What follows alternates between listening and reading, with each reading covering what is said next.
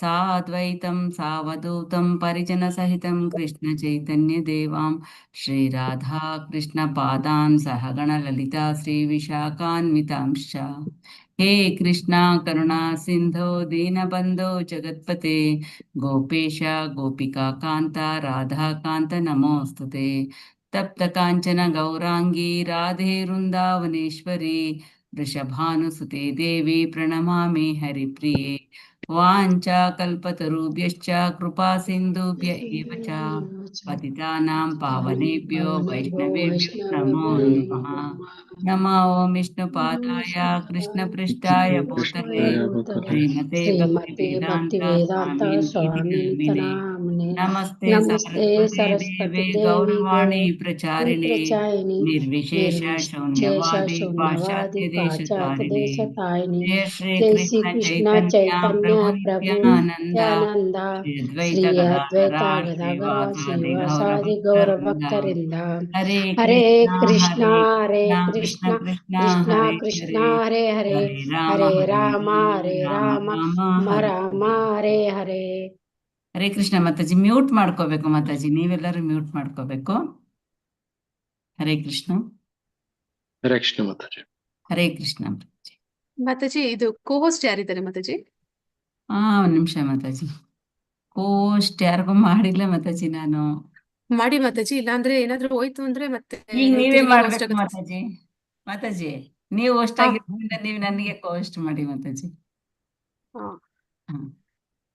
ಅಂದ್ರೆ ನಾನು ಇರೋದಿಲ್ಲ ಮಾತಾಜಿ, ನನ್ಗೆ ಇವಾಗ ಲೆವೆಲ್ 2 ಇದೆಯಲ್ಲ, ನಾನು ಪ್ರಿಪೇರ್ ಆಗಿ ಕೊಟ್ಟೋಗ್ತೀನಿ. ಹೌದಾ? ಹಾಗಾದ್ರೆ ರೂಪ ಮಾತಾಜಿಗೆ ಮಾಡ್ಬಿಡಿ. ಹಾ ಮಾತಾಜಿ. ಓಕೆ ಮಾತಾಜಿ.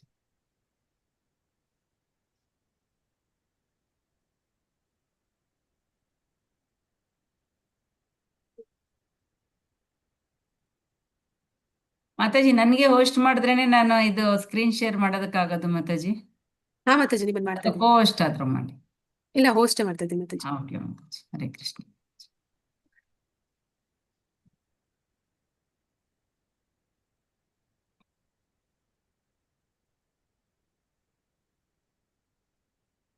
ಕಂಟಿನ್ಯೂ ಮಾಡಿ ಮಾತಾಜಿ. ಆಯ್ತು. ಮಾತಾಜಿ. ಹರೇ ಕೃಷ್ಣ. ಹರೇ ಕೃಷ್ಣ. ಧನ್ಯವಾದಗಳು ಮಾತಾಜಿ. ಹರೇ ಕೃಷ್ಣ. ಕೇಳಿಸ್ತಾ ಇದೆಯಾ? ಹರೇ ಕೃಷ್ಣ. ಕೇಳಿಸ್ತಾ ಹಾ ಇದೆ ಮಾತಾಜಿ, ಕೇಳ್ತಾ ಇದೆ ಮಾತಾಜಿ. ಕೃಷ್ಣ. ನಾವು ಹಿಂದಿನ ತರಗತಿಯಲ್ಲಿ 1ರಿಂದ 22ನೇ ಶ್ಲೋಕದ ತನಕ ಚರ್ಚೆ ಮಾಡಿದ್ದೀವಿ ಅಲ್ವಾ?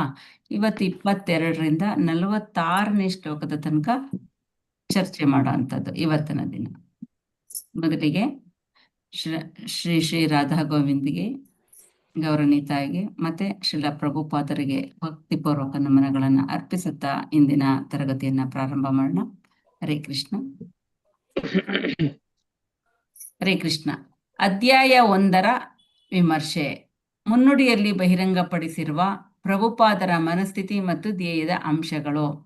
ಹರೇ ಕೃಷ್ಣ. ಲಾಸ್ಟ್ ಕ್ಲಾಸಲ್ಲಿ ಕೇಳಿದ್ದೀರಲ್ವಾ? ಯಾರಾದ್ರೂ ಹೇಳ್ತೀರಾ ಪ್ರಭುಪಾದರ ಮನಸ್ಥಿತಿ ಏನಿತ್ತು ಮತ್ತೆ ಅವರ ಧ್ಯೇಯ ಏನಾಗಿತ್ತು? ಹರೇ ಕೃಷ್ಣ. ಯಥಾರೂಪದಲ್ಲಿ ಭಗವದ್ಗೀತೆಯನ್ನು ನೀಡೋದು ಅವರ ಉದ್ದೇಶ. ಮತ್ತೆ ಆ ಯಥಾರೂಪವನ್ನ ಹೇಗೆ ಪಡ್ಕೋಬೇಕು? ನಾವು ಆ ಜ್ಞಾನವನ್ನ ಹೇಗೆ ಪಡ್ಕೋಬೇಕು? ಗುರುಪರಂಪರೆ ಮುಖಾಂತರ. ಗುರುಪರಂಪರೆಯ ಮೂಲಕ ಪಡ್ಕೋಬೇಕು. ಧ್ಯೇಯ ಏನಾಗಿತ್ತು? ಎಲ್ಲರಿಗೂ ಭಕ್ತಿ, ಭಗವಂತನ ಭಕ್ತಿ ಸಿಗ್ಬೇಕು. ಈ ಭಗವದ್ಗೀತೆಯನ್ನ ನಾವು ಚೆನ್ನಾಗಿ ಅರ್ಥ ಮಾಡ್ಕೋಬೇಕು, ನಮ್ಮ ಜೀವನಕ್ಕೂ ಅಳವಡಿಸ್ಕೋಬೇಕು, ಜೊತೆಗೆ ಮುಂದಿನ ಪೀಳಿಗೆಗೆ ಇದನ್ನ ತಿಳಿಸ್ಕೊಡ್ಬೇಕು. ಇದು ಪ್ರಭುಪಾದರ ಧ್ಯೇಯ ಆಗಿತ್ತು. ವಿಮರ್ಶೆಯ ನೋಟ 1.1 to 22. ವಿಮರ್ಶೆಯ ನೋಟ. ಬ್ರಾಹ್ಮಣರ ಉದಾರ ಸ್ವಭಾವ. ಇದು ಕೇಳಿದಿರಲ್ವಾ? ಹೇಳ್ತೀರಾ? ಬ್ರಾಹ್ಮಣರ ಉದಾರ ಸ್ವಭಾವ ಏನ್ ತಿಳ್ಕೊಂಡ್ವಿ ಲಾಸ್ಟ್ ಕ್ಲಾಸಲ್ಲಿ? ದಯೆ, ಕ್ಷಮೆ, ಅವರ ದಯೆ. ಯಾರು ಹೇಳ್ತಾರೆ ಈ ಮಾತನ್ನ? ಯಾರಿಗೆ ಹೇಳ್ತಾರೆ?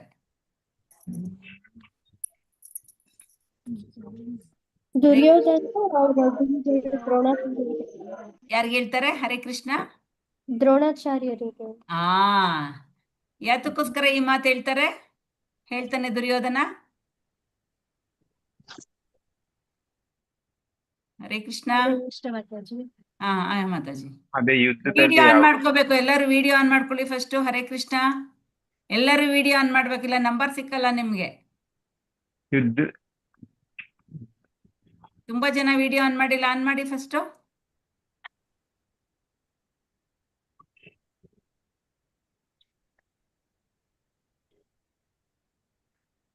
ತುಂಬಾ ಜನ, ಇನ್ನ ಒಂದಿಬ್ರು 3 ಜನ ಮಾಡಿಲ್ಲ. ಹರೇ ಕೃಷ್ಣ, ವಿಡಿಯೋ ಆನ್ ಮಾಡಿ.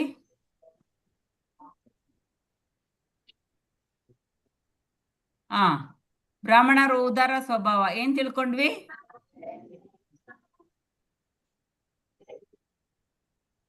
ಏನ್ ತಿಳ್ಕೊಂಡ್ವಿ ಅಂತಂದ್ರೆ, ಹರೇ ಕೃಷ್ಣ ಮಾತಾಜಿ, ದೃಪದ ಹ್ಮ್ ದ್ರೋಣಾಚಾರ್ಯರ ಮಿತ್ರನಾಗಿರ್ತಾನೆ.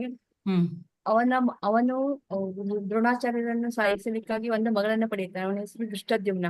ಹಾ ಅವನು ಮಾತಾಜಿ. ದೃಷ್ಟದ್ಯುಮ್ನ ತನ್ನನ್ನು ಸಾಯಿಸಲಿಕ್ಕಾಗಿ ಹುಟ್ಟಿದ್ದಾನೆ ಎಂದು ಗೊತ್ತಿದ್ದರೂ ಅವನು ಹ್ಮ್ ದ್ರೋಣಾಚಾರ್ಯ ಹತ್ರ ವಿದ್ಯೆ ಕಲಿಯಲಿಕ್ಕೆ ಬರ್ತಾನೆ, ಅಂದ್ರೆ ದೃಪದನ ಕಳಿಸ್ತಾನೆ.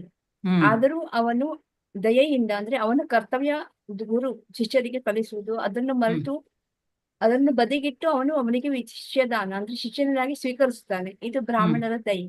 ಹ್ಮ್ ಈಗ ಹರೇ ಅದನ್ನ ಹೇಳ್ತಾ ಕೃಷ್ಣ. ಇದ್ದಾನೆ. ಹರೇ ಕೃಷ್ಣ ಮಾತಾಜಿ, ಧನ್ಯವಾದಗಳು ಮಾತಾಜಿ. ಈಗ ದುರ್ಯೋಧನ ಹೇಳ್ತಾ ಇದ್ದಾನೆ, ನೀವು ಅಲ್ಲಿ ತೋರಿಸಿದ ಉದಾರತೆಯನ್ನ ಇಲ್ಲಿ ತೋರಿಸ್ಬೇಡಿ. ಅಲ್ಲಿ ದೃಷ್ಟದ್ಯುಮ್ನ ನಿಮ್ಮನ್ನ ಕೊಲ್ಲೋದಕ್ಕೆ ಬರ್ತಾನೆ, ಅವನಿಂದನೇ ನಿಮ್ಮ ಸಾವು ಅಂತ ಗೊತ್ತು, ಅವನು ನಿಮ್ಮನ್ನ ಕೊಲ್ತಾನೆ ಅಂತ ಗೊತ್ತು. ಆದ್ರೂ ನೀವು ಅವನಿಗೆ ಬಿಲ್ವಿದ್ಯೆಯನ್ನ ತಿಳಿಸ್ಕೊಟ್ರಿ, ಹೇಳ್ಕೊಟ್ರಿ. ಹಾಗೇನೆ ಅರ್ಜುನನನ್ನ ಪ್ರಪಂಚದ ಶ್ರೇಷ್ಠ ಬಿಲ್ಗಾರರಲ್ಲಿ ಪ್ರಪಂಚದ ಶ್ರೇಷ್ಠವಾದ ಒಬ್ಬ ಬಿಲ್ಗಾರನನ್ನಾಗಿ ಮಾಡ್ತೀನಿ ಅಂತ ಪಣ ತೊಟ್ಟಿದ್ದೀರಿ. ಅಂತಹ ಒಂದು ಉದಾರ ಸ್ವಭಾವವನ್ನ ಈ ಒಂದು ಯುದ್ಧದಲ್ಲಿ ನೀವು ತೋರಿಸಬಾರ್ದು ಅಂತ ದುರ್ಯೋಧನ ದ್ರೋಣಾಚಾರ್ಯರಿಗೆ ಎಚ್ಚರಿಕೆಯನ್ನ ಕೊಡ್ತಾ ಇದ್ದಾನೆ. ದುರ್ಯೋಧನನ ರಾಜನೀತಿಯ ಉದಾಹರಣೆಗಳು ನೋಡಿದ್ವಿ ಅಲ್ವಾ? ಎಷ್ಟೆಲ್ಲ ಅವ್ರದ್ದು ಸೈನ್ಯ, ನಮ್ದು ಅಪರ್ಯಾಪ್ತಂ, ಅವ್ರದ್ದು ಪರ್ಯಾಪ್ತಂ. ಅಂದ್ರೆ ನಮ್ಗೆ ಅಳತೆಗೆ ಮೀರಿದ ಸೈನ್ಯ, ತುಂಬಾನೇ ಜನ ಸೈನ್ಯ ಬಲ ಇದೆ, ಆದ್ರೆ ಅವರಿಗೆ ತುಂಬಾ ಕಡಿಮೆ ಇದೆ. ಆ ಒಂದು ನಮ್ಮ ಸೈನ್ಯದ ಬಲವನ್ನ ಭೀಷ್ಮಾಚಾರ್ಯರು ನೋಡ್ಕೋತಾರೆ. ಅವರಲ್ಲಿ ಕಡಿಮೆ ಇರುವಂತಹ ಸೈನ್ಯದ ಬಲವನ್ನ ಭೀಮ ನೋಡ್ಕೋತಾನೆ. ನಮ್ಮಲ್ಲಿ ತುಂಬಾ ಇದೆ ಅನ್ನುವಂತಹ ಒಂದು ಇರುತ್ತೆ. ಮತ್ತೆ ಅವನು ಯಾವ್ಯಾವ ರಾಜರನ್ನ ಉದಾಹರಣೆ ಕೊಟ್ಟು ಮಾತಾಡ್ತಾನೆ. ಇದನ್ನೆಲ್ಲಾನು ಕೂಡ ನಾವು ಲಾಸ್ಟ್ ಕ್ಲಾಸಲ್ಲಿ ನೋಡಿದೀವಿ. ಅರ್ಜುನನ ಧ್ವಜದಲ್ಲಿ ಹನುಮಂತನ ಚಿತ್ರ. ಅರ್ಜುನನ ಧ್ವಜದಲ್ಲಿ ಹನುಮಂತನ ಚಿತ್ರ, ಇದು ಅವರ ಗೆಲುವಿನ ಒಂದು ಕುರುಹಾಗಿರುತ್ತೆ. ಪಾಂಡವರೇ ಗೆಲ್ತಾರೆ ಅನ್ನೋದಕ್ಕೆ ಇದು ಒಂದು ಕುರುಹಾಗಿರುತ್ತೆ. ಹರೇ ಕೃಷ್ಣ. ಬೇರೆಯವ್ರು ಮ್ಯೂಟ್ ಮಾಡ್ಕೊಳ್ಳಿ. ಹರೇ ಕೃಷ್ಣ.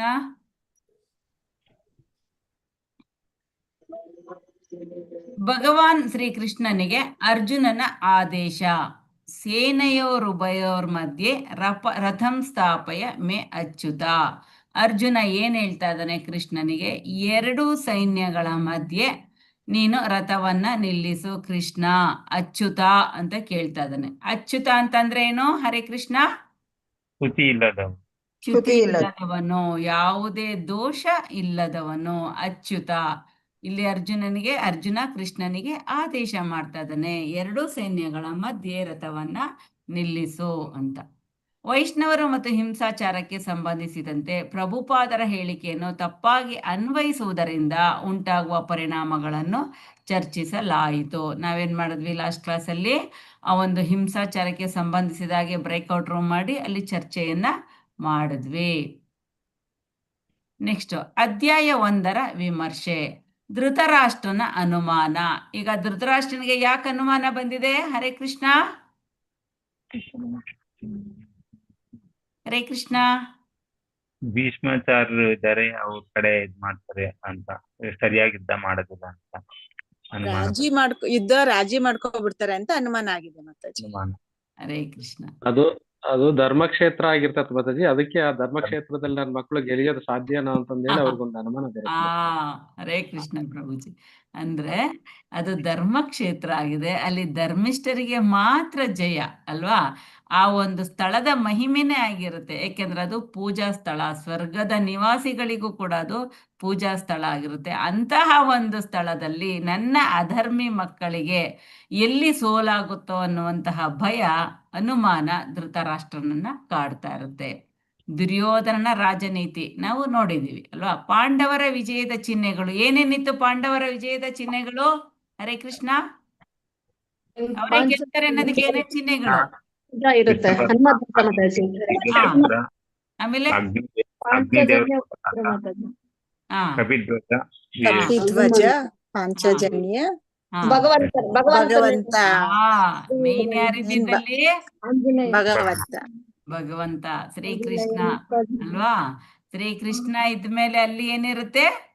ವಿಜಯ ಇರುತ್ತೆ. ವಿಜಯ ಇರುತ್ತೆ ಅಲ್ವಾ. ಎಲ್ಲಿ ತನ್ನ ಪತಿ ಇರ್ತಾನೋ ಅಲ್ಲಿ ಪತ್ನಿ ಇರ್ತಾಳೆ. ಹಾಗಾಗಿ ಭಾಗ್ಯಲಕ್ಷ್ಮಿ. ಆ ಕೃಷ್ಣ ಇದ್ದಾನೆ, ಕೃಷ್ಣನ ಜೊತೆಗೆ ವಿಜಯಲಕ್ಷ್ಮಿ ಕೂಡ ಇದ್ದಾಳೆ. ಹಾಗಾಗಿ ಪಾಂಡವರಿಗೆ ಜಯ ಕಟ್ಟಿಟ್ಟ ಬುತ್ತಿ. ಹಾಗೇನೆ ಅಗ್ನಿದೇವ ಕೊಟ್ಟಂತಹ ರಥ ಇದೆ, ಮತ್ತೆ ಆ ಒಂದು ದಿವ್ಯವಾದ ಶಂಖಚಕ್ರಗಳಿದೆ. ಆಮೇಲೆ ಆ ಒಂದು ಬಾವುಟದಲ್ಲಿ, ರಥದ ಬಾವುಟ ಇದೆಯಲ್ಲ, ಅಲ್ಲಿ ಹನುಮಂತನ ಚಿತ್ರ ಇದೆ.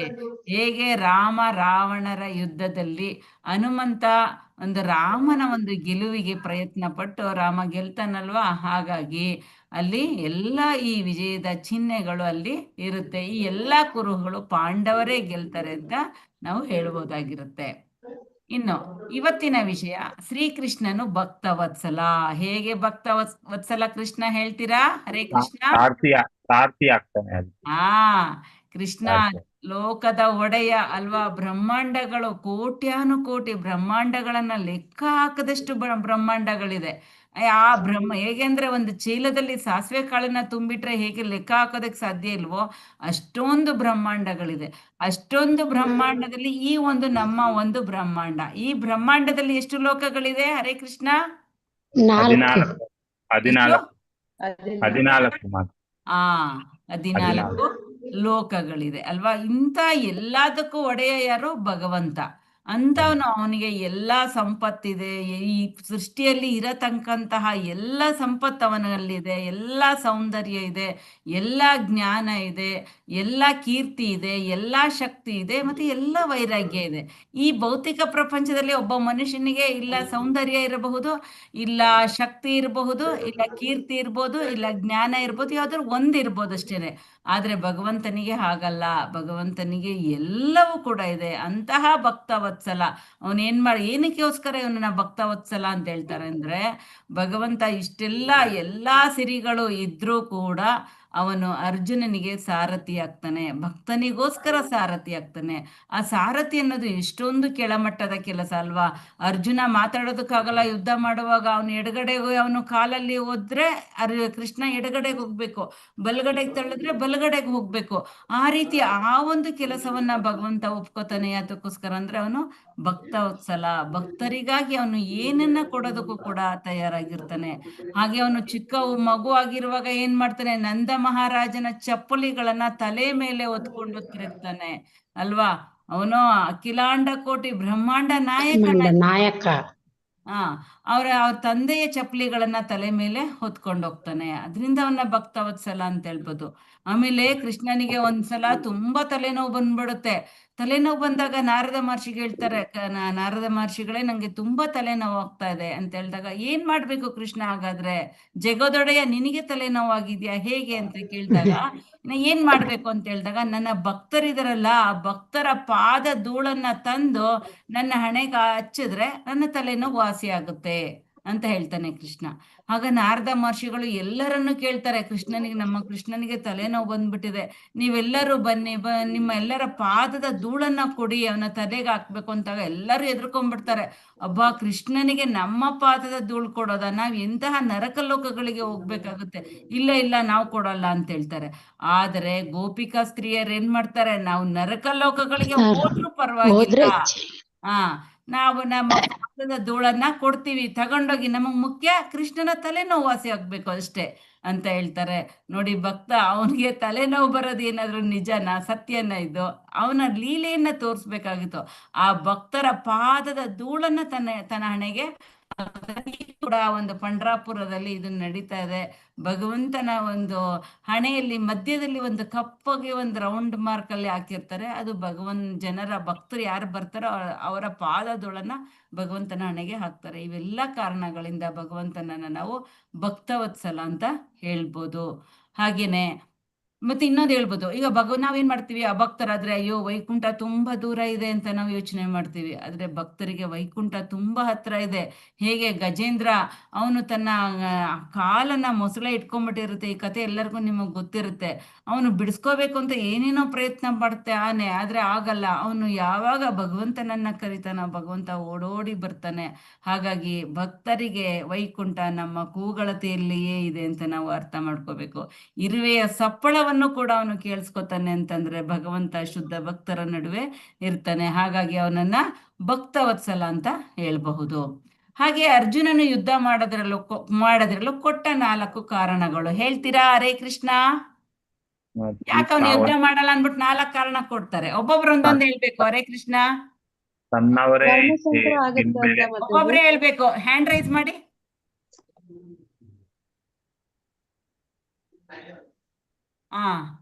ಮಂಜುಳಾ ನಾಗರಾಜ್ ಮಾತಾಜಿ ಹೇಳಿ ಮಾತಾಜಿ. ಹರೇ ಕೃಷ್ಣ ಮಾತಾಜಿ. ಹಾ. ವರ್ಣ ಸಂಕರ ಆಗ್ಬಿಡುತ್ತೆ ಯುದ್ಧ ಮಾಡಿದ್ರೆ, ಹಾ ಬೇಡ ಅಂತ ಹೇಳ್ತಾರೆ, ಅದೊಂದ್ ರೀಸನ್. ಆಮೇಲೆ ಎಲ್ಲಾರ್ನು ಕೊಂದು ನಾನು ಪಾಪ ತಗೊಳಕ್ ಆಗಲ್ಲ ಅಂತ ಇನ್ನೊಂದ್ ರೀಸನ್ ಹೇಳ್ತಾರೆ. ಒಂದೇ ಸಾಕು ಮಾತಾಜಿ. Okay okay. Muddumani and Vijetha ಹೇಳಿ ಮಾತಾಜಿ ಇನ್ನೊಂದ್ ಕಾರಣ. ಮಾತಾಜಿ ಈಗ ಗೆದ್ರು ಕೂಡ ಆಮೇಲೆ ಎಲ್ಲಾರ್ನು ಸಾಯಿಸ್ಬೇಕಾಗುತ್ತೆ, ಅವಾಗ ನಾನು ಎಂಜಾಯ್ ಮಾಡಕ್ಕೂ ಆಗಲ್ಲ ರಿಲೇಟಿವ್ಸ್ ಇಂದಲೇ. ಯಾವುದೇ ಸಂತೋಷ ಇಲ್ಲ, ಗೆದ್ರು ಕೂಡ ಯಾವುದೇ ಸಂತೋಷ ಇಲ್ಲ.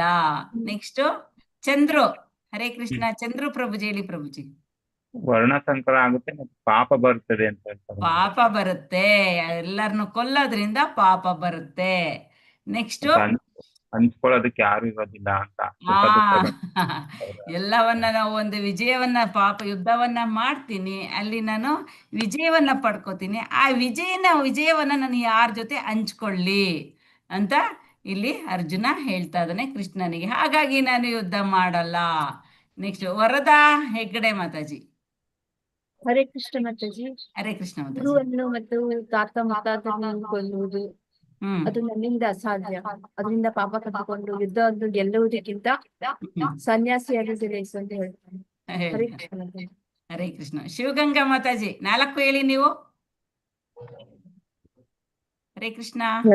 ಹರೇ ಕೃಷ್ಣ. ಮಾತಾಜಿ. ಎಲ್ಲ ನಮ್ಮ ಬಂಧುಗಳೇ ಆಗಿರ್ತಾರೆ, ಮತ್ತೆ ಎಲ್ಲ ನಮ್ಮ ಸಂಬಂಧಿಕರೇ ಆಗಿರ್ತಾರೆ. ಅವ್ರನ್ನೆಲ್ಲ ಕೊಂದು ನಾನೇ ಆ ಪಾಪ ಹೊತ್ಕೊಂಡ್ಲಿ ಅನ್ನೋದು. ಈಗ ಅರ್ಜುನ 4 ಕಾರಣಗಳನ್ನ ಕೊಡ್ತಾ ಇದ್ದಾನೆ. ಏನೇನ್ ಕೊಡ್ತಾ ಇದ್ದಾನೆ? ಮೊದಲು ಎಲ್ಲರೂ ಕೂಡ ನಮ್ಮ ನೆಂಟರಿಷ್ಟರು, ನನ್ನ ಬಂಧುಗಳು, ನಾನು ಯುದ್ಧ ಮಾಡೋದಿಲ್ಲ ಅಂತ ಅವ್ರಿಗೆ ಸಹಾನುಭೂತಿಯನ್ನ ತೋರಿಸ್ತಾ ಇದ್ದಾನೆ. 2ನೇ ಕಾರಣ ಏನ್ ಹೇಳ್ತಾ ಇದ್ದಾನೆ? ಆನಂದ ಇಲ್ಲ. ನಮ್ಮ ನೆಂಟರಿಷ್ಟರನ್ನೇ ಕೊಲ್ಲೋದ್ರಿಂದ ನನಗೆ ಯಾವುದೇ ಸಂತೋಷ ಇಲ್ಲ, ಹಾಗಾಗಿ ನಾನು ಯುದ್ಧ ಮಾಡೋದಿಲ್ಲ. 3ನೇ ಕಾರಣ ಏನ್ ಹೇಳ್ತಾನೆ? ಪಾಪ ಚಟುವಟಿಕೆಗಳ ಭಯ. ಇಷ್ಟೊಂದು ಜನವನ್ನ ನಾನು ಸಾಯಿಸೋದ್ರಿಂದ ನನಗೆ ಪಾಪಗಳು ಬರುತ್ತೆ. ನಾನು ಯಾವ ನರಕ ಲೋಕಗಳಿಗೆ ಹೋಗಲಿ, ಬೇಡ ಕೃಷ್ಣ, ನಾನು ಯುದ್ಧ ಮಾಡೋದಿಲ್ಲ ಅಂತ ಹೇಳ್ತಾನೆ. ಇನ್ನು 4ನೇ ಕಾರಣ ಏನ್ ಹೇಳ್ತಾನೆ? ವರ್ಣಸಂಕರ ಅಂತಂದ್ರೆ ಅನಿಷ್ಟ ಸಂತಾನ. ಇದೆಲ್ಲ ಆಗಿ ಸಮಾಜದಲ್ಲಿ ಅಲ್ಲೋಲ ಕಲ್ಲೋಲ ಆಗುತ್ತೆ, ಹಾಗಾಗಿ ನಾನು ಯುದ್ಧ ಮಾಡೋದಿಲ್ಲ ಅಂತ 4 ಕಾರಣಗಳನ್ನ ಇಲ್ಲಿ ಅರ್ಜುನ ಭಗವಂತನಿಗೆ ಕೊಡ್ತಾ ಇದ್ದಾನೆ. ಈಗ ಧರ್ಮಕ್ಷೇತ್ರ. ಯಾತಕ್ಕೋಸ್ಕರ ಧರ್ಮಕ್ಷೇತ್ರ ಅಂತ ಹೇಳ್ತೀವಿ ಇದನ್ನ? ಹರೇ ಕೃಷ್ಣ. ಕುರುಕ್ಷೇತ್ರದಲ್ಲಿ ಯಾರೇ ಯುದ್ಧ ಮಾಡಿದ್ರು ಅಲ್ಲಿ ಧರ್ಮವೇ ಗೆಲ್ಲುತ್ತೆ ಮಾತಾಜಿ. ಈಗ ಯಾರೇ ಇಬ್ರು ಜಗಳ ಮಾಡ್ಕೊಂಡ್ರು ಒಂದು ಧಾರ್ಮಿಕ ಕ್ಷೇತ್ರಕ್ಕೆ ಹೋಗ್ತಾರೆ. ಯಾಕೆ ಅಂದ್ರೆ ಅಲ್ಲಿ ಅಧರ್ಮಕ್ಕೆ ಜಯ ಸಿಗೋದಿಲ್ಲ, ಧರ್ಮಕ್ಕೆ ಮಾತ್ರ ಜಯ ಸಿಗುತ್ತೆ. ಆ ಸ್ಥಳದ ಮಹಿಮೆ ಆಗಿರುತ್ತೆ. ಮಾತಾಡ್ತಿ ಅದು ಸ್ಟೋರಿ ಇದೆ. ಅವರು ಒಬ್ಬ ರಾಜರು, ಅವರು ತನ್ನ ದೇಹಗಳ ಅಂಗಾಂಗಗಳನ್ನೆಲ್ಲ ಅಲ್ಲಿ ಇದು ಮಾಡಿರ್ತಾರೆ ಅವರು. ಅದಕ್ಕೋಸ್ಕರ ಯಾರೇ ಇಲ್ಲಿ ಇದ್ ಮಾಡಿದ್ರು ಧರ್ಮಕ್ಕೆ ವಿಜಯ ಆಗ್ಬೇಕು ಅಂತ ಅವರು ಒಂದು ವರ ಇದ್ ಮಾಡಿರ್ತಾರೆ. ಅವರು ತನ್ನ ದೇಹದ ಅಂಗಾಂಗಗಳನ್ನ ಕಟ್ ಮಾಡಿ ಹಾಕಿರ್ತಾರೆ ಅದಕ್ಕೋಸ್ಕರ ಧರ್ಮಕ್ಷೇತ್ರ ಅಂತ ಬರ್ತೀನಿ. ಹರೇ ಕೃಷ್ಣ ಪ್ರಭುಜಿ. ಇದೊಂದು ಧಾರ್ಮಿಕ ಕ್ಷೇತ್ರ ಆಗಿದೆ. ಧರ್ಮಕ್ಷೇತ್ರ, ಧರ್ಮಕ್ಕೆ ಮಾತ್ರ ಇಲ್ಲಿ ವಿಜಯ ಸಿಗೋವಂಥದ್ದು. ಹರೇ ಕೃಷ್ಣ. ಓದಿ ಯಾರಾದ್ರು. ದೃಷ್ಟ ತೇಜಯ ಜಯ ಹೇಮಂ ಧರ್ಮಂ ನಹಾನಿ ಧರ್ಮ ನೇತ್ರ ಜ್ಞಾನ ಯೋಗ. ಸ್ಕ್ರೀನ್ ಅಲ್ಲಿ ಏನ್ ಬರ್ತಾ ಇದೆ ಅದು ಓದಿ. ಶ್ಲೋಕ ಅಲ್ಲ, ಇಲ್ಲ ಇಲ್ಲ ಶ್ಲೋಕ ಮಾತಾಜಿ, ಅಲ್ಲ ಮತ್ ಇಲ್ಲ ಸ್ಕ್ರೀನಲ್ಲಿ ಏನ್ ಬರ್ತಿದೆ ಅದು ಓದಿ. ಶ್ಲೋಕ ಹರೇ ಕಾಣ್ತಿದೆ ಓದಿ ಮಾತಾಜಿ.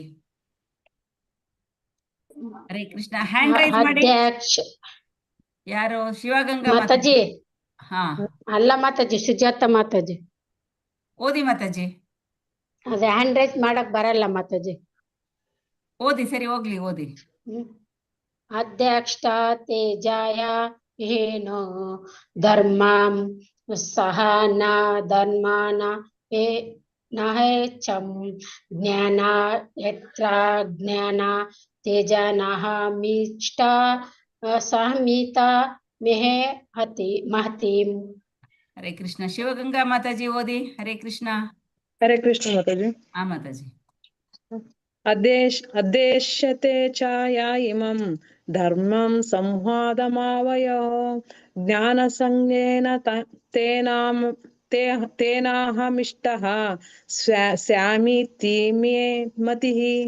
ಹರೇ ಕೃಷ್ಣ. ಜ್ಞಾನ ಯಜ್ಞೇನ ತೇನಾಹಮಿಷ್ಟಃ ಸ್ಯಾಮಿತಿ. ಜ್ಞಾನ ಯಜ್ಞೇನ ತೇನಾಹಮಿಷ್ಟಃ. ಹರೇ ಕೃಷ್ಣ. ಹರೇ ಕೃಷ್ಣ. ನೆಕ್ಸ್ಟ್ ಓದಿ. ನೀವೇ ಓದಿ ಮಾತಾಜಿ. ಓದ್ಲಾ ಮಾತಾಜಿ? ಬೇಡ ಬೇಡ, ಶಿವಗಂಗಾ ಮಾತಾಜಿ ನೀವು. ಹರೇ ಕೃಷ್ಣ. ಹಾ ಧರ್ಮಂ ಸಂವಾದಂ. ನಮ್ಮ ಈ ಪವಿತ್ರ ಸಂಭಾಷಣೆಯನ್ನು ಯಾರು ಅಧ್ಯಯನ ಮಾಡುವನೋ ಅವನು ತನ್ನ ಬುದ್ಧಿಶಕ್ತಿಯಿಂದ ನನ್ನನ್ನು ಪೂಜಿಸುತ್ತಾನೆ. ಹರೇ ಕೃಷ್ಣ ಮಾತಾಜಿ. ಹರೇ ಕೃಷ್ಣ ಮಾತಾಜಿ. ಈ ಮಾತನ್ನ ಭಗವಂತ 18ನೇ ಅಧ್ಯಾಯ 70ನೇ ಶ್ಲೋಕದಲ್ಲಿ ಹೇಳಿದ್ದಾರೆ. ಏನಂತ ಹೇಳಿದ್ರೆ, ಈ ಒಂದು ಪವಿತ್ರ ಸಂಭಾಷಣೆಯನ್ನ ಇಲ್ಲಿ ಯಾರ್ಯಾರೋ ಮಾತಾಡಿದ್ದಾರೆ. 700 ಶ್ಲೋಕಗಳಿದೆ. ಸಂಜಯ ಮಾತಾಡಿದ್ದಾರೆ. ಧೃತರಾಷ್ಟ್ರ ಒಂದೇ ಒಂದು ಶ್ಲೋಕವನ್ನ ಹೇಳಿರೋವಂಥದ್ದು. ಕೃಷ್ಣ ಅರ್ಜುನರ ಸಂವಾದ ಅಲ್ವಾ. ಈ ಒಂದು ಸಂಭಾಷಣೆಗಳನ್ನ ಕೇಳೋದ್ರಿಂದ ನಮಗೇನ್ ಸಿಗತ್ತೆ ಅಂತ ಅಂದ್ರೆ, ಎಲ್ಲ ಪಾಪಕರ್ಮಗಳು ಕೂಡ ನಾಶ ಆಗ್ತಾ ಹೋಗುತ್ತೆ. ನಾನು ಪರಿಶುದ್ಧನಾಗಬೇಕು ಅಂತ ಅವನು ಪ್ರಯತ್ನ ಪಡದೇ ಇದ್ರೂ ಕೂಡ ಆ ವ್ಯಕ್ತಿ ಭಗವದ್ಗೀತೆಯನ್ನ ಕೇಳೋದ್ರಿಂದ ಅವನು ಪರಿಶುದ್ಧನಾಗ್ತಾನೆ. ಎಲ್ಲ ಪುಣ್ಯಗಳ ಫಲ ಅವನಿಗೆ ಸಿಗ್ತಾ ಹೋಗುತ್ತೆ. ಭಗವದ್ಗೀತೆಯನ್ನ ನಾನು ಕೇಳ್ಬಿಟ್ಟಿದ್ದೀನಿ, ಒಂದು 10 ಸಲ ಕೇಳಿದ್ದೀನಿ, 20 ಸಲ ಕೇಳಿದ್ದೀನಿ, ನಾನು ಕೇಳೋ ಅಗತ್ಯ ಇಲ್ಲ. ಈ ರೀತಿ ಮನೋಭಾವನೆಯನ್ನ ನಾವು ಬೆಳೆಸ್ಕೋಬಾರ್ದು. ಯಾವಾಗ್ಲೂ ಕೇಳ್ತಾ ಇರ್ಬೇಕು. ನಾವು ಎಷ್ಟು ಕೇಳ್ತಾ ಇರ್ತೀವಿ, ಶ್ರವಣ ಮಾಡ್ತೀವಿ, ಆಗ ಆಧ್ಯಾತ್ಮಿಕ ಉನ್ನತಿ ನಮ್ಮಲ್ಲಿ ಹೆಚ್ಚು ಹೆಚ್ಚು ಆಗ್ತಾ ಹೋಗುತ್ತೆ. ನಾವು 100 ಸಲ ಓದಿದ್ರೆ ಭಗವದ್ಗೀತೆಯನ್ನ, ಅದರಲ್ಲಿ 100 ಅರ್ಥಗಳು ನಮ್ಗೆ ಸಿಗ್ತಾ ಹೋಗುತ್ತೆ. ಹಾಗಾಗಿ ಭಗವದ್ಗೀತೆ ಅದು ಯಾವುದೇ ಭಾಷೆಯಲ್ಲಿರ್ಲಿ ಮತ್ತೆ ಮತ್ತೆ ಕೇಳ್ತಾ ಇರ್ಬೇಕು. ಕೇಳೋದ್ರಿಂದ ನಮ್ಗೆ ಏನೇನ್ ಅನುಕೂಲ ಆಗುತ್ತೆ? ಹರೇ ಕೃಷ್ಣ. ಪಾಪಗಳು ಕಡಿಮೆ ಆಗ್ತಾ ಹೋಗುತ್ತೆ. ನಾವು ಮೂಟೆಗಟ್ಲೆ ಪಾಪಗಳನ್ನ ಇಟ್ಕೊಂಡಿರ್ತೀವಿ. ಆ ಪಾಪಗಳನ್ನ ಕಡಿಮೆ ಮಾಡ್ಕೊಳ್ಳೋದು ಹೇಗೆ? ಈ ಭಗವದ್ಗೀತೆನ ದಿನನಿತ್ಯ ಶ್ರವಣ ಮಾಡೋದ್ರಿಂದ.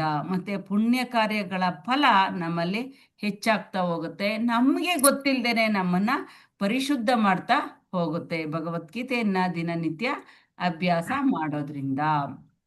ಭೀಷ್ಮ ದ್ರೋಣ ಪ್ರಮುಖತಃ. ಈಗ ಅರ್ಜುನ ಏನ್ ಹೇಳ್ದ? ಸೇನೆಯವರು ಉಭಯೋರ್ ಮಧ್ಯೆ ರಥಂ ಸ್ಥಾಪಯ ಮೇ ಅಚ್ಯುತ ಅಂತ ಅರ್ಜುನ ಕೃಷ್ಣನಿಗೆ ಹೇಳ್ತಾ ಇದ್ದಾನೆ ಅಲ್ವಾ. 2 ಸೈನ್ಯಗಳ ಮಧ್ಯೆ ರಥವನ್ನ ನಿಲ್ಲಿಸು ಕೃಷ್ಣ ಅಚ್ಯುತ ಅಂತ ಹೇಳ್ತಾ ಇದ್ದಾನೆ. ಹಾಗಾದ್ರೆ ಈಗ ಪಶ್ಯೇತಾನ್ ಸಮಾವೇತಾನ್ ಕುರುನಿತಿ. ಈಗ ಕೃಷ್ಣ ಏನ್ ಮಾಡ್ತಾ ಇದ್ದಾನೆ ಅಂದ್ರೆ, ಆ 2 ಸೈನ್ಯಗಳ ಮಧ್ಯೆ ಎಲ್ಲಿ ಭೀಷ್ಮ ದ್ರೋಣರು ಇದ್ದಾರೋ ಅಲ್ಲಿ ರಥವನ್ನ ನಿಲ್ಲಿಸ್ತಾ ಇದ್ದಾನೆ. ಯಾತಕ್ಕೋಸ್ಕರ ಅಲ್ಲಿ ನಿಲ್ಲಿಸ್ತಾ ಇದ್ದಾನೆ ರಥವನ್ನ? ಹರೇ ಕೃಷ್ಣ. ಗುರುಗಳು ಬಂದಿದ್ದಾರೆ ಅವ್ರು ನೋಡ್ಲಿ ಅಂತ. ಬಂದಿರ್ತಾರೆ ಅಂತ ಎಲ್ಲರೂ ನೋಡಿದಾನಲ್ಲ, ಗೊತ್ತಲ್ಲ ಅವನಿಗೆ. ಈಗ ಭೀಷ್ಮ ದ್ರೋಣರು ಯುದ್ಧಕ್ಕೆ ಬಂದಿದ್ದಾರೆ, ಎಲ್ಲರೂ ಇದಾರೆ, ಎಲ್ಲರನ್ನು ನೋಡು ಅಂತ ಅಂದ್ಬಿಟ್ಟು ಕೌರವ್ರನ್ನ ಎಲ್ಲಾರನ್ನು ನೋಡು ಅಂದ್ಬಿಟ್ಟು ಇಲ್ಲಿ ಕೃಷ್ಣ ತಂದು ನಿಲ್ಲಿಸ್ತಾ ಇದ್ದಾನೆ. ಆದ್ರೆ ಅವನೆಲ್ಲ ನಿಲ್ಲಿಸ್ಬೋದಾಗಿತ್ತು ಸೈನ್ಯದಲ್ಲಿ. ಆದ್ರೆ ಭೀಷ್ಮ ದ್ರೋಣ ಪ್ರಮುಖತಃ, ಎಲ್ಲಿ ಭೀಷ್ಮ ದ್ರೋಣರು ಇದ್ದರೋ ಅಲ್ಲಿ ರಥವನ್ನ ನಿಲ್ಲಿಸ್ತಾ ಇದ್ದಾನೆ. ಯಾಕೆ ಅಂತ ಹೇಳಿದ್ರೆ, ಭಗವಂತ ಋಷಿಕೇಶ ಅವನಿಗೆ ಭಕ್ತನ ಮನಸ್ಸಿನಲ್ಲಿ ಏನು ನಡೀತಾ ಇದೆ ಅನ್ನುವಂತಹ ಎಲ್ಲ ವಿಚಾರಗಳು ಭಗವಂತನಿಗೆ ಗೊತ್ತಾಗ್ತಾ ಇದೆ. ಹಾಗಾಗಿ ಅವನು ಭಗವದ್ಗೀತೆಯನ್ನ ಅರ್ಜುನ ಗೊಂದಲಕ್ಕೀಡಾಗಬೇಕಾಗಿತ್ತು. ಭಗವಂತ ಭಗವದ್ಗೀತೆಯನ್ನ ಬೋಧನೆ ಮಾಡಬೇಕಾಗಿತ್ತು. ಈ ಎಲ್ಲವ ಕಾರಣಗಳಿಂದ ಭಗವಂತ ಭೀಷ್ಮ ದ್ರೋಣರು ಎಲ್ಲಿದ್ದಾರೋ ಅಲ್ಲಿ ರಥವನ್ನ ನಿಲ್ಲಿಸ್ತಾ ಇದ್ದಾನೆ. ಅಲ್ಲಿ ನಿಲ್ಲಿಸಿ ಎರಡು ಸೈನ್ಯವನ್ನ ನೋಡು, ಎರಡೂ ಸೈನ್ಯದಲ್ಲಿರುವ ಕೌರವರನ್ನ ಪಾಂಡವರನ್ನ ನೋಡು ಅರ್ಜುನ ಅಂದ್ಬಿಟ್ಟು ಭಗವಂತ ರಥವನ್ನ ಅಲ್ಲಿ ನಿಲ್ಲಿಸ್ತಾ ಇದ್ದಾನೆ.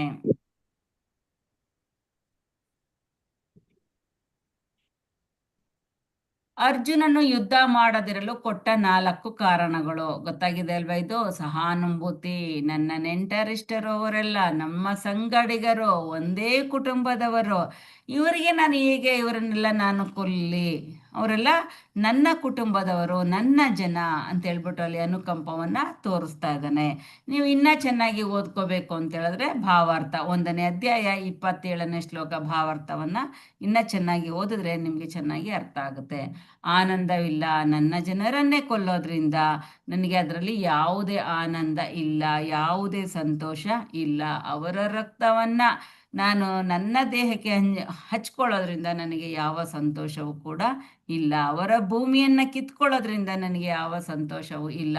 ಅವರು ನನ್ನನ್ನು ಕೊಂದ್ರೆ ಕೊಲ್ಲಲಿ, ಆದರೆ ನಾನು ಅವ್ರನ್ನ ಕೊಲ್ಲೋದಿಲ್ಲ ಅಂತ ಇಲ್ಲಿ ಅರ್ಜುನ ಯಾವುದೇ ಸಂತೋಷ ಇಲ್ಲ ಅಂತ ಹೇಳ್ತಾ ಇದ್ದಾನೆ. ಅದರಿಂದ ನೀವು 1ನೇ ಅಧ್ಯಾಯ 30ರಿಂದ 35ನೇ ಶ್ಲೋಕದ ತನಕ ಭಾವಾರ್ಥವನ್ನ ಚೆನ್ನಾಗಿ ಓದ್ಕೋಬೇಕು. ಪಾಪ ಚಟುವಟಿಕೆಗಳ ಭಯ, ಇದೊಂದು ಹತ್ಯಾಕಾಂಡ ಆಗ್ತಾ ಇದೆ. ಅಷ್ಟೊಂದು ಜನನನ್ನ ಕೊಲ್ಲೋದ್ರಿಂದ, ಅಷ್ಟೊಂದು ಜನರ ಪ್ರಾಣವನ್ನ ತೆಗೆಯೋದ್ರಿಂದ ನಾನು ಯಾವ ನರಕ ಲೋಕಗಳಿಗೆ ಹೋಗ್ಬೇಕಾದೀತು, ನಾನು ಎಷ್ಟು ಪಾಪ ಕರ್ಮಗಳನ್ನ ಅನುಭವಿಸ್ಬೇಕಾಗುತ್ತೆ. ಹಾಗಾಗಿ ನಾನು ಯುದ್ಧ ಮಾಡೋದಿಲ್ಲ ಅಂತ ಇಲ್ಲಿ ಹೇಳ್ತಾ ಇದ್ದಾನೆ. ವಂಶನಾಶ ಅಂತಂದ್ರೆ ಗೊತ್ತಿದೆ ಅಲ್ವಾ? ಈಗ ಅಲ್ಲಿ 18 ಅಕ್ಷೋಹಿಣಿ ಸೈನ್ಯಗಳಿದೆ. ಪಾಂಡವರದ್ದು ಎಷ್ಟೋ 18 ಸೈನ್ಯಗಳಲ್ಲಿ ಪಾಂಡವರ ಸೈನ್ಯಗಳು ಎಷ್ಟಿದೆ? 12 11 ಮಾತಾಡಿ. ಕೌರವರದ್ದು ಎಷ್ಟು? 18 ಇಲ್ಲ, 11 ಕೌರವರದ್ದು 11 ಕೌರವರದ್ದು ಮತ್ತೆ 11, ಪಾಂಡವರದ್ದು ಎಷ್ಟಿದೆ? 11, 7 7, 18 ಅಲ್ವಾ?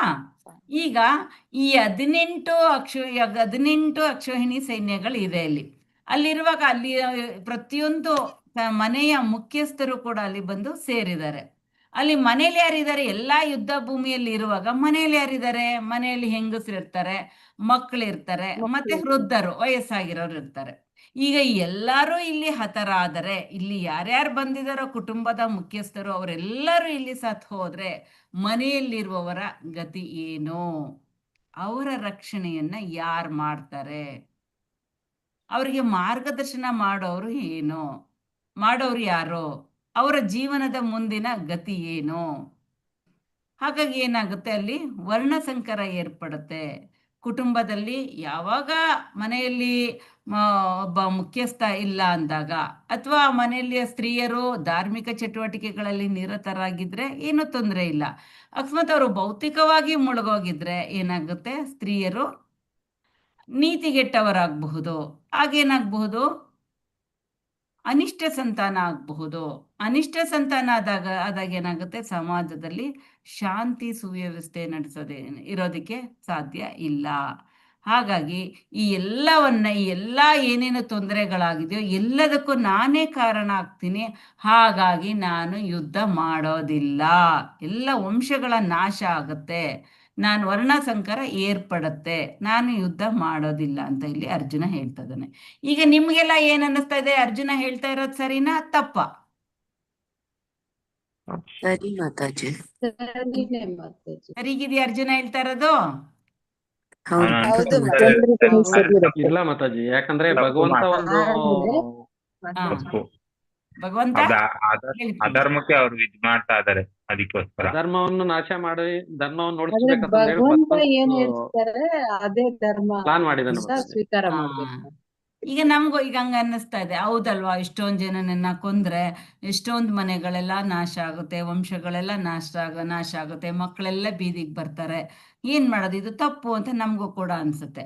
ಆದ್ರೆ ಯುದ್ಧ ಮಾಡೋದಕ್ಕೆ ಮೊದಲು ಕೃಷ್ಣ ಏನ್ ಮಾಡ್ತಾನೆ, ಈಗ ನಾವು ಅವಲೋಕನ ಮಾಡ್ಬೇಕು, ಹೇಗೆ ಯುದ್ಧ ಸ್ಟಾರ್ಟ್ ಆಯ್ತು ಅಂತ. ಈಗ ಕೃಷ್ಣ ಏನ್ ಮಾಡ್ತಾನೆ, ಸಂಧಾನಕಾರರಾಗಿ ದುರ್ಯೋಧನನ ಅರಮನೆಗೆ ಹೋಗ್ತಾನೆ. ಹೋಗ್ಬಿಟ್ಟು ಕೇಳ್ತಾನೆ, ನೋಡಪ್ಪ, ಪಾಂಡವರಿಗೂ ಯುದ್ಧ ಮಾಡೋದಕ್ಕೆ ಇಷ್ಟ ಇಲ್ಲ, ಹಾಗಾಗಿ ನೀವು ಪಾಂಡವರಿಗೆ ಏನ್ ಕೊಡ್ಬೇಕು ಅದನ್ನ ಕೊಟ್ಬಿಡಿ, ನೀವು ಚೆನ್ನಾಗಿರಿ ಅವರು ಚೆನ್ನಾಗಿರ್ತಾರೆ ಅಂತ ಕೃಷ್ಣ ಹೇಳ್ತಾನೆ. ಆದ್ರೆ ಅರ್ಜುನ ಏನ್ ಹೇಳ್ತಾನೆ, ಇಲ್ಲ ಇಲ್ಲ, ನಾವು ಕೊಡೋದಿಲ್ಲ. ದುರ್ಯೋಧನ ಕರೆಕ್ಟ್. ದುರ್ಯೋಧನ ಏನ್ ಹೇಳ್ತಾನೆ, ಇಲ್ಲ ನಾನು ಕೊಡೋದಿಲ್ಲ. ಆಯ್ತಪ್ಪ, ಹೋಗ್ಲಿ, ಕೊಡ್ಬೇಡಿ ನೀವು, ಹೋಗ್ಲಿ ಒಂದು 5 ಗ್ರಾಮಗಳನ್ನಾದ್ರೂ ಕೊಡಿ ಅಂತ ಕೇಳ್ತಾನೆ ಕೃಷ್ಣ. ಆಗ ದುರ್ಯೋಧನ ಹೇಳ್ತಾನೆ, ಇಲ್ಲ, ಸೂಜಿ ಮೊನೆಯಷ್ಟು ಜಾಗವನ್ನು ಕೂಡ ನಾನು ಕೊಡೋದಿಲ್ಲ. ಸೂಜಿ ಮೊನೆ ಅಂತಂದ್ರೆ ಎಲ್ಲರಿಗೂ ಗೊತ್ತಿದೆ ಅಲ್ವಾ, ನಾವು ದಾರವನ್ನ ಪೋಣಿಸ್ತೀವಿ, ಒಂದ್ ಸಣ್ಣ ಹೋಲ್, ಅಷ್ಟು ಸ್ಥಳವನ್ನು ನಾನು ಅವ್ರಿಗೆ ಕೊಡೋದಿಲ್ಲ ಅಂತ ಹೇಳ್ತಾರೆ. ಇದು ಧರ್ಮನ ಅಧರ್ಮನ? ಧರ್ಮ. ಈಗ ಇಲ್ಲಿ ಅರ್ಜುನ ಯುದ್ಧ ಮಾಡ್ಲಿಲ್ಲ ಅಂತಂದ್ರೆ ಏನಾಗುತ್ತೆ, ಇಂತಹ ಅಧರ್ಮಿಯನ್ನ ಬೆಳೆಸದ ಹಾಗೆ ಆಗುತ್ತೆ, ಹೌದಲ್ವಾ? ಹೌದು ಮಾತಾಜಿ. ಭಗವಂತ ಮಾಡ್ತಾ ಇರೋದು ಅದಕ್ಕೆ, ಧರ್ಮದ ಮರುಸ್ಥಾಪನೆಗೋಸ್ಕರ ಇಲ್ಲಿ ಕುರುಕ್ಷೇತ್ರ ಯುದ್ಧ ನಡೀತಾ ಇರೋಂಥದ್ದು. ಇಲ್ಲಿ ದುರ್ಯೋಧನ ಒಬ್ಬ ಆತತಾಯಿ ಅಂತ ಹೇಳ್ಬೋದು. ಆತತಾಯಿ ಅಂತ ಹೇಳಿದ್ರೆ ದುರಾಕ್ರಮಣ ಮಾಡೋವಂಥವನು. ಯಾರು ಅಂತ ಏನೇನ್ ಮಾಡ್ತಾರೆ ಈ ದುರಾಕ್ರಮಣ ಅಂತ ಹೇಳಿದ್ರೆ, ವಿಷ ಹಾಕುವವನು ಮೊದಲನೇದು, ವಿಷ ಹಾಕುವವನು. ಎರಡನೇದು, ಮನೆಗೆ ಬೆಂಕಿ ಇಡುವವನು. ಮತ್ತೊಬ್ಬನ ಪತ್ನಿಯನ್ನ ಅಪಹರಣ ಮಾಡೋರು. ನಾಲ್ಕನೇದು, ಅವರ ಸಂಪತ್ತನ್ನ ಲೂಟಿ ಮಾಡೋದು. ಐದನೇದು, ಅವರ ಭೂಮಿಯನ್ನ ವಶಪಡಿಸಿಕೊಳ್ಳೋದು. ಆರನೇದು, ಮಾರಕಾಸ್ತ್ರಗಳಿಂದ ಹಲ್ಲೆ ಮಾಡುವವನು. ಇಂಥವನ್ನ ಏನಂತಾರೆ? ಆತತಾಯಿ. ಜ್ಞಾಪಕ ಇಟ್ಕೋಬೇಕು. ಈ ಎಲ್ಲ ಕೆಲಸಗಳನ್ನು ಕೂಡ ದುರ್ಯೋಧನ ಮಾಡಿದ್ದಾನೆ. ಹೇಗೆ? ಭೀಮನಿಗೆ ವಿಷ ಹಾಕಿದ್ದಾನೆ ಅಲ್ವಾ, ದ್ರೌಪದಿಗೆ ಅವಮಾನ ಮಾಡಿದ್ದಾನೆ, ಅವರ ಭೂಮಿಯನ್ನ ಕದ್ದುಕೊಂಡಾನ, ಅವರ ಸಂಪತ್ತನ್ನ ಕದ್ದುಕೊಂಡಾನ ಅಲ್ವಾ. ಇದೆಲ್ಲ ಮಾಡಿರೋದ್ರಿಂದ ಅವನು ಅಧರ್ಮಿ. ಹಾಗಾಗಿ ಭಗವಂತ ಹೇಗೆ ನಾವು ಲಾಸ್ಟ್ ಕ್ಲಾಸಲ್ಲಿ ಕೇಳಿದ್ವಿ, ಹೇಗೆ ಭತ್ತದ ಗದ್ದೆಯಲ್ಲಿ ಕಳೆ ಗಿಡಗಳನ್ನ ಕಿತ್ತು ಬಿಸಾಕ್ತಾನೋ ಹಾಗೆ ದುರ್ಯೋಧನನಂತಹ ಕಳೆ ಗಿಡಗಳನ್ನ ಈ ಒಂದು ಯುದ್ಧದಲ್ಲಿ ಭಗವಂತ ಕಿತ್ತು ಬಿಸಾಕ್ತಾ ಇದ್ದಾನೆ. ಹೇಗೆ ಅಂದ್ರೆ, ಈ ಕಳೆ ಗಿಡಕ್ಕೆ ಯಾವುದೇ ಒಂದು ಗೊಬ್ಬರ ಬೇಡ, ನೀರ್ ಬೇಡ, ಅದು ಚೆನ್ನಾಗಿ ಅದಾಗಿದ್ದು ಅದೇ ಬೆಳ್ಕೊಂಡೋಗುತ್ತೆ. ಆದ್ರೆ ಅದೇ ಒಳ್ಳೆಯ ಗಿಡ ಬೆಳ್ಕೊಂಡೋಗುತ್ತಾ? ಹಾಗೆ ಇಲ್ಲ. ಹಾಗಾಗಿ ಇಲ್ಲಿ ಈಗ ಹೇಳಿ, ಯುದ್ಧ ಮಾಡ್ಬೇಕಾ ಬೇಡ್ವಾ? ಮಾಡ್ಬೇಕು ಮಾತಾಜಿ. ಈಗ ಭಗವಂತ ಹೇಳ್ತಾ ಇದ್ದಾನೆ, ಈಗ ಈ ಅರ್ಜುನ ಇಷ್ಟೊಂದೆಲ್ಲ ಕಾರಣಗಳನ್ನ ಕೊಟ್ಟಿದ್ದಾನೆ. ಈಗ ಭಗವಂತ ಹೇಗೆ ಅರ್ಜುನನನ್ನ, ಯಾವ ಉತ್ತರವನ್ನ ಅರ್ಜುನನಿಗೆ ಹೇಳ್ತಾನೆ ಅನ್ನೋದನ್ನ ಮುಂದಿನ ಒಂದು ಸ್ಲೈಡ್ ಅಲ್ಲಿ ನೋಡೋಣ. ಹರೇ ಕೃಷ್ಣ. ಈಗ ಸಹಾನುಭೂತಿ ಓದಿ ಯಾರು ಹರೇ ಕೃಷ್ಣ ಹ್ಯಾಂಡ್ ರೈಸ್ ಮಾಡಿ. ಒಂದ್ಸಲ ಓದಿದ್ಮೇಲೆ ಅವರು ಹ್ಯಾಂಡ್ ಲೋ ಮಾಡ್ಬೇಕು, ಹ್ಯಾಂಡ್ ಡೌನ್ ಮಾಡ್ಬೇಕು. ಹ್ಯಾಂಡ್ ರೈಸ್ ಮಾಡಿ. ಚಂದ್ರು ಪ್ರಭುಜಿ ಓದಿ ಪ್ರಭುಜಿ. ಸಹಾನುಭೂತಿ. ಕೃಪಯಾ ಪರಯ ವಿಷ್ಣು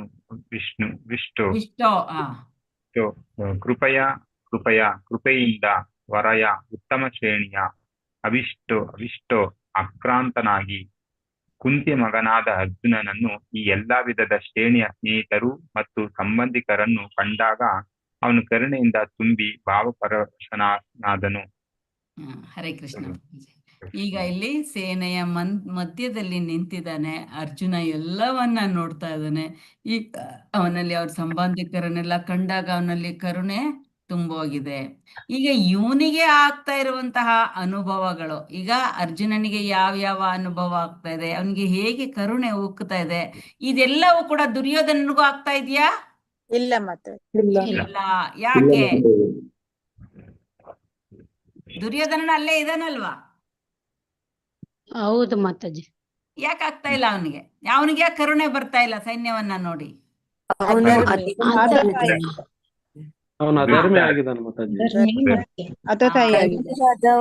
ಅವನಿಗೂ ಹಿತವಾಗಿರ್ಬೇಕು, ಎಲ್ಲರಿಗೂ ಹಿತವಾಗಿರೋದೇ ಧರ್ಮ.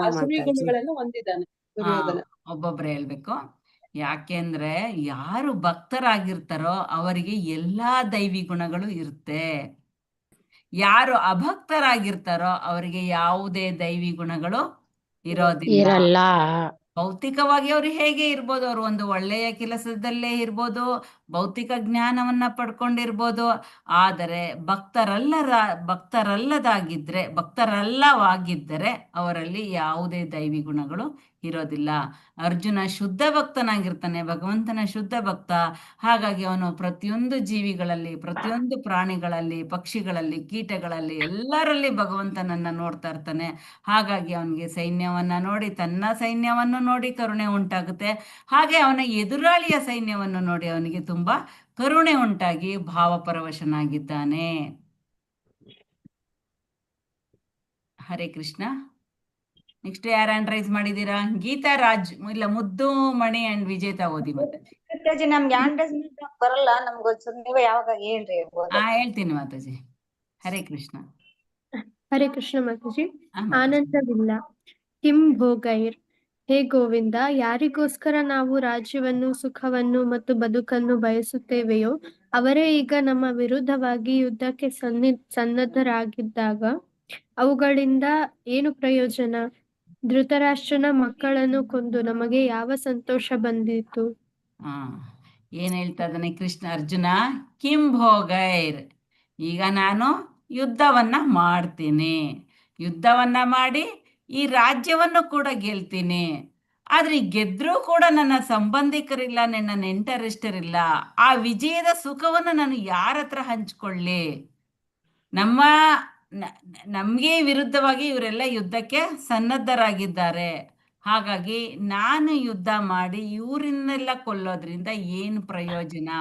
ಈಗ ನಾವು ಯಾವುದೇ ಒಂದು ವಸ್ತುವನ್ನ ತಗೊಂಡ್ರು, ಏನೇ ಮಾಡಿದ್ರು ನಮ್ಗೇನಿರುತ್ತೆ, ನಮ್ಮ ನೆಂಟ್ರಿಸ್ಟ್ರಿಗೆಲ್ಲ ತೋರಿಸ್ದಾಗ ಅವರು ನಮಗ್ನ ಪ್ರಶಂಸೆ ಮಾಡಬೇಕು, ಹೊಗಳಬೇಕು. ಆ ರೀತಿ ನಾವು ಎಕ್ಸ್ಪೆಕ್ಟೇಷನ್ ಮಾಡ್ತಾ ಇರ್ತೀವಿ. ಅವರೆಲ್ಲ ಹೊಗಳಿದ್ರೆ ನಮ್ಗೆ ಖುಷಿ ಆಗ್ತಾ ಇದೆ ಈ ಒಂದು ಭೌತಿಕ ಜ್ಞಾನದಲ್ಲಿ ಇರುವಾಗ. ಇದೇ ರೀತಿ ಅರ್ಜುನನು ಕೂಡ ಹೇಳ್ತಾ ಇದ್ದಾನೆ, ಹೇ ಗೋವಿಂದ, ಯಾರಿಗೋಸ್ಕರ ನಾವು ರಾಜ್ಯವನ್ನು, ಸುಖವನ್ನು ಮತ್ತು ಬದುಕನ್ನು ಬಯಸುತ್ತೇವೆಯೋ ಅವರೇ ಈಗ ನಮ್ಮ ವಿರುದ್ಧವಾಗಿ ಯುದ್ಧಕ್ಕೆ ಸನ್ನದ್ಧರಾಗಿರುವಾಗ ಅವುಗಳಿಂದ ಏನು ಪ್ರಯೋಜನ? ಇವರೆಲ್ಲ ಇಲ್ಲ ಅಂದಮೇಲೆ ಇದನ್ನೆಲ್ಲ ಪಡ್ಕೊಂಡು ಇಡೀ ರಾಜ್ಯವನ್ನ, 3 ಲೋಕಗಳನ್ನು ಕೂಡ ನಾನು ಪಡ್ಕೊಂಡ್ರು ಏನು ಪ್ರಯೋಜನ ಇದೆ? ಧೃತರಾಷ್ಟ್ರನ ಮಕ್ಕಳನ್ನು ಕೊಂದು ನಮಗೆ ಯಾವ ಸಂತೋಷ ಬಂದಿತು? ನೋಡಿ, ಒಬ್ಬ ಭಕ್ತ, ಅವರು ಅಷ್ಟೊಂದೆಲ್ಲ ಹಿಂಸೆ ಕೊಟ್ಟಿದ್ದಾನೆ ದುರ್ಯೋಧನ, ಅಷ್ಟೊಂದೆಲ್ಲ ಮೋಸ ಮಾಡಿದ್ರು ಕೂಡ ಅವನ ಭಾವನೆ ಹೇಗಿದೆ? ಅವ್ರು ಏನೇ ತಪ್ಪು ಮಾಡಿದ್ರು ಇವರು ದ್ವೇಷವನ್ನ ಸಾಧಿಸೋದಿಲ್ಲ, ಅವರಿಗೂ ಕೂಡ ಒಳ್ಳೆಯದನ್ನೇ ಬಯಸ್ತಾರೆ ಅನ್ನೋದನ್ನ ನಾವು ಈ ಒಂದು ಅರ್ಜುನನ ಮುಖಾಂತರ ತಿಳ್ಕೋಬಹುದು.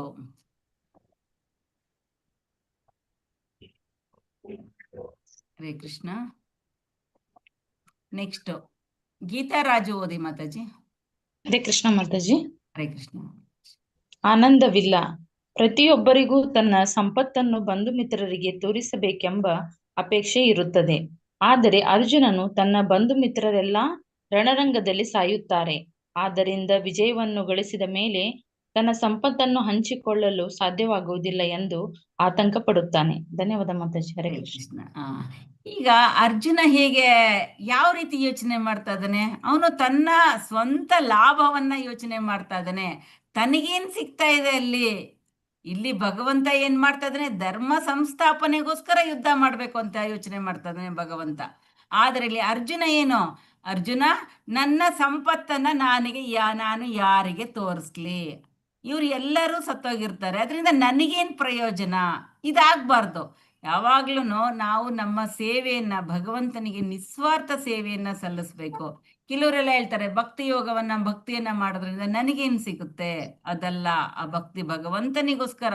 ಹೇಗೆ ಆಂಜನೇಯ ನಿಸ್ವಾರ್ಥ ಸೇವೆಯನ್ನ ಮಾಡಿದ್ನ ಶ್ರೀರಾಮನಿಗೆ, ಆ ರೀತಿಯಲ್ಲಿ ನಾವು ನಿಸ್ವಾರ್ಥ ಸೇವೆನ ಭಗವಂತನಿಗೋಸ್ಕರ ಮಾಡಬೇಕು. ಹೇಗೆ ಅಂತಂದ್ರೆ ಭಗವಂತನ ಕೈಯಲ್ಲಿ ಆಯುಧ ಆಗ್ಬೇಕು. ಇಲ್ಲಿ ಅರ್ಜುನ ಯುದ್ಧ ಮಾಡ್ಲಿಲ್ಲ ಅಂತಂದ್ರು ಭಗವಂತ ಬೇರೆಯವ್ರ ಕೈಲಿ ಯುದ್ಧ ಮಾಡಿಸ್ತಾನೆ. ಅದು ಹೇಗೋ ನಡೆದೋಗುತ್ತೆ. ಆದ್ರೆ ಭಗವಂತ ಏನ್ ಯೋಚನೆ ಮಾಡ್ತಾನೆ ಅಂತಂದ್ರೆ, ಈ ಯುದ್ಧದಲ್ಲಿ ಏನ್ ಫಲಿತಾಂಶ ಸಿಗುತ್ತೋ ಅದನ್ನ ಅವನು ತನ್ನ ಮೇಲೆ ಹಾಕೊಳ್ಳಲ್ಲ, ತನ್ನ ಭಕ್ತನಿಗೆ ಕೊಡ್ತಾನೆ. ಹಾಗಾಗಿ ಇಲ್ಲಿ ನಾವು ಯಾವ ರೀತಿ ಯೋಚನೆ ಮಾಡ್ತೀವಿ, ನಾವು ಇದೇ ರೀತಿ ಯೋಚನೆ ಮಾಡ್ತೀವಲ್ವಾ. ನಾವು ಏನಾದ್ರೂ ನಾವು ತಗೊಂಡ್ರೆ ಏನಾದ್ರು ಮಾಡಿದ್ರೆ ನಮ್ಮನ್ನ ಇಂಟ್ರೆಸ್ಟ್ ತೋರಿಸ್ಬೇಕು, ಈ ರೀತಿ ಎಲ್ಲ ಯೋಚನೆ ಮಾಡ್ತೀವಿ. ಅರ್ಜುನನು ಕೂಡ ಅರ್ಜುನ ಏನ್ ಮಾಡ್ತಾ ಇದ್ದಾನೆ ಅದನ್ನೆಲ್ಲ ನಾವು ಮಾಡ್ತಾ ಇದ್ದೀವಿ. ಅಜ್ಞಾನಿ ಅವನು, ಶುದ್ಧ ಭಕ್ತ ಅಜ್ಞಾನಿ ಅಲ್ಲ. ಆದ್ರೆ ನಾವ್ ಏನ್ ತಪ್ಪು ಮಾಡ್ತಾ ಇದ್ದೀವಿ ಅದನ್ನ ತಿದ್ಕೊಳ್ಳೋದಕ್ಕೋಸ್ಕರ, ನಮ್ಗೆ ಜ್ಞಾನವನ್ನ ಕೊಡುವುದಕ್ಕೋಸ್ಕರ ಭಗವಂತ ಅರ್ಜುನನ ಮೂಲಕ ಇದನ್ನೆಲ್ಲ ನಮ್ಗೆ ತಿಳಿಸಿಕೊಡ್ತಾ ಇದ್ದಾನೆ.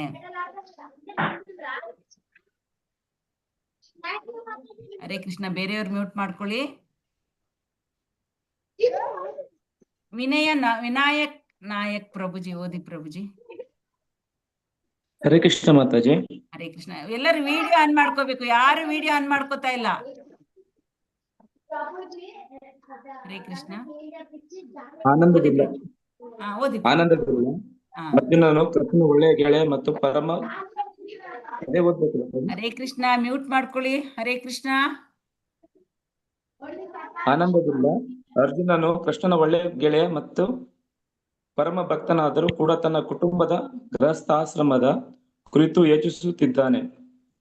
ಗೃಹಸ್ಥನಾಗಿರುವುದರಿಂದ ಕೃಷ್ಣನು ಅಷ್ಟು ಮುಖ್ಯವಲ್ಲ, ನನ್ನ ಕುಟುಂಬವೇ ಮುಖ್ಯ ಎಂದು ಯೋಚಿಸುತ್ತಿದ್ದಾನೆ. ಹೀಗೆ ಅವನು ಯೋಚಿಸಿದರೂ ಕೂಡ ಅವನೊಬ್ಬ ಭಕ್ತನೇ. ಆದ್ದರಿಂದ ಕನಿಷ್ಠ ಅಧಿಕಾರಿಯಾಗಿ ಒಬ್ಬನು ಭಕ್ತಿಯ ಕೆಳ ಹಂತದ ಕೃಷ್ಣ ಪ್ರಜ್ಞೆಯಲ್ಲಿ ಆಸಕ್ತಿಯನ್ನು ಹೊಂದಿದ್ದರೂ ಕೂಡ ಈ ಭೌತಿಕ ಜೀವನವನ್ನು ಸುಧಾರಿಸುವುದೇ ಅವನ ನಿಜವಾದ ಆಸಕ್ತಿ ಆಗಿರುತ್ತದೆ. ಭಗವದ್ಗೀತೆ ಏನ್ ಹೇಳ್ತಾ ಇದ್ರಲ್ಲಿ ಅರ್ಜುನನು? ಹರೇ ಕೃಷ್ಣ ಪ್ರಭುಜಿ. ಹರೇ ಕೃಷ್ಣ ಮಾತಾಜಿ. ಹರೇ ಕೃಷ್ಣ. ಅರ್ಜುನನು ಕೃಷ್ಣನ ಒಳ್ಳೆಯ ಗೆಳೆಯ ಮತ್ತು ಪರಮ ಭಕ್ತ ಆದ್ರೂ ಕೂಡ ತನ್ನ ಕುಟುಂಬದ ಗೃಹಸ್ಥಾಶ್ರಮದ ಕುರಿತು ಯೋಚಿಸುತ್ತಿದ್ದಾನೆ. ಪರಮ ಭಕ್ತ, ಅವನಿಗೆ ಏನು ಬೇಡ, ಆದ್ರೂ ತನ್ನ ಕುಟುಂಬದ ಬಗ್ಗೆನೇ ಅವನು ಹೆಚ್ಚು ಗಮನವನ್ನ ಕೊಡ್ತಾ ಇದ್ದಾನೆ.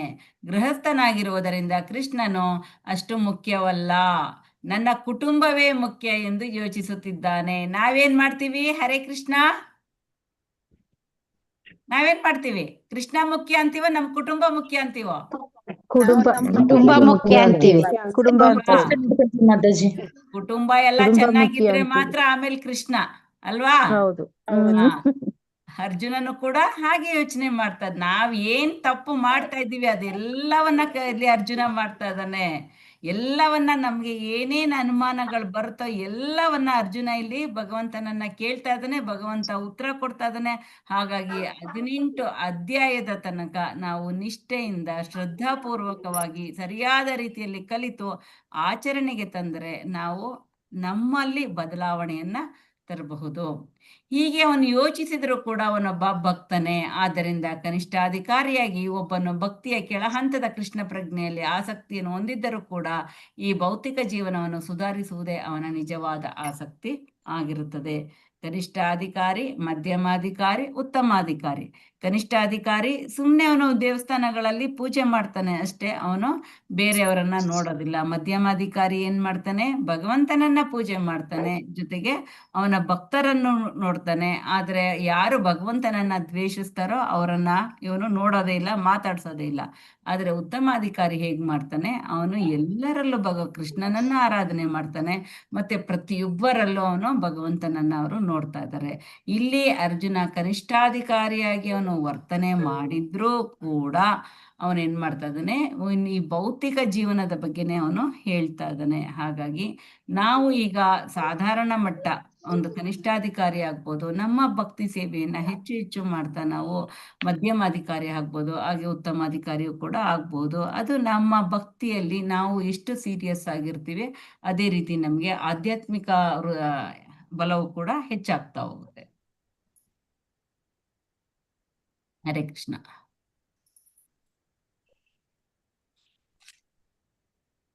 ಚೈತನ್ಯ ನವೀನ್ ಮಾತಾಜಿ, ಇಲ್ಲ ಕಾಮಾಕ್ಷಿ ಮಾತಾಜಿ, ಓದಿ ಮಾತಾಜಿ. ಹರೇ ಕೃಷ್ಣ ಮಾತಾಜಿ. ಹರೇ ಕೃಷ್ಣ. ಪಾಪಮೇವಾಶ್ರಯೇದಾಸ್ಮಾನ್, ಇಂತಹ ಪದಗಳ ಅರ್ಥ ಬೇಡಲ್ಲ ಮಾತಾಜಿ? ಓದಿ ಮಾತಾಜಿ, ಅದನ್ನು ಓದಿ ಮಾತಾಜಿ. ಪಾಪಂ ಪಾಪಗಳು ಏವ ಖಂಡಿತವಾಗಿ ಆಶ್ರಯಿಸುವುದು ಅಸ್ಮನ್ ನಮ್ಮನ್ನು. ಇಂತಹ ಆಕ್ರಮಣಕಾರರನ್ನು ಕೊಂದರೆ ನಮಗೆ ಪಾಪವೇ ಘಟಿಸುತ್ತದೆ. ಹರೇ ಕೃಷ್ಣ.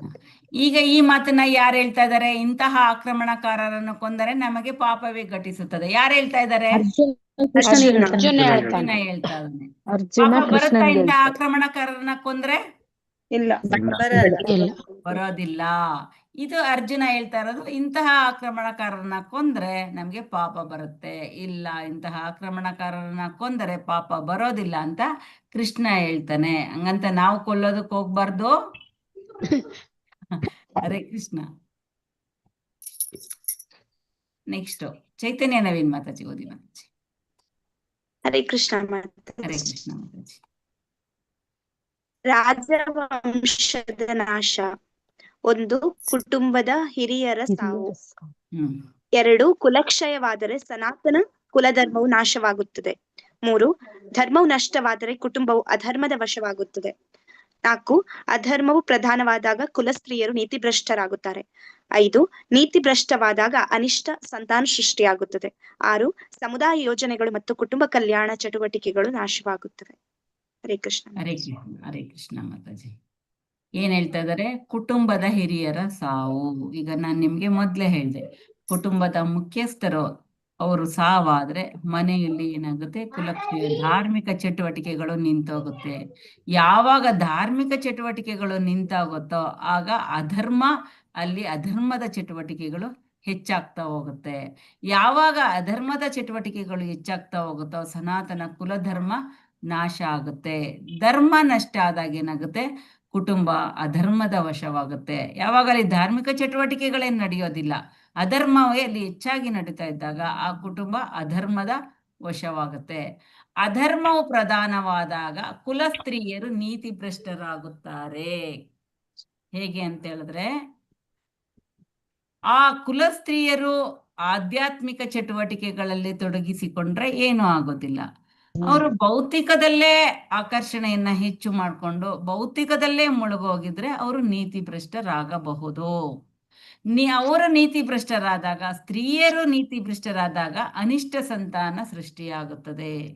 ಅನಿಷ್ಟ ಸಂತಾನ ನಾವೆಲ್ಲ ನೋಡ್ತಾ ಇದ್ದೀವಲ್ಲೋ, ಭಯೋತ್ಪಾದಕರು ಅವ್ರೇನ್ ಮಾಡ್ತಾರೆ? ಇಡೀ ಸಮಾಜವನ್ನ ಅಲ್ಲೋಲ ಕಲ್ಲೋಲ ಮಾಡ್ತಾರೆ. ಸಮಾಜ ಶಾಂತಿಯುತವಾಗಿ ಇರೋದಕ್ಕೆ ಸಾಧ್ಯ ಇಲ್ಲ. ಹಾಗಾಗಿ ಕುಟುಂಬದ ಸ್ತ್ರೀಯರು ಅಂತ ಹೇಳಿದ್ರೆ ಯಾವಾಗ್ಲೂ ಕೂಡ ಕುಟುಂಬದಲ್ಲಿ ಶಾಂತಿ, ಕುಟುಂಬದಲ್ಲಿ ಶ್ರೇಯಸ್ಸು, ಆಧ್ಯಾತ್ಮಿಕ ಮುನ್ನಡೆ ಆಗ್ಬೇಕು ಅಂತಂದ್ರೆ ಮೊದಲು ನಮ್ಮ ನಡತೆ ಚೆನ್ನಾಗಿರ್ಬೇಕು. ಹರೇ ಕೃಷ್ಣ. ಈ ಒಂದು ಸಾಧನೆ ಆಗ್ಬೇಕು ಕುಟುಂಬದಲ್ಲಿ ಅಂದ್ರೆ ಸ್ತ್ರೀಯರು ನಿಷ್ಠೆಯಿಂದ ಪಾತಿವ್ರತೆಯನ್ನ ಕಾಪಾಡಿಕೊಂಡು ಬಂದಾಗ, ಧಾರ್ಮಿಕ ಚಟುವಟಿಕೆಗಳಲ್ಲಿ ನಿರತರಾದಾಗ ಅವರಿಗೆ ಒಳ್ಳೆಯ ಸಂತಾನ ಪ್ರಾಪ್ತಿಯಾಗುತ್ತೆ. ಈಗ ಸ್ತ್ರೀಯರು ನೀತಿಭ್ರಷ್ಟವಾದಾಗ ಏನಾಗುತ್ತೆ? ಅನಿಷ್ಟ ಸಂತಾನ ಸೃಷ್ಟಿಯಾಗುತ್ತದೆ.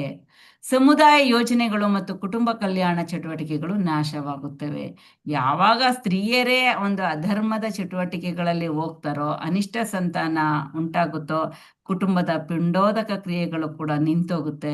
ಆಗೇನಾಗುತ್ತೆ? ಸಮುದಾಯ ಯೋಜನೆಗಳು ಮತ್ತು ಕುಟುಂಬ ಕಲ್ಯಾಣ ಚಟುವಟಿಕೆಗಳು. ಈಗ ನಾವು ಮನೆಯಲ್ಲಿ ಒಂದು ಕುಟುಂಬವನ್ನ ಲೆಕ್ಕಾಚಾರ ಆಗ್ತಾ ಇರ್ತೀವಿ. ನಾವು ಇಷ್ಟು ಸಂಪಾದನೆ ಮಾಡ್ತಾ ಇದ್ದೀವಿ, ನಾವು ಇದನ್ನ ತಗೋಬೇಕು, ಅದನ್ನ ತಗೋಬೇಕು, ಮನೆಯನ್ನ ಹೆಚ್ಚು ಉನ್ನತ ಮಟ್ಟಕ್ಕೆ ತಗೊಂಡೋಗ್ಬೇಕು, ಈ ರೀತಿ ಎಲ್ಲ ಯೋಚನೆ ಮಾಡ್ತಾ ಇರ್ತೀವಲ್ಲ, ಇಂಥ ಚಟುವಟಿಕೆಗಳೆಲ್ಲ ನಾಶ ಆಗ್ತಾ ಹೋಗುತ್ತೆ.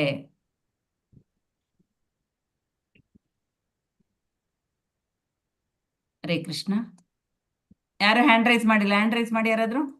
ಯಾರು ಓದ್ತೀರಾ? ಅವರು ಕೃಷ್ಣ ಮಾತಾಜಿ ಓದ್ಲಾ ಮಾತಾಜಿ? ಹ್ಯಾಂಡ್ ರೈಸ್ ಮಾಡ್ಬೇಕು. ನಮ್ಗೆ ಹ್ಯಾಂಡ್ ರೈಸ್ ಮಾಡಕ್ ಬರಲ್ಲ. ತನ್ನ ಬಿಲ್ಲು ಮತ್ತು ಬಾಣಗಳನ್ನು ಬದಿಗಿಟ್ಟನು, ಅವನ ಮನಸ್ಸು ದುಃಖದಲ್ಲಿ ಮುಳುಗಿತು. ಈಗ ಇಷ್ಟನ್ನೆಲ್ಲ ಹೇಳಿ ಅರ್ಜುನ ಏನ್ ಮಾಡ್ತಾ ಇದ್ದಾನೆ? ಇಷ್ಟೊಂದು ಕಾರಣಗಳನ್ನೆಲ್ಲ ಕೊಟ್ಟು ತನ್ನ ಬಾಣಗಳನ್ನ ಗೊಂದಲ ಅವನ್ಗೆ ಉಂಟಾಗಿದೆ. ಹಾಗಾಗಿ ತನ್ನ ಬಿಲ್ಲು ಮತ್ತು ಬಾಣಗಳನ್ನ ಬದಿಗಿಟ್ಟು ನಾನು ಯುದ್ಧವನ್ನ ಮಾಡೋದಿಲ್ಲ ಕೃಷ್ಣ ಅಂತ ಹೇಳ್ಬಿಟ್ಟು ಕೂತ್ಕೊಂಡ್ಬಿಡ್ತಾನೆ ಅರ್ಜುನ. ಹರೇ ಕೃಷ್ಣ. ನಿತ್ಯ ಯಾರು ಮಾತಾಜಿ? ಇದು ನಿತ್ಯ ಗೇಹಿನಿನ? ಗೇಹಿನಿ ಮಾಧವಿ ದೇವಿ ದಾಸಿ ಓದಿ ಮಾತಾಜಿ. ಹರೇ ಕೃಷ್ಣ ಮಾತಾಜಿ. ಶ್ರೀಕೃಷ್ಣನ ಸಂಗಾತಿಯಾಗಿದ್ದ ಅರ್ಜುನನು ಎಲ್ಲ ಅಜ್ಞಾನವನ್ನು ಮೀರಿದ್ದನು. ಆದರೆ ಕುರುಕ್ಷೇತ್ರದ ರಣಭೂಮಿಯಲ್ಲಿ ಅವನನ್ನು ಅಜ್ಞಾನದಲ್ಲಿ ಹಾಕಲಾಯಿತು. ಅರ್ಜುನನು ಶ್ರೀಕೃಷ್ಣನಿಗೆ ಬದುಕಿನ ಸಮಸ್ಯೆಗಳನ್ನು ಕುರಿತು ಪ್ರಶ್ನಿಸಲು ಭಗವಂತನು ಭವಿಷ್ಯದ ಮನುಷ್ಯ ಪೀಳಿಗೆಗಳ ಒಳಿತಿಗಾಗಿ ಅದನ್ನು ವಿವರಿಸಿ ಬದುಕಿನ ಯೋಜನೆಯನ್ನು ರೂಪಿಸುವುದು ಇದರ ಉದ್ದೇಶವಾಗಿತ್ತು. ಆಗ ಜನರು ಅದರಂತೆಯೇ ನಡೆದು ಮಾನವ ಜೀವನದ ಧ್ಯೇಯವನ್ನು ಗೊಳಿಸಿಕೊಳ್ಳಬಹುದು. ಹರೇ ಕೃಷ್ಣ ಮಾತಾಜಿ. ಇಲ್ಲಿ ಅರ್ಜುನನಿಗೆ ಯಾವುದೇ ಅಜ್ಞಾನ ಇರಲಿಲ್ಲ, ಯಾಕೆಂದ್ರೆ ಅವನು ಭಗವಂತನ ಶುದ್ಧ ಭಕ್ತ. ಇಲ್ಲಿ ಭಗವಂತ ಏನ್ ಮಾಡ್ತಾನೆ, ರಣಭೂಮಿಯಲ್ಲಿ ಭಗವಂತ ಅರ್ಜುನನಿಗೆ ಭಗವದ್ಗೀತೆಯನ್ನ ಬೋಧನೆ ಮಾಡಬೇಕಾಗಿತ್ತು. ಹಾಗಾಗಿ ಅವನನ್ನ ಅಜ್ಞಾನದಲ್ಲಿ ಹಾಕಲಾಯಿತು. ಯಾರನ್ನ ಅಜ್ಞಾನದಲ್ಲಿ ಹಾಕಿದ್ದು? ಹರೇ ಕೃಷ್ಣ. ಕೃಷ್ಣನೇ ಅವನನ್ನ ಗೊಂದಲಕ್ಕೀಡು ಮಾಡಿದನು. ಯಾತಕ್ಕೋಸ್ಕರ?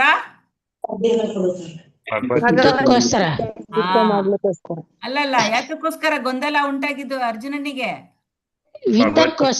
ಕೃಷ್ಣನು ಅಜ್ಞಾನಕ್ಕೆ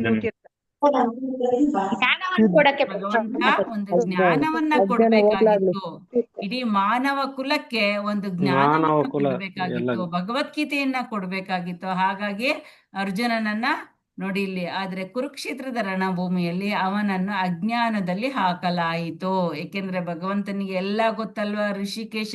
ನಮಗೆ ನಮ್ಮ ಮನಸ್ಸಿನಲ್ಲಿ ನಡೆಯೋದು ಮಾತ್ರ ಗೊತ್ತಾಗುತ್ತೆ, ಆದ್ರೆ ಭಗವಂತನಿಗೆ ಎಲ್ಲರ ಮನಸ್ಸಿನಲ್ಲಿ ಏನೇನ್ ನಡೀತಾ ಇದೆ ಎಲ್ಲವೂ ಕೂಡ ಗೊತ್ತಾಗುತ್ತೆ. ಹಾಗಾಗಿ ಅವನ ಭಗವಂತ ಅಂತ ಹೇಳುವಂಥದ್ದು. ಅರ್ಜುನನು ಶ್ರೀಕೃಷ್ಣನಿಗೆ ಬದುಕಿನ ಸಮಸ್ಯೆಗಳನ್ನು ಕುರಿತು ಪ್ರಶ್ನಿಸಲು ಭಗವಂತನು ಭವಿಷ್ಯದ ಮನುಷ್ಯ ಪೀಳಿಗೆಗಳ ಒಳಿತಿಗಾಗಿ ಅದನ್ನು ವಿವರಿಸಿ ಬದುಕಿನ ಯೋಜನೆಯನ್ನು ರೂಪಿಸುವುದು ಇದರ ಉದ್ದೇಶವಾಗಿತ್ತು. ಈಗ ಅರ್ಜುನ ಗೊಂದಲಕ್ಕೊಳಗಾಗ್ಲಿಲ್ಲ, ಅವನು ಯುದ್ಧ ಮಾಡಿದ್ದೆ, ಆದರೆ ಈ ಭಗವದ್ಗೀತೆಯ ಜ್ಞಾನ ನಮ್ಗೆ ಸಿಗ್ತಾ ಇರ್ಲಿಲ್ಲ.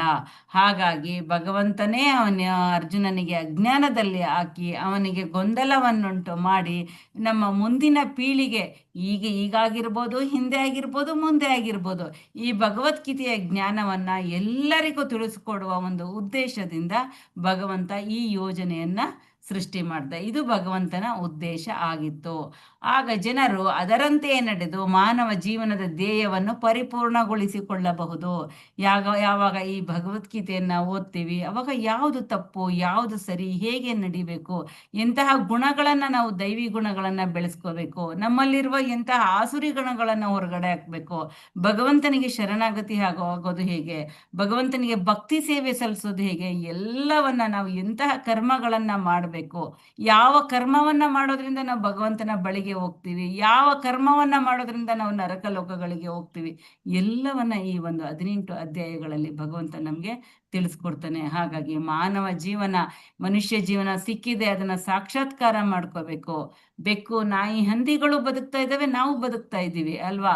ಈಗ ನಾವು ಭಗವಂತನ ಬಗ್ಗೆ ಆಸಕ್ತಿ ಇಲ್ಲದೆ ಆಧ್ಯಾತ್ಮಿಕ ಜೀವನವನ್ನ ನಡೆಸದೆ ಭಗವದ್ಗೀತೆಯನ್ನ ಕೇಳ್ತಿದ್ರೆ ಪ್ರಾಣಿಗಳಿಗೂ ನಮಗೂ ಒಂದೇ. ಆ ಜನ್ಮ, ಮೃತ್ಯು, ಜರ, ವ್ಯಾಧಿ ಅವಕ್ಕೂ ಇದೆ, ನಮಗೂ ಇದೆ. ಆಹಾರ, ಭಯ, ನಿದ್ರಾ, ಮೈಥುನ ಅವಕ್ಕೂ ಇದೆ, ನಮಗೂ ಇದೆ. ಆದ್ರೆ ಅವಕ್ಕೂ ನಮಗೂ ಇರುವ ಒಂದು ವ್ಯತ್ಯಾಸ ಏನು? ಹರೇ ಕೃಷ್ಣ.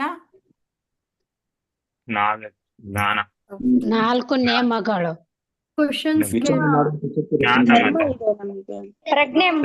ಪ್ರಜ್ಞೆ. ಹರೇ ಕೃಷ್ಣ. ನಮ್ಗೆ ಭಗವಂತನನ್ನ ಅರ್ಥ ಮಾಡಿಕೊಳ್ಳುವಂತಹ, ಭಗವಂತನ ಭಕ್ತಿ ಸೇವೆ ಮಾಡುವಂತಹ, ಈ ಜೀವನವನ್ನು ಸಾರ್ಥಕ ಮಾಡಿಕೊಳ್ಳುವಂತಹ ಪ್ರಜ್ಞೆ ಇದೆ.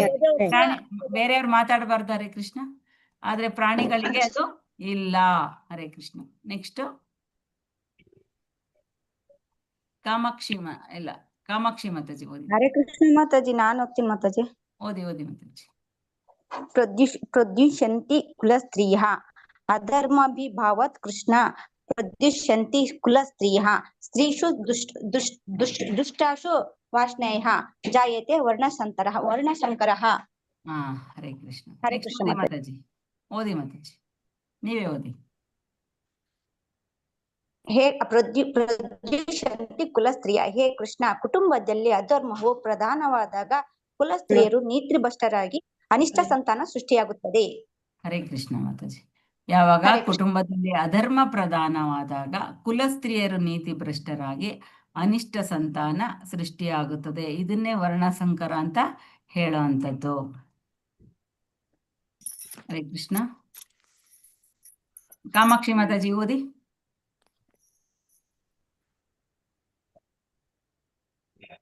ಹರೇ ಕೃಷ್ಣ. ಮಾತಾಜಿ ನಾನು ಓದ್ತೀನಿ ಮಾತಾಜಿ. ಮಾತಾಜಿ ಓದ್ಲೆ ನಾನು.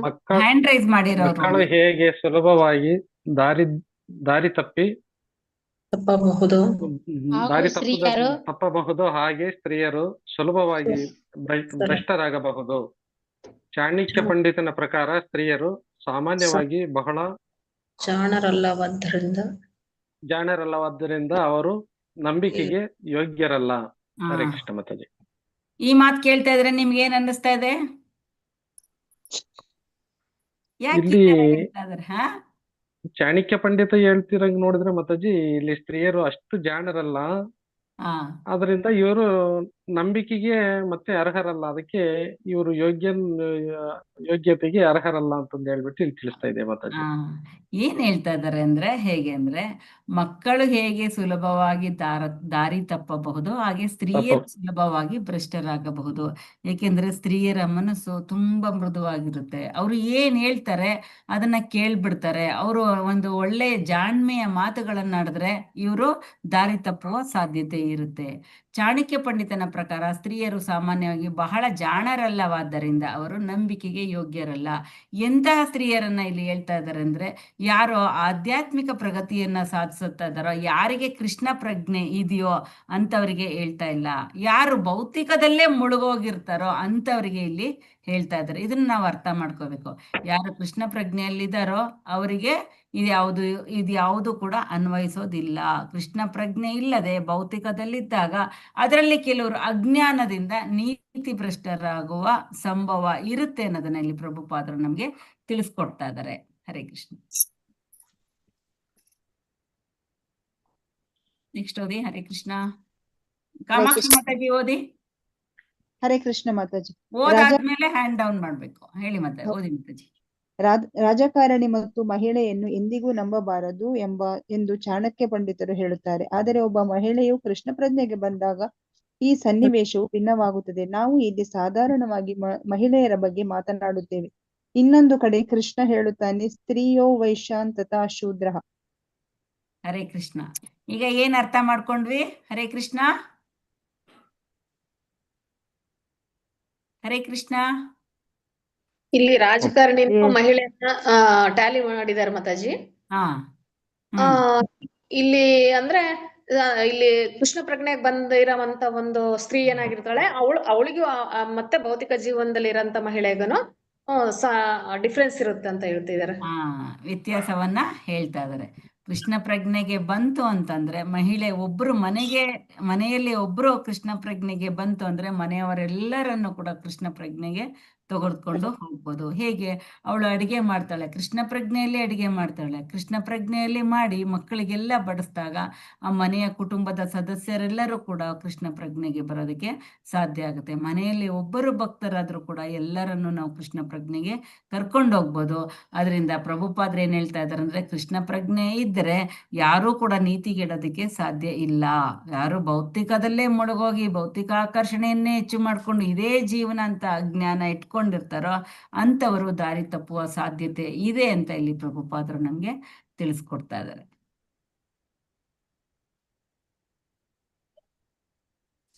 ಮಾತಾಜಿ ನಾನು ಓದಿಲ್ಲ.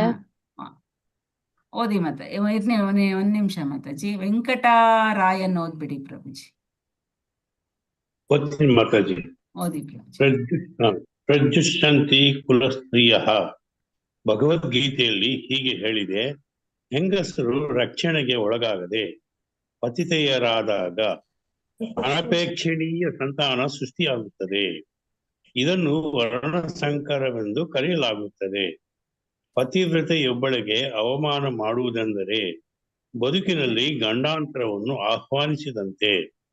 ಅಂದ್ರೆ ಭಗವದ್ಗೀತೆಯಲ್ಲಿ ಹೀಗೆ ಹೇಳಲಾಗಿದೆ, ಹೆಂಗಸರು ರಕ್ಷಣೆಗೆ ಒಳಗಾಗದೆ ಪತಿತೆಯರಾದಾಗ, ಹೆಂಗಸರಿಗೆ ರಕ್ಷಣೆ ಬೇಕು. ಹೆಂಗಸರಿಗೆ ಯುದ್ಧದಲ್ಲಿ ಗಂಡಸರು ಅವ್ರಿಗೆ ರಕ್ಷಣೆ ಇರೋದು. ಅದಕ್ಕೆ ಹೆಂಗಸರಿಗೆ ರಕ್ಷಣೆಗೆ ಒಳಗಾಗದೆ ಹೋದ್ರೆ ಅವ್ರ ಪತಿತೆ ಆಗತಕ್ಕಂಥ ಚಾನ್ಸಸ್ ಇದೆ. ಆದ್ರೆ ಅದಕ್ಕೆ ಇಲ್ಲಿ ಹೇಳ್ತಾ ಇದ್ದಾರೆ, ಅವ್ರಿಗೆ ರಕ್ಷಣೆ ಕೊಳ್ಳಕ್ಕೆ ಗಂಡ ಬೇಕು. ಆ ಗಂಡ ಇಲ್ಲಪ್ಪ ಅಂದ್ರೆ ಅವರು ರಕ್ಷಣೆ ಸಿಗ್ಲಿಕ್ಕೆ ಸಾಧ್ಯವಿಲ್ಲ. ಅದನ್ನ ಇಲ್ಲಿ ಕೊಟ್ ಮಾಡಿದ್ದಾರೆ. ಅನಪೇಕ್ಷಣೀಯ ಸಂತಾನ ಸೃಷ್ಟಿ ಆಗುತ್ತದೆ. ಅನಪೇಕ್ಷಣೀಯ ಸಂತಾನ ಅಂದ್ರೆ ಅವ್ರಿಗೆ ಬೇರೆ ಒಂದು ಗಂಡಸಿನ ಸಂಪರ್ಕದ ಸೃಷ್ಟಿ ಆಗ್ಬೋದು ಅನ್ನೋ ಒಂದು ರೀತಿಯಲ್ಲಿ ಕೊಟ್ಟಿದ್ದಾರೆ. ಇದನ್ನು ವರ್ಣ ಸಂಕರವೆಂದು ಕರೆಯಲಾಗುತ್ತದೆ. ಅಂದ್ರೆ ವರ್ಣ ಅಲ್ಲಿ ಚೇಂಜ್ ಆಗುತ್ತೆ. ಪತಿವ್ರತೆಯೊಬ್ಬಳಿಗೆ ಅವಮಾನ ಮಾಡುವುದೆಂದರೆ ಬದುಕಿನಲ್ಲಿ ಗಂಡಾಂತರವನ್ನು ಆಹ್ವಾನಿಸಿದಂತೆ. ಅದಕ್ಕೆ ಅವ್ರ ಗಂಡದ್ರೆ ನಾವು ಕೊಂದ್ರೆ ಮತ್ತು ಪತಿವ್ರತೆಗೆ ಅವಮಾನ ಆಗುತ್ತಲ್ವಾ, ಅದಕ್ಕೆ ಅದನ್ನ ಬೇಡ ಅನ್ನೋ ರೀತಿಯಲ್ಲಿ ಅರ್ಜುನ ಇಲ್ಲಿ ಅದನ್ನ ಹೇಳ್ತಾ ಇದ್ದಾನೆ ಅನ್ನೋದು ನನಗೆ ಅರ್ಥವಾಗ್ತದೆ. ಮೇಲೆ ನೀವು ಹೇಳಿ. ಹರೇ ಕೃಷ್ಣ ಪ್ರಭುಜಿ. ಭಗವದ್ಗೀತೆಯಲ್ಲಿ ಹೀಗೆ ಹೇಳಿದೆ, ಹೆಂಗಸರು ರಕ್ಷಣೆಗೆ ಒಳಗಾಗದೆ ಪತಿತೆಯರಾದಾಗ ಅನಪೇಕ್ಷಣೀಯ ಸಂತಾನ ಸೃಷ್ಟಿಯಾಗುತ್ತದೆ. ಹೆಂಗಸರಿಗೆ ಮೊದಲು ತಂದೆಯ ರಕ್ಷಣೆಯಲ್ಲಿ ಇರ್ತಾಳೆ, ಆಮೇಲೆ ಗಂಡನ ರಕ್ಷಣೆಗೆ ಬರ್ತಾಳೆ, ಆಮೇಲೆ ಮಕ್ಕಳ ರಕ್ಷಣೆಗೆ ಬರ್ತಾಳೆ. ಅಕಸ್ಮಾತ್ ಸಣ್ಣ ವಯಸ್ಸಲ್ಲೇ ಅವಳಿಗೆ ಗಂಡನೂ ಇಲ್ಲ ತಂದೆ ತಾಯಿನೂ ಇಲ್ಲ ಅಂತ ಹೇಳಿದಾಗ, ಅವಳಲ್ಲಿ ಅಜ್ಞಾನ ಹೆಚ್ಚಾಗಿದ್ದಾಗ, ಜ್ಞಾನ ಇರೋರು ಯಾರೋ ಆ ಒಂದು ಪತಿತೆಯರಾಗೋದಕ್ಕೆ ಸಾಧ್ಯ ಇಲ್ಲ, ಅಜ್ಞಾನ ಹೆಚ್ಚಾದಾಗ ಅವಳು ಪತಿತೆಯರಾಗೋದಕ್ಕೆ ಸಾಧ್ಯತೆ ಇರುತ್ತೆ. ಆಗ ಏನಾಗುತ್ತೆ, ಅನಿಷ್ಟ ಸಂತಾನ ಉಂಟಾಗುತ್ತೆ. ಅನಿಷ್ಟ ಸಂತಾನ ಏನಂತೀವಿ ಅದನ್ನೇ ವರ್ಣಸಂಕರ ಅಂತ ಹೇಳೋ ಅಂಥದ್ದು. ಪತಿವ್ರತೆಯೊಬ್ಬಳಿಗೆ ಅವಮಾನ ಮಾಡುವುದೆಂದರೆ ಬದುಕಿನಲ್ಲಿ ಗಂಡಾಂತರವನ್ನು ಆಹ್ವಾನಿಸಿದಂತೆ. ಯಾವಾಗ ದ್ರೌಪದಿಯನ್ನ ದುಶ್ಯಾಸನ ಎಳ್ಕೊಂಬರ್ತಾನೆ, ಅವಳಿಗೆ ಎಲ್ಲರೂ ದುರ್ಯೋಧನ ದುಶ್ಯಾಸನ ಎಲ್ಲರೂ ಅವಮಾನ ಮಾಡ್ತಾರೆ. ಅದಕ್ಕೋಸ್ಕರವೇ ಈ ಯುದ್ಧ ಅಲ್ವಾ. ಒಂದು ಕೃತ್ಯವನ್ನ ಯಾರು ಮಾಡ್ತಾರೋ, ಆ ಮಾಡೋದಕ್ಕೆ ಯಾರು ಸಪೋರ್ಟ್ ಮಾಡ್ತಾರೋ, ಯಾರು ಪ್ರೇರಣೆಯನ್ನ ಕೊಡ್ತಾರೋ, ಅವ್ರ ಜೊತೆ ಸಹಭಾಗಿಗಳಾಗಿರ್ತಾರೋ, ಆ 3 ಜನಕ್ಕೆ ಆ ಕರ್ಮದ ಫಲ ಸಮಭಾಗವಾಗಿರುತ್ತೆ. ಗೊತ್ತಾಗ್ತಾ ಇದೆಯಾ? ಹರೇ ಕೃಷ್ಣ. ಒಂದು ಕತೆ ಹೇಳ್ತೀನಿ, ಬೇಗ ಕೇಳಿಸ್ಕೊಳ್ಳಿ. ಒಬ್ಬ ರಾಜ ಇರ್ತಾನೆ. ಆ ರಾಜ ಒಳ್ಳೆ ವ್ಯಕ್ತಿ ರಾಜ.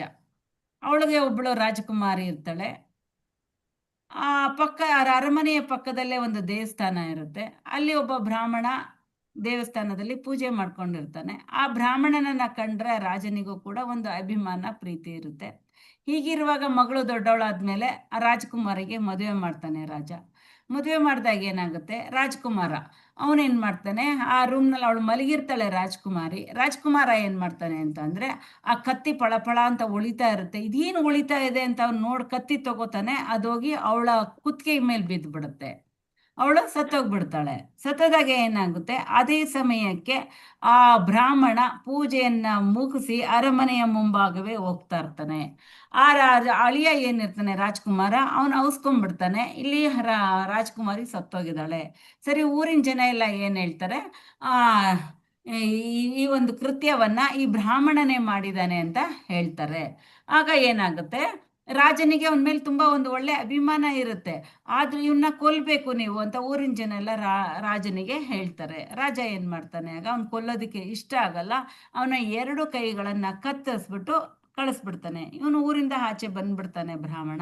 ಅವನಿಗೆ ತುಂಬಾ ಬೇಜಾರಾಗುತ್ತೆ, ನಾನು ಇಷ್ಟೊಂದು ಪ್ರಾಮಾಣಿಕವಾಗಿ ಇದ್ರೂ ಕೂಡ ಯಾಕೆ ನನಗೆ ಇಂಥ ಶಿಕ್ಷೆ ಭಗವಂತ ಅಂತ ಅಂದ್ಬಿಟ್ಟು ಅವನು ಊರು ಅಲಿತಾ ಇರ್ತಾನೆ.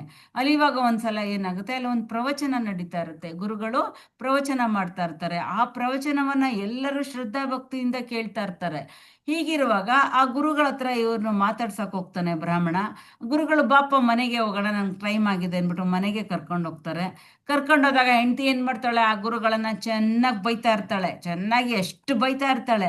ಆದ್ರೆ ಗುರುಗಳು ಏನು ಮಾತಾಡ್ತಾ ಇಲ್ಲ, ಎಲ್ಲವನ್ನ ಕೇಳಿಸ್ಕೊಂಡು ಸುಮ್ಮನೆ ಇದ್ದಾರೆ. ಈಗ ಬ್ರಾಹ್ಮಣನಿಗೆ ಆಶ್ಚರ್ಯ ಆಗುತ್ತೆ, ಏನಿದು ನಿಮ್ಗೆ ಅಷ್ಟೊಂದು ನಿಮಗ್ ನೋಡಿದ್ರೆ ಹೊರಗಡೆ ಅಷ್ಟೊಂದು ಗೌರವ ಕೊಡ್ತಾರೆ ಜನರೆಲ್ಲರೂ, ಆದ್ರೆ ನಿಮ್ಮ ಹೆಂಡತಿ ಇಷ್ಟೊಂದು ಬೈತಾ ಇದ್ರು ನೀವೇನು ಮಾತಾಡ್ತಾ ಇಲ್ವಲ್ಲ ಅಂತ. ಆಗ ಇವನು ಹೇಳ್ತಾನೆ, ಆಗ ಗುರುಗಳು ಹೇಳ್ತಾರೆ, ನೋಡಪ್ಪ, ಹಿಂದಿನ ಜನ್ಮದಲ್ಲಿ ಅವಳು ಒಂದು ಹಸು ಆಗಿದ್ಲು, ಹಸು ಮೇಲೆ ಒಂದು ಗಾಯ ಆಗಿತ್ತು, ನಾನೇನ್ ಮಾಡಿದ್ದೆ, ಕಾಗೆ ಆಗಿದ್ದೆ, ಹೋಗಿ ಆ ಗಾಯದ ಮೇಲೆ ನಾನು ಕುಟುಕ್ತಾ ಇದ್ದೆ. ಹಾಗಾಗಿ ಹಸು ತಡಿಯಕ್ಕಾಗ್ದೇನೆ ಹೋಗಿ ಅಲ್ಲಿ ನದಿಯಲ್ಲಿ ಮುಳುಗಿ ಸತ್ತೋಯ್ತು. ನಾನು ಕೂಡ ಹಾಗೆ ಪ್ರಾಣ ಬಿಟ್ಟೆ. ಈ ಜನ್ಮದಲ್ಲಿ ಅವಳು ಹೆಂಡತಿಯಾಗಿ ಬಂದಿದ್ದಾಳೆ, ನನ್ನ ಕುಟುಕ್ತಾ ಇದ್ದಾಳೆ ಹಾಗಾಗಿ ನಾನು ಇದನ್ನ ಕೇಳಲೇಬೇಕು, ಇದು ನನ್ನ ಪೂರ್ವ ಜನ್ಮದ ಕರ್ಮ ಅಂತ ಹೇಳ್ತಾರೆ. ಹಾಗಾದ್ರೆ ನನಗೆ ಯಾಕೆ ಗುರುಗಳೇ ಇಂತಹ ಒಂದು ಸ್ಥಿತಿ ಬಂತು? ಈ ಪ್ರಶ್ನೆ ಕೇಳೋದಕ್ಕೆ ನಾನು ನಿಮ್ಮನ್ನ ಇಲ್ಲಿ ತನಕ ಬಂದಿದ್ದು ಅಂತ ಹೇಳಿದಾಗ, ಇಂದಿನ ಜನ್ಮದಲ್ಲಿ ನೀನು ಒಬ್ಬ ವ್ಯಕ್ತಿ, ನಿನ್ನ ಮುಂದೆ ಒಬ್ಳು ಹೆಣ್ಣು ಪಕ್ಕಕ್ಕೆ ಹೌಸ್ಕೋಬೇಕು, ತಪ್ಪಿಸ್ಕೋಬೇಕು, ಒಬ್ಬ ಅತ್ಯಾಚಾರಿಯಿಂದ ತಪ್ಪಿಸ್ಕೋಬೇಕು ಅಂತ ಓಡೋಗ್ತಾ ಇದ್ದಾಳೆ. ಆದ್ರೆ ನಿನ್ನ ಆ ಅತ್ಯಾಚಾರಿ ನಿನ್ನ ಹತ್ರ ಬಂದು ಕೇಳ್ತಾನೆ, ಎಲ್ಲೋದ್ಲು ಹುಡುಗಿ ಅಂತ. ನೀನೇನ್ ಮಾಡ್ತಾ ಇದೀಯ? ಇಲ್ಲೇ ಪಕ್ಕದಲ್ಲಿ ಓದ್ಲು ಅಂತ ಬರೀ ಕೈ ತೋರಿಸ್ತಾ ಇದೀಯ ಅಷ್ಟೇನೆ. ಅವಳು ಯಾವ ಕಡೆ ಓದ್ಲು ಅಂತ ಬಾಯಲ್ಲೂ ಹೇಳಿಲ್ಲ, ಬರೀ ಕೈ ತೋರಿಸ್ತಾ ಇದ್ದು. ಆ ಜಾಗಕ್ಕೆ ಅವನ ಅತ್ಯಾಚಾರಿ ಕೂಡ ಹೋಗ್ತಾನೆ. ಈಗ ಕರ್ಮ ಯಾರಿಗೆ ಬಂತು ಇಲ್ಲಿ? ಅವನಿಗೆ. ಆ ವ್ಯಕ್ತಿ ಯಾರು ತೋರ್ಸಿದ್ನ ಕೈನ, ಅವನಿಗೆ ಕರ್ಮ ಬಂತು. ಅವನು ಒಂದು ಕೈ ತೋರಿಸಿದಕ್ಕೆ ಈ ಜನ್ಮದಲ್ಲಿ ಅವನ 2 ಕೈಗಳು ಕತ್ತರಿಸಲ್ಪಟ್ಟಿತು. ಇದು ಪಾಪಗಳ ಲೆಕ್ಕಾಚಾರ. ಈ ಜನ್ಮದಲ್ಲಿ ನಾವು ಸ್ವಲ್ಪ ಮಾಡಿದ್ರು ಅದಕ್ಕೆ ಬಡ್ಡಿ ಸೇರಿಸಿ ಆ ಪಾಪದ ಫಲವನ್ನ ನಾವು ತೀರಿಸ್ಬೇಕಾಗುತ್ತೆ. ಗೊತ್ತಾಯ್ತಾ? ಹರೇ ಕೃಷ್ಣ. ಹೌದು ಮಾತಾಜಿ, ಕರ್ಮ ಯಾರನ್ನು ಬಿಡಲ್ಲ ಮಾತಾಜಿ. ಕರ್ಮ ಯಾರನ್ನು ಕೂಡ ಬಿಡೋದಿಲ್ಲ.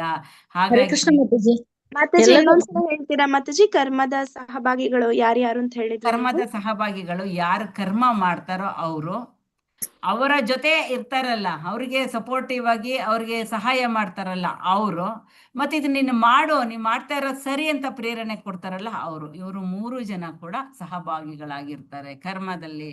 ಹಾಗಾಗಿ ಪ್ರತಿಯೊಂದನ್ನು ಕೂಡ ನಾವು ಯೋಚನೆ ಮಾಡ್ಬೇಕು, ಯಾವ್ದು ಸರಿ, ಯಾವ್ದು ತಪ್ಪು, ಯಾವ್ದು ಸರಿ ಇಲ್ಲ, ಇದನ್ನೆಲ್ಲವನ್ನು ಕೂಡ ಯೋಚನೆ ಮಾಡಿ ಮಾಡ್ಬೇಕಾಗುತ್ತೆ. ಹರೇ ಕೃಷ್ಣ ಮಾತಾಜಿ, ಗುರುಗಳಿಗೆ ಕೊನೆಯಲ್ಲಿ ಕೇಳ್ಬೇಕು. ಹರೇ ಕೃಷ್ಣ ಕೊನೆಯಲ್ಲಿ ಒಂದು 10 ನಿಮಿಷ ಟೈಮ್ ಇಟ್ಕೊಳ್ಳೋಣ, ಆಗ ಕೇಳ್ಬೇಕಾಗುತ್ತೆ. ಈಗ ಟೈಮ್ ಆಗ್ಬಿಡುತ್ತೆ. ನೆಕ್ಸ್ಟ್ ಹರೇ ಕೃಷ್ಣ. ವೆಂಕಟರಾಯನ್ ಪ್ರಭುಜಿ, ಓದಿ ಪ್ರಭುಜಿ. ಈಗಾಗಲೇ ಓದಿದ್ರು ಮಾತಾಜಿ, ಮತ್ತೆ ಓದ್ಲಾ? ಹೌದಾ? ಬೇಡ ಬೇಡ ಹಾಗಾದ್ರೆ ಪ್ರಭುಜಿ. ಕಾಮಾಕ್ಷಿ ಮಾತಾಜಿ. ಭಗವಂತನ ಸಹಜ ಭಕ್ತನಾದ ಅರ್ಜುನನಿಗೆ ದುಷ್ಕೃತ ಮಾಡಿದ ತನ್ನ ದಾಯಾದಿಗಳು ಮತ್ತು ಸಹೋದರರಿಗೆ ಪ್ರತಿಕಾರ ಮಾಡಲು ಇಷ್ಟವಿರಲಿಲ್ಲ. ಆದರೆ ಅವರೆಲ್ಲರೂ ಹತರಾಗಬೇಕು ಎನ್ನುವುದು ಭಗವಂತನ ಯೋಜನೆ.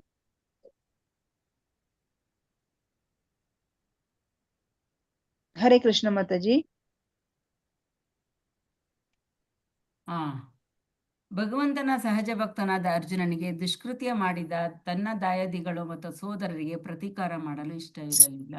ಅವರು ಏನೇ ತೊಂದರೆಯನ್ನ ಕೊಟ್ಟಿದ್ರೂ ಪರವಾಗಿಲ್ಲ, ನಾನು ಕೊಲ್ಲೋದಿಕ್ಕೆ ನನಗೆ ಸಾಧ್ಯ ಇಲ್ಲ. ಅವರೇ ಬೇಕಾದ್ರೆ ನನ್ನನ್ನ ಕೊಲ್ಲಲಿ, ನಾನು ಯುದ್ಧ ಮಾಡೋದಿಲ್ಲ. ಆದರೆ ಅವರೆಲ್ಲರೂ ಹತರಾಗಬೇಕು ಎನ್ನುವುದು ಭಗವಂತನ ಯೋಜನೆ. ಈಗ ಭಕ್ತನಿಗೆ ಏನಾಗಿದೆ? ಬೇಡ, ಅವ್ರು ನನಗೆ ತೊಂದರೆ ಕೊಟ್ಟರು ಪರವಾಗಿಲ್ಲ, ನಾನು ಅವ್ರನ್ನ ಕೊಲ್ಲೋದಿಲ್ಲ. ಆದ್ರೆ ಭಗವಂತ ಹೇಳ್ತಾ ಇದ್ದಾನೆ, ಆ ಅಧರ್ಮಿಗಳನ್ನ ನಾಶ ಮಾಡಬೇಕು, ಅವರನ್ನ ಕೊಲ್ಲಬೇಕು. ಇದು ಭಗವಂತನ ಯೋಜನೆ ಆಗಿದೆ. ಹರೇ ಕೃಷ್ಣ.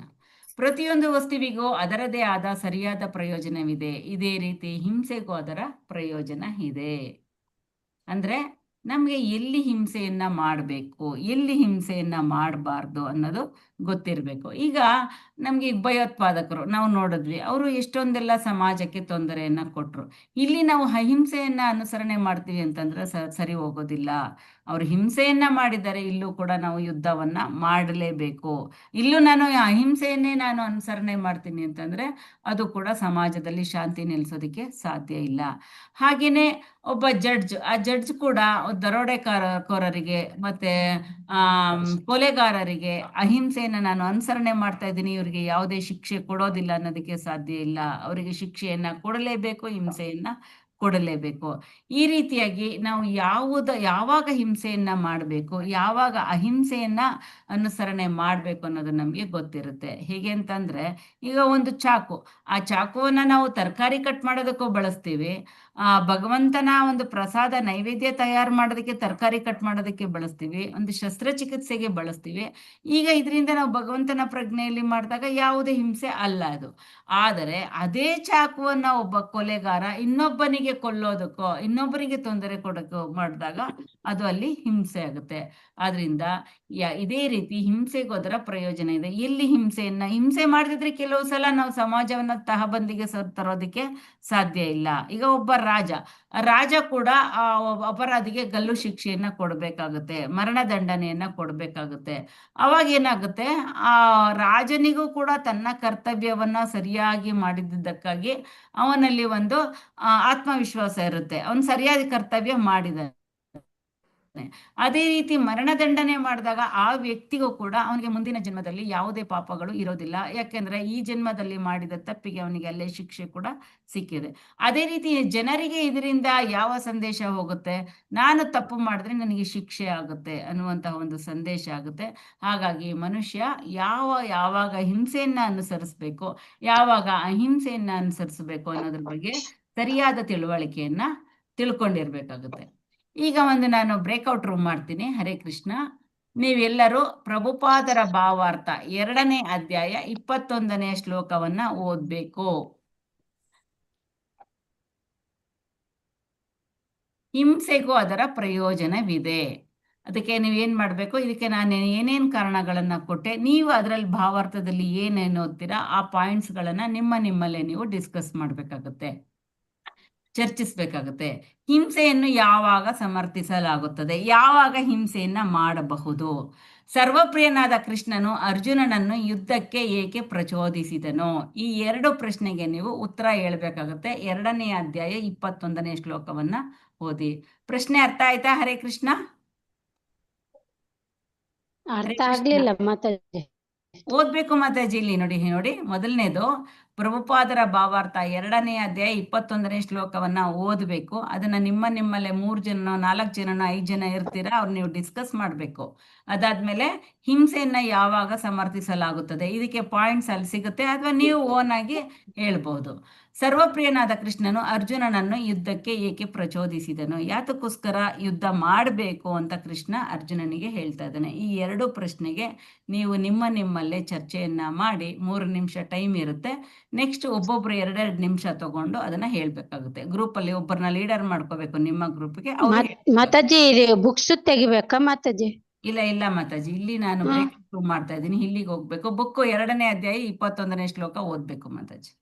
ಯಾವ ಬುಕ್ ಮಾತಾಜಿ? ಭಗವದ್ಗೀತೆ ಓದ್ಬೇಕು, ಬೇರೆ ಯಾವ ಬುಕ್ ಇಲ್ಲ ಇಲ್ಲಿ. ಭಗವದ್ಗೀತೆ 2ನೇ ಅಧ್ಯಾಯ.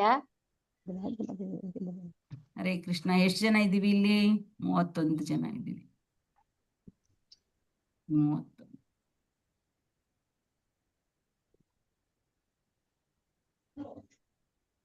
ನಾನು 6 ಬ್ರೇಕ್ಔಟ್ ರೂಮ್ ಮಾಡ್ತೀನಿ.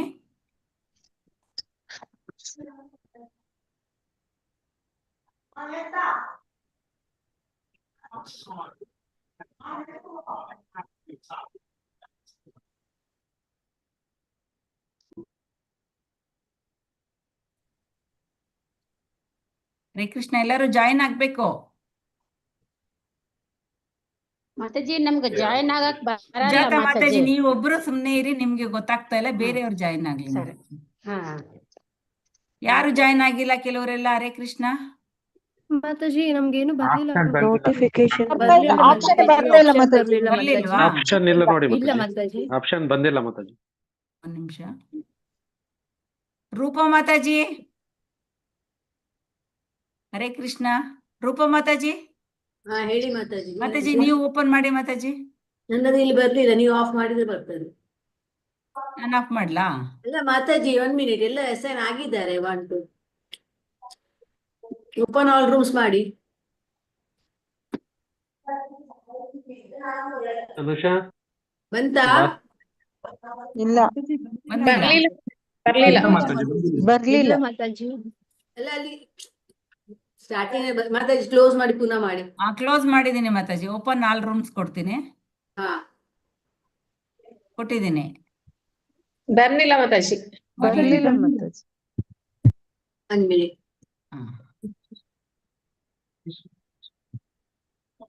ಅಂತ ಬಂದಲ್ಲ?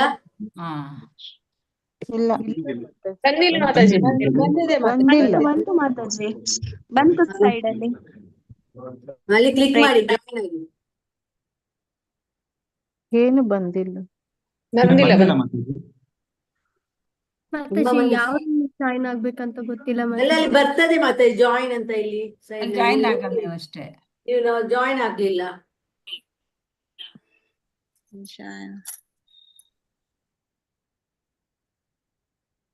ಮಾತಾಜಿ ತುಂಬಾ ಜನ ಜಾಯಿನ್ ಆಗಿಲ್ಲ ಮಾತಾಜಿ. ರೂಪ ಮಾತಾಜಿ. ಏನ್ ಮಾಡುದು? ಇದಕ್ಕೆ ಕ್ಲೋಸ್ ಮಾಡ್ಬೇಕಾ? ಕ್ಲೋಸ್ ಮಾಡಿ ಮತ್ತೆ ಕಳ್ಸಿ ಮಾತಾಜಿ.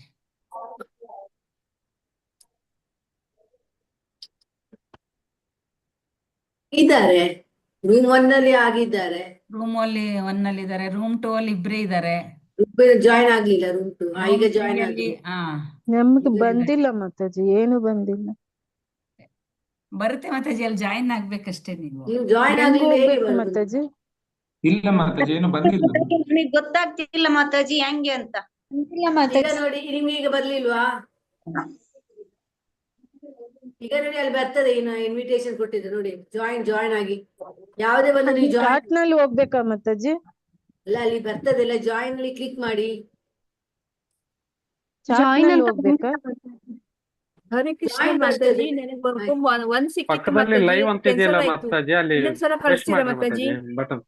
ಹರೇ ಕೃಷ್ಣ ಲೈವ್ ಇದೆ ನಲ್ಲಿ ಮಾತಾಜಿ. ಚೆಕ್ ಮಾ. ರೂಮ್ 1 ಸಿಕ್ಕಿತ್ತು ನನಗೆ ಮಾತಾಜಿ. ರೂಮ್ 1 ಅಲ್ಲಿ Live ಜಾಯಿನ್ ಹೋದ್ರೆ ಆಗಿದ್ದಾರೆ. 1 ಮಿನಿಟ್. ರೂಮ್ ಅದು ಎಲ್ಲಿ ಹೋಯ್ತು? ಅದು ಕಾಣಲ್ಲ. ಅದು ನೀವು ಕಳ್ಸಿದ್ರ ಲಿಸ್ಟ್ ಎಲ್ಲಿ ಹೋಯ್ತು ಮಾತಾಜಿ? ದಕ್ಷ ಮಾತಾಜಿ ಮತ್ತೊಂದ್ಸಲ ಜಾಯಿನ್ ಕಳಿಸ್ತೀರಾ? ಆಗ್ಲಿಲ್ಲ. ಆಯ್ತು ಸುಮಾ ವಿಜೇತಾ? ಮಾತಾಜಿ ಇನ್ನು ಆಯ್ತು. ಒಂದ್ಸಲ ಕಳಿಸ್ತೀರಾ ಮಾತಾಜಿ? ಎಷ್ಟು ಸಲ ಕಳಿಸುದು? ಕಳಿಸಿದ್ದೀನಿ. ರೂಮ್ 6 ಸುಚಿತಾ ಮಾತಾಜಿ ಜಾಯಿನ್ ಆಗಿಲ್ಲ. ಚೈತನ್ಯ ಮಹಾಪ್ರಭುಜಿ ಜಾಯಿನ್ ಆಗಿದ್ದಾರೆ. ರೂಮ್ 5 ಯಾರು ಇಲ್ಲ. ರೂಮ್ 5 ಯಾರು ಜಾಯಿನ್ ಆಗ್ಲಿಲ್ಲ. ಮಾತಾಜಿ ನಮ್ಗೆ ಯಾವ ರೂಮ್ ಅಂತ ಗೊತ್ತಾಗ್ತಿಲ್ಲ ಮಾತಾಜಿ. 1 ಮಿನಿಟ್. 5 ರೂಮು ಕಾಣ್ತಿದಾವೆ. 1 ಮಿನಿಟ್ ಮಾತಾಜಿ 5ಕ್ಕೆ ಜಾಯಿನ್ ಆಗ್ರಿ. ಆಯ್ತು, ಸ್ವಲ್ಪ ಮಂದಿ ಆಗಿದ್ದಾರೆ. ಮಾತಾಜಿ ಚಂದ್ರಿಕಾ ಮಾತಾಜಿ ಸ್ಟಾರ್ಟಿಂಗ್ ಅಲ್ಲಿ ಕೊಡಿ ಅವರಿಗೆ. ಪ್ಲಾನ್ ನೆಕ್ಸ್ಟ್ ಸೆಷನ್ ಯೂಸ್ ಆಗೋದು.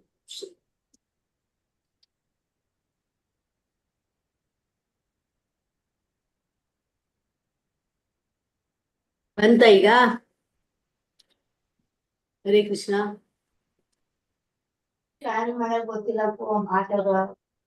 ಮಾತಾಜಿ ಕ್ಲೋಸ್ ಮಾಡಿ ವಾಪಸ್ ಪುನಃ 1 ಮಿನಿಟ್ ಕ್ಲೋಸ್ ಮಾಡಿ. ಮಾತಾಜಿ ಪುನಃ ಕಳಿಸಿ ಅವರಿಗೆ. ಜಾಯಿನ್ ಆಗಿದ್ಯಾ? ತಾವು ಸ್ವಲ್ಪ ಮಂದಿ ಜಾಯಿನ್ ಆಗಿದ್ದಾರೆ. ಇಲ್ಲ, ಕೊಟ್ಟಿಲ್ಲ ನಾನು. ನಮಗೂ ಗೊತ್ತೇ ಇಲ್ಲ ಮಾತಾಜಿ, ಹೆಂಗ್ ಹೋಗ್ಬೇಕು ಅಂತಾನೆ ಗೊತ್ತಿಲ್ಲ. ಅಲ್ಲಿ ಮಾತಾಜಿ ಅಲ್ಲಿ ಬರ್ತದೆ, ನಿಮ್ಮ ಸ್ಕ್ರೀನ್ ನಲ್ಲಿ ಬರ್ತದೆ, ಅಲ್ಲಿ ಜಾಯಿನ್ ಆಗ್ಬೇಕು. ಸ್ಕ್ರೀನ್ ನಲ್ಲಿ ಬಂದೇ ಇಲ್ಲ ಮಾತಾಜಿ. ಹಾಗೆ ಹೇಳಿ ಮಾತಾಜಿ. ಯಾರ್ಯಾರಿಗೆ ಬಂದಿಲ್ಲ? ತುಂಬಾ ಮಂದಿ ಜಾಯಿನ್ ಆಗಿದ್ದಾರೆ.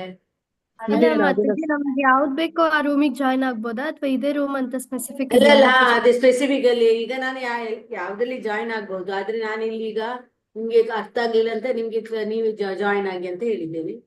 ಈಗ ನೀವೇನ್ ಮಾಡ್ಬೇಕು, ನೆಕ್ಸ್ಟ್ ಟೈಮ್ ಯಾವ ನಿಮ್ಮ ಸ್ಕ್ರೀನ್ ಅಲ್ಲಿ ಬರ್ತದೆ ಅಲ್ಲ, ಆಗ ಕ್ಲಿಕ್ ಮಾಡ್ಬೇಕು. ಅರ್ಥ ಆಯ್ತಾ? ಸ್ಕ್ರೀನ್ ನಲ್ಲಿ ಫೋಟೋ ಬಂದೈತೆ ಅಷ್ಟೇ ಮಾತಾಜಿ.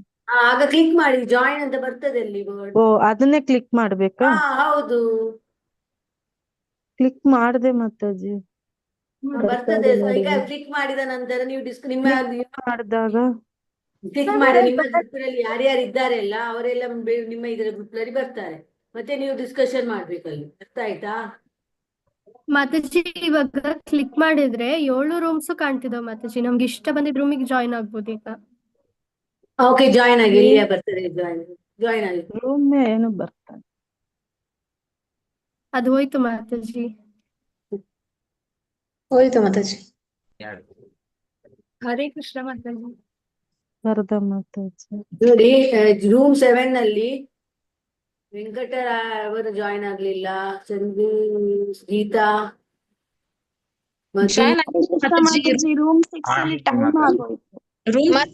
ಮಾತಾಜಿ ಜಾಯಿನ್ ಆಗಿದ್ದು ಮತ್ತೆ ವಾಪಸ್ ರಿಟರ್ನ್ ಬಂದ್ಬಿಡ್ತು. ಯಾಕೆ ಬಂತು? ಟೈಮ್ ಆಯ್ತು. 1 ಮಿನಿಟ್. ಚಂದ್ರಿಕಾ ಮಾತಾಜಿ ಟೈಮ್ ಆದ್ರೆ ಅದು ಆಟೋಮೆಟಿಕಲಿ ಬರುತ್ತೆ ಮಾತಾಜಿ. ಕ್ಲೋಸ್ ಆಗಿದೆ. ಕ್ಲೋಸ್ ಆಯ್ತು ಅದು. ಚಂದ್ರಿಕಾ ಮಾತಾಜಿ 2 ಜನ ಜಾಯಿನ್ ಆಗಿಲ್ಲ ಮಾತಾಜಿ. ಮಾತಾಜಿ ನನಗೆ ಜಾಯಿನ್ ಆಗಕ್ ಬರ್ತಿಲ್ಲ ಮಾತಾಜಿ, ಗೊತ್ತಾಗ್ತಾ ಇಲ್ಲ. ಅಲ್ಲ ಮಾತಾಜಿ, ಅಲ್ಲಿ ಜಾಯಿನ್ ಅಂತ ಬರ್ತದೆ. ಆಗ ನೀವು ಮಾತಾಜಿ ಜಾಯಿನ್ ಬಂದಿಲ್ಲ, ಲೈವ್ ಅಂತ ಬಂದೈತೆ ಮಾತಾಜಿ ಅಷ್ಟೇ. ಎಲ್ಲರೂ ಕೇಳಿ ಈಗ ಲಕ್ಷ್ಯವಾಗಿ. ಅಲ್ಲಿ ಜಾಯಿನ್ ಅಂತ ಬರ್ತದೆ, ನಿಮ್ಮ ಇದ್ದ ಸ್ಕ್ರೀನ್ ಅಲ್ಲಿ ಯಾವಾಗ ಬರ್ತದೆ ಜಾಯಿನ್, ಅಲ್ಲಿ ಜಾಯಿನ್ ಮಾಡಿ ಅಷ್ಟೇ. ಮತ್ತೆ ಏನ್ ಮಾಡ್ಲಿಕ್ಕೆ, ಆಗ ನಿಮ್ಮ ಗ್ರೂಪ್ ನಲ್ಲಿ ಯಾರು ಬರ್ತಾರೆ ಅವೆಲ್ಲ ಬರ್ತಾರೆ. ಮತ್ತೆ ಆಗ ಆ ರೂಮ್ ನಲ್ಲಿ ನೀವು ಡಿಸ್ಕಷನ್ ಮಾಡ್ಬೇಕು, ಅದು ಬೇರೆಯವರಿಗೆ ಕಾಣುದಿಲ್ಲ. ಅರ್ಥ ಆಯ್ತಾ?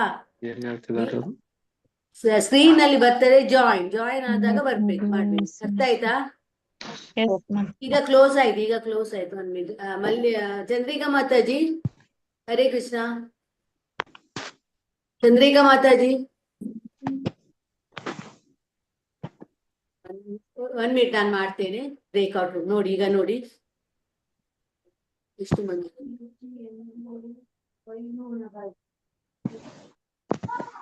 ಈಗ ಜಾಯಿನ್ ಆಗಿ ಬೇಗ ಬೇಗ. ಮತ್ತೆನ್ನ ಮಾತಾಜಿ? ಹೌದು, ಬಂತಾ? Room number 1 Ashwini Rao. Correct join ಆಗಿದೆ. Very good. Room number 2 Daksha Kanthalakshmi join. Manjula Nagaraj join ಆಗಿ ರೂಮ್ ನಂಬರ್ 2 ನಲ್ಲಿ. Yes, very good. Room number 3 ಆಗಿದ್ದಾರೆ ಎಲ್ಲರೂ. ರೂಮ್ ನಂಬರ್ 4 ಅಲ್ಲಿ ಒಬ್ಬರೇ ಇದ್ದಾರೆ, ಯಾಕೆ ಜಾಯಿನ್ ಆಗ್ಲಿಲ್ಲ? ರೂಮ್ ನಂಬರ್ 5 ವಿಜಯ.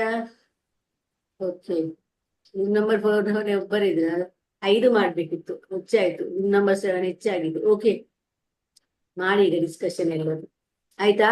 ಈಗ ನಿಮ್ಗೆ ಟೈಮ್ ಲಿಮಿಟ್ ಇದೆ, ಅದೆಲ್ಲ ನೀವು ಮತ್ತೆ ಟೈಮ್ ಲಿಮಿಟ್ ನೀವು ಡಿಸ್ಕಷನ್ ಮಾಡಿ. ಅಲ್ಲಿ ಡಿಸ್ಕಷನ್ ಮಾಡಿದ ನಂತರ ಆಟೋಮೆಟಿಕ್ಲಿ ಅದು ಹೊರಗೆ ಬರ್ತದೆ, ನಿಮ್ಗೇನ್ ಮಾಡ್ಲಿಕ್ಕೆ ಆಗತ್ತೆ. ಅರ್ಥ ಆಯ್ತಾ? ಮತ್ತೆ ಯಾರು ಆನ್ಸರ್ ಕೊಡ್ತಾರೆ ನಿಮ್ಮ ಗ್ರೂಪಿನಲ್ಲಿ ನೀವು ಹೆಡ್ ಮಾಡಿ ಯಾರಾದ್ರೂ, ಮತ್ತು ನೀವು ಹ್ಯಾಂಡ್ ರೇಸ್ ಮಾಡಿ, ಆಗ ಅವರು ಚಂದ್ರಿಕಾ ಮಾತಾಜಿ ನಿಮ್ಗೆ ಕೇಳ್ತಾರೆ. ಅರ್ಥ ಆಯ್ತಾ? ಈಗ ಡಿಸ್ಕಷನ್ ಮಾಡಿ. ಎಷ್ಟು ಟೈಮ್ ಎಷ್ಟು ಲಿಮಿಟ್ ಕೊಟ್ಟಿದ್ದಾರೆ ಗೊತ್ತಿಲ್ಲ. ಚಂದ್ರಿಕಾ ಮಾತಾಜಿ ಎಷ್ಟು ಟೈಮ್? 1 minute ಕೊಟ್ಟಿದೆ, 2 minutes ಇದೆ, ಬೇಗ ಮಾಡಿ, 1 ನಿಮಿಷ ಡಿಸ್ಕಷನ್ ಮಾಡಿ. ಚಂದ್ರಿಕಾ ಮಾತಾಜಿ ಟೈಮ್ ಲಿಮಿಟ್ ಎಷ್ಟು ಕೊಟ್ಟಿದ್ದೀರಿ ನೀವು? 1 minute 2 minutes? Hare Krishna Chandrika Mataji. Okay, ಈಗ ಎಷ್ಟಿದೆ ಅದನ್ನು ಡಿಸ್ಕಷನ್ ಮಾಡಿ. ಎಲ್ಲರೂ ಅವರವರ ಗ್ರೂಪಿನಲ್ಲಿ ಡಿಸ್ಕಷನ್ ಮಾಡಿ.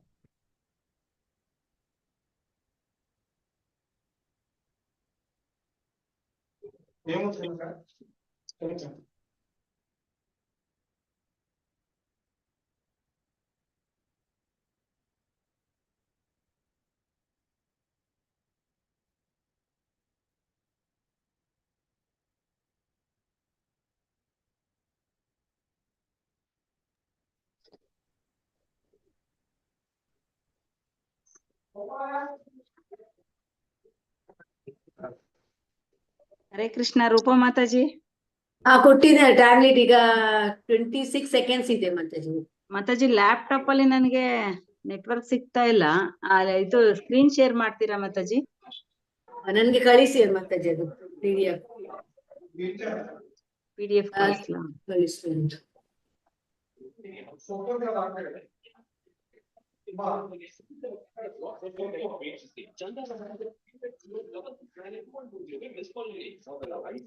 ಆಯ್ತು, కొంచెం తమ్ముని కొంచెం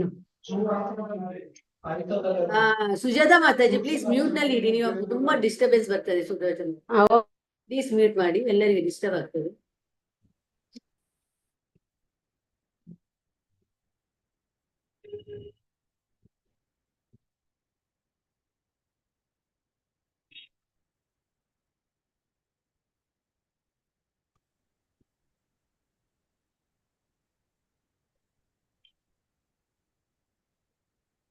ಚಂದ್ರಿಕಾ ಮಾತಾಜಿ PDF ಕಳಿಸ್ರಾ?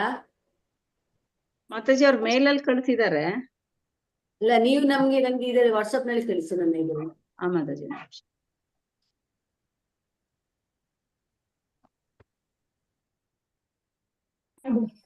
ಹರೇ ಕೃಷ್ಣ ಮಾತಾಜಿ. ಎಸ್ ಮಾತಾಜಿ ಹೇಳಿ. ಹೇಳ್ಬೋದಾ ಮಾತಾಜಿ? 5ನೇ ಗ್ರೂಪ್. ಇಲ್ಲ ವೇಟ್, ಮಾತಾಜಿ ಬರ್ತಾರೆ 1 minute. ಹ್ಯಾಂಡ್ ರೈಸ್ ಮಾಡಿ, ಯಾರು ಆನ್ಸರ್ ಹೇಳ್ತಾರೆ ಹ್ಯಾಂಡ್ ರೈಸ್ ಮಾಡಿ, ಮಾತಾಜಿ ಬರ್ತಾರೆ.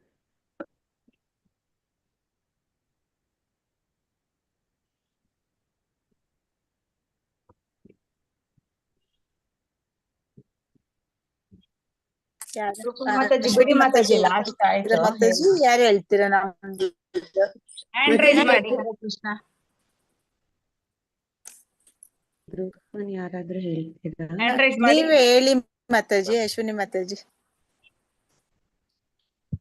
ಮುದ್ದುಮಣಿ ಅಂಡ್ ವಿಜೇತಾ ಹೇಳಿ ಮಾತಾಜಿ. ಒಬ್ಬೊಬ್ರಿಗೆ 2 ನಿಮಿಷ ಇರುತ್ತೆ.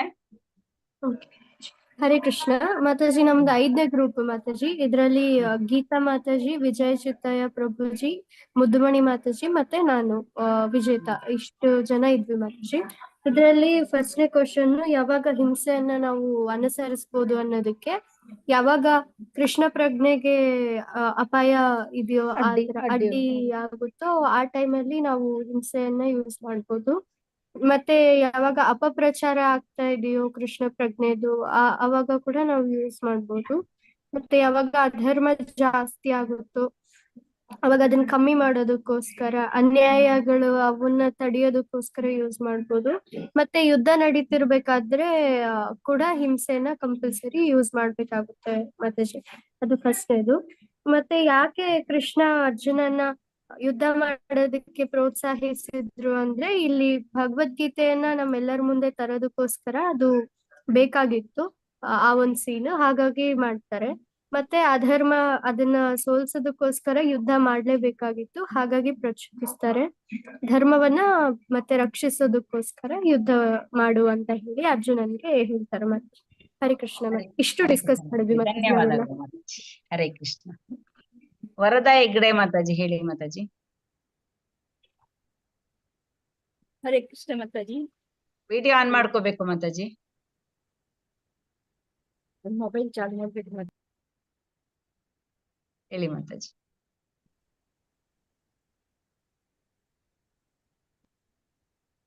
ಪರವಾಗಿಲ್ಲ, ಇವತ್ತು ಹೇಳಿ ಮಾತಾಜಿ.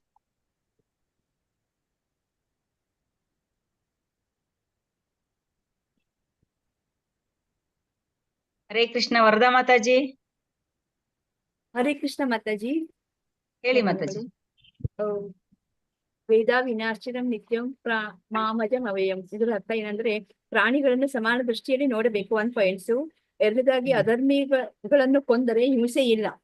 ಅಂದ್ರೆ ಅರ್ಜುನ ತಪ್ಪು ಹೇಳ್ತಾ ಇದ್ದಾನೆ, ನಾನು ಅಧರ್ಮಿ ಇವರನ್ನ ದುಷ್ಟರನ್ನು ಕೊಂಡ್ಕೊಂಡು ನನಗೆ ಪಾಪ ಕಟ್ಕೊಂಡಿದ್ದೀನಿ, ನಾನು ಯುದ್ಧ ಮಾಡುದಿಲ್ಲ ಅಂತ ಹೇಳ್ತಾನೆ. ಅದಕ್ಕೆ ಕೃಷ್ಣ ಹೇಳ್ತಾನೆ, ಅಧರ್ಮಿಗಳನ್ನ ಕೊಂದ್ರೆ ನಿನ್ಗೆ ಹಿಂಸೆ ಇಲ್ಲ ಅಂತ ಹೇಳ್ತಾ ಇದ್ದಾನೆ. ಮತ್ತೆ ಆತ್ಮಕ್ಕೆ ಸಾವಿಲ್ಲ, ಮತ್ತೆ ಹುಟ್ಟಿಲ್ಲ. ಅಂದ್ರೆ ಆತ್ಮ ನಿತ್ಯ, ದೇಹ ಶಾಶ್ವತ ಇದೆ. ಅದಕ್ಕಾಗಿ ನೀನು ದೇಹಕ್ಕಾಗಿ ಚಿಂತೆ ಮಾಡಿಬಿಡ, ಆತ್ಮಕ್ಕಾಗಿ ಚಿಂತೆ ಮಾಡುವಂತ ಕೃಷ್ಣ ಹೇಳ್ತಾ ಇದ್ದಾನೆ. ಮತ್ತೆ ದುರ್ಯೋಧನ ಅಂತ ದುಷ್ಟರನ್ನು ಕೊಂದ್ಕೊಂಡು ನಿನಗೆ ಜಯ ಅಂದ್ರೆ ನಿನಗೆ ನ್ಯಾಯವೇ ಸಿಗತ್ತೆ. ಮತ್ತೆ ಹಿರಣ್ಯಕಶಿಪು ಉದಾಹರಣೆಗೆ, ಅವನು ಪ್ರಹ್ಲಾದನ ರಾಶಿ ಕಷ್ಟ ಕೊಟ್ಟ, ಅದರಿಂದ ಅವನಿಗೆ ಅವನು ದುಷ್ಟ ಅಂದ್ರೆ ಅವನು ಅಸುರ ಇದ್ದಾನೆ, ಪ್ರಹ್ಲಾದ ಭಕ್ತ ಇದ್ದಾನೆ, ಶುದ್ಧ ಭಕ್ತ ಇದ್ದಾನೆ. ಅದನ್ನ ಕೊಂದ್ಕೊಂಡು ಪಾಪ ಮಾಡಿದ್ರೆ ಪಾಪ ಸಿಗೋದಿಲ್ಲ, ಅಂದ್ರೆ ಪುಣ್ಯನೇ ಸಿಗತ್ತೆ ಅಂತ ಹೇಳ್ತಾ ಇದ್ದಾನೆ. ಹರೇ ಕೃಷ್ಣ ಮಾತಾಜಿ. ಹರೇ ಕೃಷ್ಣ. ಧನ್ಯವಾದಗಳು ಮಾತಾಜಿ. ಅಶ್ವಿನಿ ಮಾತಾಜಿ. ಹರೇ ಕೃಷ್ಣ ಮಾತಾಜಿ. ಆಫೀಸ್ ಇಂದ ರೂಮ್ಗೆ ಹೋಗ್ತಾ ಇದ್ದೀನಿ, ಕ್ಯಾಬ್ ಅಲ್ಲಿ ಇದ್ದೀನಿ ಮಾತಾಜಿ. ವಿಡಿಯೋ ಆನ್ ಮಾಡ್ಲಿಕ್ಕಾಗಲ್ಲ, ಸಾರಿ ಮಾತಾಜಿ ಇವತ್ತು. ಹೇಳಿ ಮಾತಾಜಿ. ಮುಖ್ಯವಾಗಿ 21ನೇ ಶ್ಲೋಕ ನಮ್ಮ ಆತ್ಮ ನಾವು, ಅದು ನಿಜವಾದ ವಾಸ್ತವ ಸತ್ಯ ಅಂತ ಹೇಳ್ಕೊಡ್ತಾ ಇದ್ದಾರೆ. ಆತ್ಮ ಯಾವಾಗ್ಲೂ ಕೂಡ ಅವಿನಾಶಿ ಆಗಿರೋದು. ದೇಹ ಕ್ಷಯಿಸುತ್ತೆ, ಒಂದಿನ ಇಲ್ಲದೆ ಆಗತ್ತೆ. ಆದ್ರೆ ಆತ್ಮವನ್ನು ಕೊಲ್ಲೋದ್ರಿಂದ ಅದು ಹಿಂಸೆ ಅಂತ ಆಗ್ಲಿಕ್ಕೆ ಸಾಧ್ಯ ಇಲ್ಲ.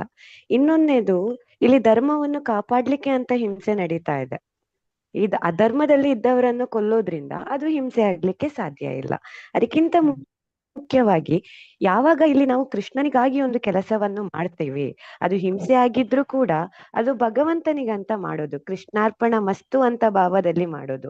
ಆವಾಗ ಅಲ್ಲಿ ಆ ಪಾಪ ಇದ್ರೂ ಕೂಡ ಆ ಪಾಪ ತಟ್ಟೋದಿಲ್ಲ, ಭಗವಂತನ ನಿಮಿತ್ತ ಅರ್ಜುನ ಮಾಡ್ತಾ ಇದ್ದಾನೆ. ಅದಕ್ಕಿಂತ ಮುಖ್ಯವಾಗಿ ಇಡೀ ಭಗವದ್ಗೀತೆಯ 18 ಅಧ್ಯಾಯ 700 ಶ್ಲೋಕದಲ್ಲಿ ಭಗವಂತ ಹೇಳಿರೋದು ಅರ್ಜುನನ ಹತ್ರ, ನೀನು ಕರ್ಮದಿಂದ ಆತ್ಮ ಸಾಕ್ಷಾತ್ಕಾರ ಮಾಡು. ಕ್ಷತ್ರಿಯ ಧರ್ಮ ಏನು? ಯುದ್ಧ ಮಾಡುವುದು ಅಲ್ವಾ?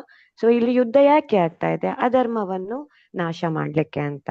ಸೊ ಕರ್ಮದಿಂದ ಆತ್ಮ ಸಾಕ್ಷಾತ್ಕಾರ ಆಗ್ಬೇಕಾದ್ರೆ ಹಿಂಸೆ ನಡಿಬೇಕು. ಕ್ಷತ್ರಿಯ ಧರ್ಮ ಯುದ್ಧ ಮಾಡೋದು, ಸೊ ಅದಾಗ್ಲೇಬೇಕು, ಹಿಂಸೆ ಆಗ್ಲಿಕ್ಕೆ ಸಾಧ್ಯ ಇಲ್ಲ. ಮತ್ತೊಂದು ಇಲ್ಲಿ ಕೊನೆಯದಾಗಿ ಹೇಳ್ತಾರೆ, ಅಂದ್ರೆ ನಮ್ಮದು ಕೃಷ್ಣನನ್ನು ತಿಳಿಯೋದು, ವೇದಶಾಸ್ತ್ರಗಳ ಮೂಲ ಉದ್ದೇಶ ಕೃಷ್ಣನನ್ನು ತಿಳಿಯೋದು. ಎಲ್ಲರೂ ಈ ಕಲಿಯುಗದಲ್ಲಿ ವೇದಶಾಸ್ತ್ರವನ್ನು ತಿಳಿಲಿಕ್ಕೆ ಸಾಧ್ಯನಾ? ಇಲ್ಲ, ನಮಗೆ ಆಯಸ್ಸು ತುಂಬಾ ಕಮ್ಮಿ. ಮನುಷ್ಯ ಹೀಗೇನೆ ಬದುಕಬೇಕು ಅಂತ ವೇದಶಾಸ್ತ್ರದಲ್ಲಿ ಇದೆ. ಅದನ್ನೆಲ್ಲ ತಿಳಿಲಿಕ್ಕೆ ಆಗಲ್ಲ ಅಂತ ಕೃಷ್ಣ ಭಗವದ್ಗೀತೆಯನ್ನು ನಮಗೆ ಕೊಟ್ಟಿದ್ದಾರೆ, ಲೈಫ್ ಮ್ಯಾನ್ಯುವಲ್, ಇದೇ ರೀತಿ ನೀವು ನಡಿಬೇಕು ಅಂತ. ಈ ಇಡೀ ವೇದಶಾಸ್ತ್ರದಲ್ಲಿ ಮನುಸ್ಮೃತಿಯಲ್ಲಿ ಹೇಳಿದೆ ಮಾತಾಜಿ, ಅಂದ್ರೆ ಕೊಲೆಗಡುಕನನ್ನು ನೇಣು ಹಾಕಬೇಕು ಅಂತ ಹೇಳಿದ್ದಾರೆ. ಇವಾಗ ಫಾರ್ ಎಕ್ಸಾಂಪಲ್ ನ್ಯಾಯಾಧೀಶರು ಅವರಿಗೆ ನೇಣು ಹಾಕಿದ್ರು ಕೂಡ ಅದು ತಪ್ಪು ಅಂತ ಆಗಲ್ಲ. ಯಾಕೆ ಹೇಳಿದ್ರೆ ಇದು ಶಾಸ್ತ್ರದಲ್ಲೇ ಬರ್ದಿದೆ. ಒಂದು ರೀತಿ ಅದು ಅವನಿಗೆ ವರ ಅಂತಾನೆ ಆಗತ್ತೆ ಮಾತಾಜಿ.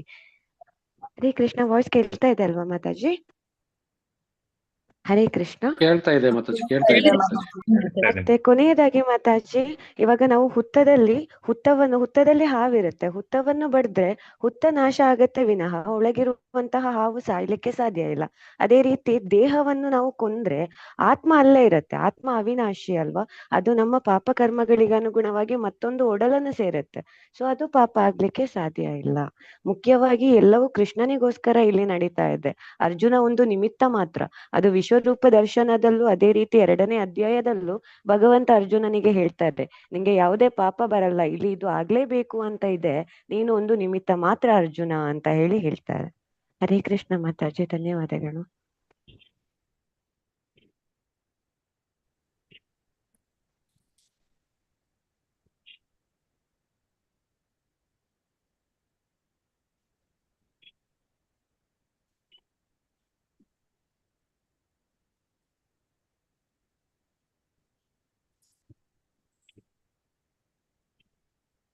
ಮಾತಾಜಿ ಲೆಫ್ಟ್ ಆಗಿದೆ. ಹರೇ ಕೃಷ್ಣ ಮಾತಾಜಿ, ನನ್ ವಾಯ್ಸ್ ಕೇಳಿದೆ ಅಲ್ವಾ ಮಾತಾಜಿ? ಟ್ರಾವೆಲ್ ಮಾಡ್ತಾ ಇದ್ದೇನೆ ಮಾತಾಜಿ. ಮಾತಾಜಿ ಇಲ್ಲ. Okay Mataji.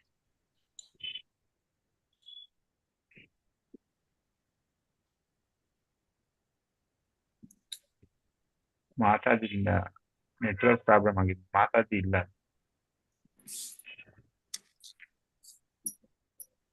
Hare Krishna, network problem ಇದೆ ಅವರದು, ಸ್ವಲ್ಪ ಬರ್ತಾರೆ. ಸರಿ ಮಾತಾಜಿ.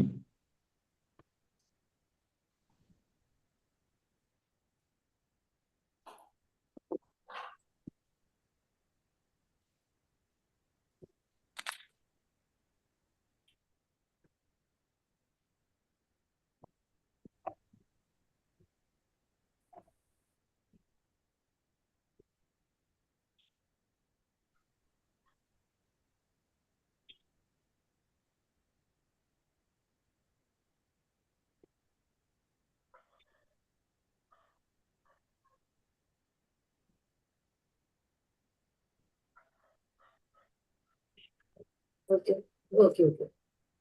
ನಿರ್ಮಲಾ ಮಾತಾಜಿ ಆನ್ಸರ್ ಮಾಡಿ. ನಿರ್ಮಲಾ ಮಾತಾಜಿ. ಹರೇ ಕೃಷ್ಣ ನನ್ನ ಪ್ರಣಾಮ್. ಅವರು ಮೊದಲೇದ ಹಿಂಸೆಗೆ ಯಾಕೆ ಯಾವಾಗ ಸಮರ್ಪಿಸಲಾಗುತ್ತದೆ ಅಂತ ಹೇಳಿದ್ರೆ ಮಾತಾಜಿ, ಹಿಂಸೆ ಎನ್ನುವುದು ಧರ್ಮವನ್ನ ಕೊಲ್ತಾ ಇದ್ರೆ, ಧರ್ಮಿಗಳನ್ನ ಕೊಲ್ತಾ ಇದ್ರೆ ಅವಾಗ ನಾವು ಹಿಂಸೆಯನ್ನ ಸಮರ್ಪಿಸಬೇಕಾಗತ್ತೆ. ಮತ್ತೆ ಅದು ಕೃಷ್ಣನಿಗೆ ಪ್ರಿಯವಾಗಿದ್ರೆ, ಕೃಷ್ಣನ ಭಕ್ತಿಗೆ ಪ್ರಿಯವಾಗಿದ್ರೆ ಅದನ್ನ ಸಮರ್ಥಿಸಲಾಗುತ್ತೆ. ಯಾಕಂದ್ರೆ ಹಿರಣ್ಯಕಶಿಪನ ಉದಾಹರಣೆ ತಗೊಂಡ್ರೆ ಅವ ಏನಾಗಿದೆ ಅಂದ್ರೆ ಅಧರ್ಮಿ ಆಗಿದ್ದ ಮಾತಾಜಿ. ಮತ್ತೆ ಅವನು ಪ್ರಪಂಚಕ್ಕೆನೆ ಒಂದಾಗ್ಲಿ ಇಡೀ ಎಲ್ಲಾ ಲೋಕಗಳಿಗೂ ಅವನು ಹಿಂಸಾಕಾರಿಯಾಗಿದ್ದ ಮಾತಾಜಿ. ಅದಕ್ಕಾಗಿ ಅವನನ್ನ ನಾವು ಕೃಷ್ಣನಿಗಾಗಿ, ಅವನ ಭಕ್ತರಿಗಾಗಿ ಅವನನ್ನ ಕೊಂದ್ರೆ ಅದು ಹಿಂಸೆನ ಪ್ರಚೋದನೆ ಆಗುದಿಲ್ಲ ಮಾತಾಜಿ. ಅದಕ್ಕೆ ಅದು ಅಹಿಂಸೆನೆ ಅಂತ ಆಗುತ್ತೆ ಮಾತಾಜಿ. ಯಾಕಂದ್ರೆ ಅಲ್ಲಿ ಭಕ್ತರನ್ನ ರಕ್ಷಣೆ ಮಾಡ್ಬೇಕಾಗತ್ತೆ. ಅಕಸ್ಮಾತ್ ಯಾವುದೇ ಒಂದು ಪ್ರಾಣಿ ಇರ್ಲಿ ಮಾತಾಜಿ, ಆದ್ರೆ ಭಗವಂತ ಏನ್ ಹೇಳ್ತಾನೆ ಮಾತಾಜಿ, ನಾವು ಮನಸ್ಸಿನಲ್ಲಿ ಯಾರಾದ್ರೂ ನಾವು ಬೈದ್ರು ಕೊಲ್ತೀನಿ ಅಂತ ಹೇಳಿ ಮನಸ್ಸಿನಾಗ ಅಂದ್ರೂ ಅದು ದೊಡ್ಡ ಪಾಪ ಅಂತ ಹೇಳಿ ಅವನು 13ನೇ ಅಧ್ಯಾಯದಲ್ಲಿ ಹೇಳ್ತಾನೆ ಮಾತಾಜಿ, 36 ಗುಣದಲ್ಲಿ. ಆದ್ರೆ ಅಧರ್ಮಿಗಳಿದ್ದಾಗ ಅಥವಾ ಪ್ರಾಣಿ ಪಕ್ಷಿಗಳು ನಮ್ ಭಕ್ತರನ್ನ ಮತ್ತ ಇದನ್ನ ಕೃಷ್ಣನಿಗೆ ಅವರು ಹಿಂಸೆಯನ್ನ ಕೊಟ್ಟಾಗ, ಧರ್ಮವನ್ನ ಅಧರ್ಮದ ರೀತಿಯಲ್ಲಿ ನಡೆದುಕೊಂಡಾಗ ಅವ್ರನ್ನ ನಾವು ಕೊಂದ್ಬಿಟ್ರೆ ಅದು ಏನಾಗುದಿಲ್ಲ, ಹಿಂಸೆ ಆಗುದಿಲ್ಲ ಮಾತಾಜಿ, ಅಹಿಂಸೆ ಆಗುತ್ತೆ. ಕೃಷ್ಣ ಯಾಕೆ 2ನೇದಲ್ಲಿ ಏನ್ ಹೇಳ್ತಾರೆ, ಕೃಷ್ಣ ಯಾಕೆ ಅರ್ಜುನನಿಗೆ ಯುದ್ಧವನ್ನ ಪ್ರಚೋದಿಸಿದ ಅಂತ ಹೇಳಿ. ಎಲ್ಲ ಕೌರವರು ಏನಾಗಿದ್ರು ಮಾತಾಜಿ, ದುರ್ಯೋಧನ ಆಗ್ಲಿ ಅವನ ಎಲ್ಲ ಕೌರವರು ಅವರು ಅಧರ್ಮಿಗಳಾಗಿದ್ರು ಮಾತಾಜಿ. ಮೊದ್ಲೇ ನಾವು ಚರ್ಚಿಸಿದಂಗೆ ಅವರು ಎಲ್ಲವನ್ನು ಧರ್ಮವನ್ನದ ಯಾವ ರೀತಿ ನಡ್ಕೋಬೇಕಾಗಿತ್ತು, ಹೆಣ್ಮಕ್ಳು ನೋಡ್ಕೋದ ರೀತಿ ಆಗಿರ್ಬೋದು, ಅವ್ರ ಸಹೋದರರ ಪಾಂಡವರನ್ನಾಗ್ಲಿ ಅವ್ರನ್ನ ರಾಜ್ಯವನ್ನು ಕೊಡ್ಬೇಕಾಗಿತ್ತು, ಅದನ್ನು ನಡೆದುಕೊಳ್ಳಿಲ್ಲ.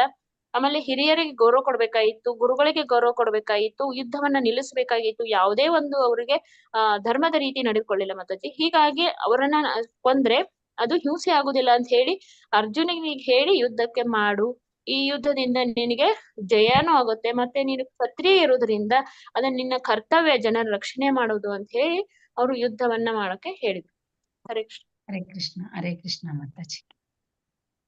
ಎಲ್ಲಾರು ಹೇಳಿದ್ರ ಹರೇ ಕೃಷ್ಣ? ಏನಾದ್ರು ಚೈತನ್ಯ ನಿರ್ಮಲಾ ಮಾತಾಜಿ ಹೇಳಿ ಮಾತಾಜಿ. ಹೇಳಿದ್ರು ಅವರು. ಬೇರೆ ಯಾರು ಮಾತಾಜಿ ನಾನು ರೂಮ್ ನಂಬರ್ 6. ಹರೇ ಕೃಷ್ಣ ಮಾತಾಜಿ. ರೂಮ್ ನಂಬರ್ 6 ಅಲ್ಲಿ ನಾನು ಮತ್ತೆ ಸುಚಿತ್ರಾ ಮಾತಾಜಿ ಇದ್ರು. ಮೊದಲನೇ ಪ್ರಶ್ನೆ, ಹಿಂಸೆಯನ್ನ ಯಾವಾಗ ಸಮರ್ಥಿಸ್ಬೇಕು ಅಂತ. ಈಗ ಗುರುಗಳು ಮತ್ತೆ ಭಕ್ತರು ಭಗವಂತನ ಬಗ್ಗೆ ಅಥವಾ ಶಾಸ್ತ್ರದ ಬಗ್ಗೆ ನಿಂದನೆ ಮಾಡುವವರನ್ನ ತಡಿಬೇಕಾದ್ರೆ ನಾವು ಹಿಂಸೆಯನ್ನ ಸಮರ್ಥಿಸ್ಬೇಕು. ಈಗ ಉದಾಹರಣೆಗೆ ಆಂಜನೇಯನ ನಾವು ಉದಾಹರಣೆ ಕೊಡ್ಬೋದು. ಭಗವಂತ ಶ್ರೀರಾಮನಿಗೋಸ್ಕರ ಅವರು ಹೋಗಿ ಲಂಕೆಯನ್ನೇ ಪೂರ್ತಿ ಸುಟ್ಟು ಹಾಕಿದ್ರು. ಅದು ಹಿಂಸೆ ಅಂತ ಆಗುದಿಲ್ಲ, ಯಾಕಂತ ಹೇಳಿದ್ರೆ ಅದು ಭಗವಂತನಿಗೋಸ್ಕರ ಮಾಡಿದ್ದು. ಆಮೇಲೆ ಎರಡನೇ ಎಕ್ಸಾಂಪಲ್ ಕೊಡ್ಬೇಕು ಅಂತ ಹೇಳಿದ್ರೆ, ಈಗ ಚೈತನ್ಯ ಮಹಾಪ್ರಭುಗಳು ನಿತ್ಯಾನಂದ ಪ್ರಭುಗಳನ್ನ ಜಗಾಯಿ ಮದಾಯಿ ಅವರನ್ನ ಹಿಂಸಿಸ್ಲಿಕ್ಕೆ ಬಂದಾಗ ಆವಾಗನು ಕೋಪ ಮಾಡ್ಕೊಂಡಿದ್ರು ಅವರು ಚೈತನ್ಯ ಮಹಾಪ್ರಭುಗಳು. ಅದನ್ನು ಏನ್ ಕೋಪ ಅಂತ ಆಗುದಿಲ್ಲ, ಯಾಕಂತ ಹೇಳಿದ್ರೆ ಅದು ಭಕ್ತರಿಗೋಸ್ಕರ. ಆಮೇಲೆ ಎರಡನೇ ಕ್ವಶನ್ ಏನು ಅಂತ ಹೇಳಿದ್ರೆ, ಸರ್ವ ಪ್ರಿಯನಾದ ಕೃಷ್ಣನು ಅರ್ಜುನನನ್ನು ಯುದ್ಧಕ್ಕೆ ಏಕೆ ಪ್ರಚೋದಿಸಿದ್ರು ಅಂತ. ಯಾಕೆ ಅಂತ ಹೇಳಿದ್ರೆ ದುರ್ಯೋಧನ ಮತ್ತೆ ಅವರ ಪಕ್ಷದವರು ತುಂಬಾ ಅಧರ್ಮಿಗಳಾಗಿದ್ರು. ಅವರನ್ನ ನಾಶ ಮಾಡಿ ಯುಧಿಷ್ಠಿರನಂತಹ ರಾಜನನ್ನ ಧರ್ಮಾತ್ಮನನ್ನ ಅಲ್ಲಿ ಅವರಿಗೆ ಕೂರಿಸ್ಬೇಕಿತ್ತು ಭಗವಂತರಿಗೆ ಅಧಿಕಾರದಲ್ಲಿ. ಮತ್ತೆ ಇಲ್ಲಿ ಭಗವಂತ ಹೇಳಿದಾರಲ್ವಾ ಭಗವದ್ಗೀತೆಯಲ್ಲಿ, ಭಗವಂತ ಅಲ್ಲಿ ಯುದ್ಧಕ್ಕೆ ಬರುವ ಮುಂಚೆನೆ ಅವರನ್ನೆಲ್ಲ ಕೊಂದಾಗಿತ್ತು, ಆದ್ರೆ ಅರ್ಜುನನನ್ನ ನಿಮಿತ್ತ ಮಾತ್ರ ಆಗ್ಲಿಕ್ಕೆ ಹೇಳಿದ್ರಲ್ಲಿ. ಯಾಕೆಂತ ಹೇಳಿದ್ರೆ ಭಗವಂತ ತನ್ನ ಭಕ್ತನಿಗೋಸ್ಕರ ಆ ಒಂದು ಕುರುಕ್ಷೇತ್ರ ಯುದ್ಧವನ್ನ ಅರೇಂಜ್ ಮಾಡಿದ್ರು. ಮತ್ತೆ ಭಕ್ತನಿಗೆ ಆ ಶ್ರೇಯಸ್ಸನ್ನ ಕೊಡ್ಲಿಕ್ಕೆ ಭಗವಂತ ಬಯಸಿದ್ರು. ಹರೇ ಕೃಷ್ಣ ಮಾತಾಜಿ. ಧನ್ಯವಾದಗಳು. ಹರೇ ಕೃಷ್ಣ. ಚೈತನ್ಯ ಮಾತಾಜಿ ಹೇಳಿದ್ರ? ಚೈತನ್ಯ ಮಾತಾಜಿ. ನಿರ್ಮಲಾ ಮಾತಾಜಿ ಆಯ್ತಾ ನಿಮ್ದು? ಹರೇ ಕೃಷ್ಣ.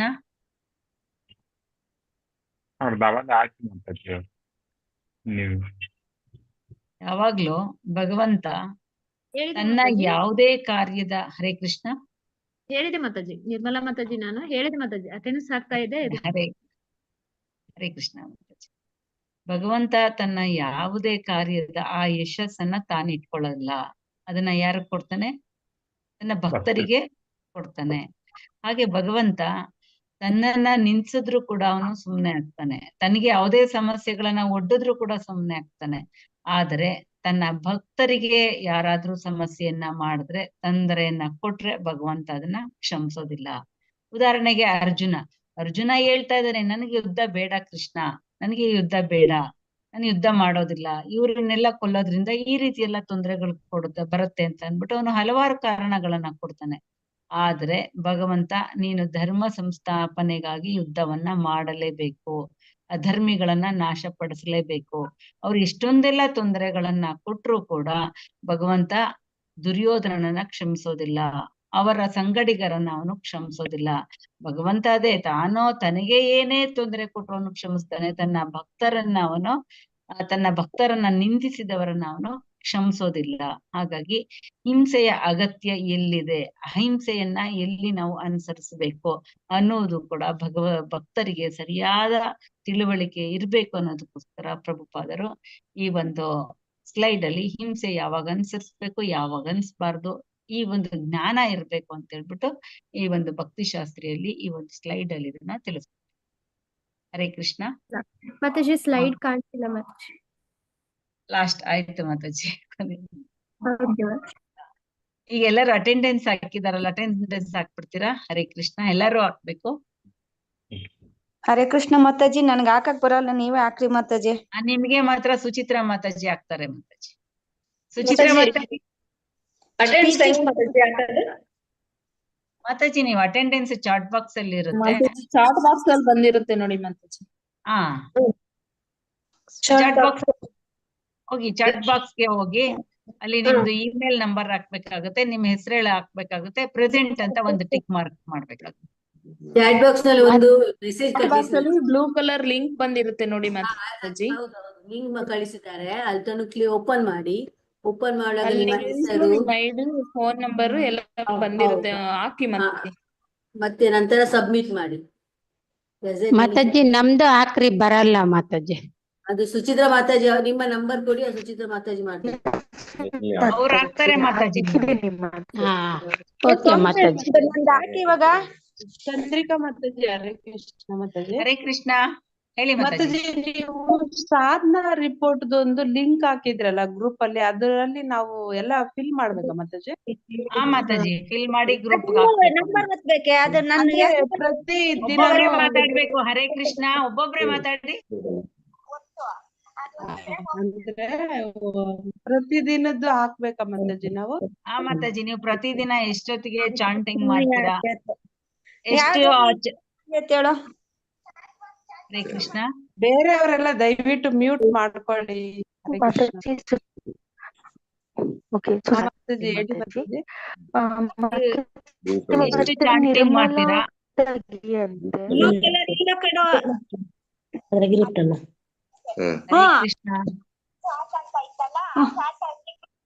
ಗೀತಾ ಮಾತಾಜಿ ಮ್ಯೂಟ್ ಮಾಡ್ಕೊಳ್ಳಿ. ಹರೇ ಕೃಷ್ಣ. ನೀವು ಎಷ್ಟೊತ್ತಿಗೆ ಚಾಂಟಿಂಗ್ ಮಾಡ್ತೀರಾ, ಎಷ್ಟೊತ್ತಿಗೆ ಮುಗಿಸ್ತೀರಾ? ಬೆಳಗ್ಗೆ ನೀವು ಬ್ರಹ್ಮ ಮುಹೂರ್ತದಲ್ಲಿ ನೀವು ಚಾಂಟಿಂಗ್ ಮಾಡಿದ್ರೆ ನಿಮ್ಗೆ ನಂಬರ್ ಜಾಸ್ತಿ ಸಿಗುತ್ತೆ. ಮಧ್ಯಾಹ್ನ ಆಗ್ತಾ ಆಗ್ತಾ ಹೋದ್ರೆ ಕಡಿಮೆ ಆಗುತ್ತೆ. ಮತ್ತೆ ಸಂಜೆ ಮಾಡ್ತಾ ಇರೋದು. ನೀವು ದಿನದಲ್ಲಿ ಯಾವ ಸಮಯದಲ್ಲಿ ಚಾಂಟಿಂಗ್ ಮಾಡ್ತೀರಾ ಆ ಟೈಮು ಮತ್ತೆ ಎಷ್ಟು ನಂಬರ್ ಮಾಡಿದ್ರೆ ಅದನ್ನ ನಿಮ್ ಸಾಧನಾ ಚಾರ್ಟ್ ಅಲ್ಲಿ ಹಾಕ್ಬೇಕಾಗುತ್ತೆ. ಮಾತಾಜಿ ಇವಾಗ ಫಸ್ಟ್ ಅಂದ್ರೆ ಮೇ ಮಂತ್ ಇಂದ ಹಾಕಿಲ್ಲ, ಫಸ್ಟ್ ಇಂದ ಹಾಕ್ಬೋದಾ ಅಂತ? ಹಾಕಿ ಮಾತಾಜಿ. ಓಕೆ ಓಕೆ, ಥ್ಯಾಂಕ್ ಯು ಮಾತಾಜಿ. ಹರೇ ಕೃಷ್ಣ ಮಾತಾಜಿ. ಹರೇ ಕೃಷ್ಣ ಪ್ರಭುಜಿ. ಮಾತಾಜಿ, ಇದು ಬಿಫೋರ್ 6:30 ಗಂಟೆಗೆ 4.5 ನಂಬರ್ ಅಂತಿದೆ. 6:30ಗೆ ಹೆಂಗ್ ಮಾಡಕ್ಕಾಗುತ್ತೆ ಮಾತಾಜಿ?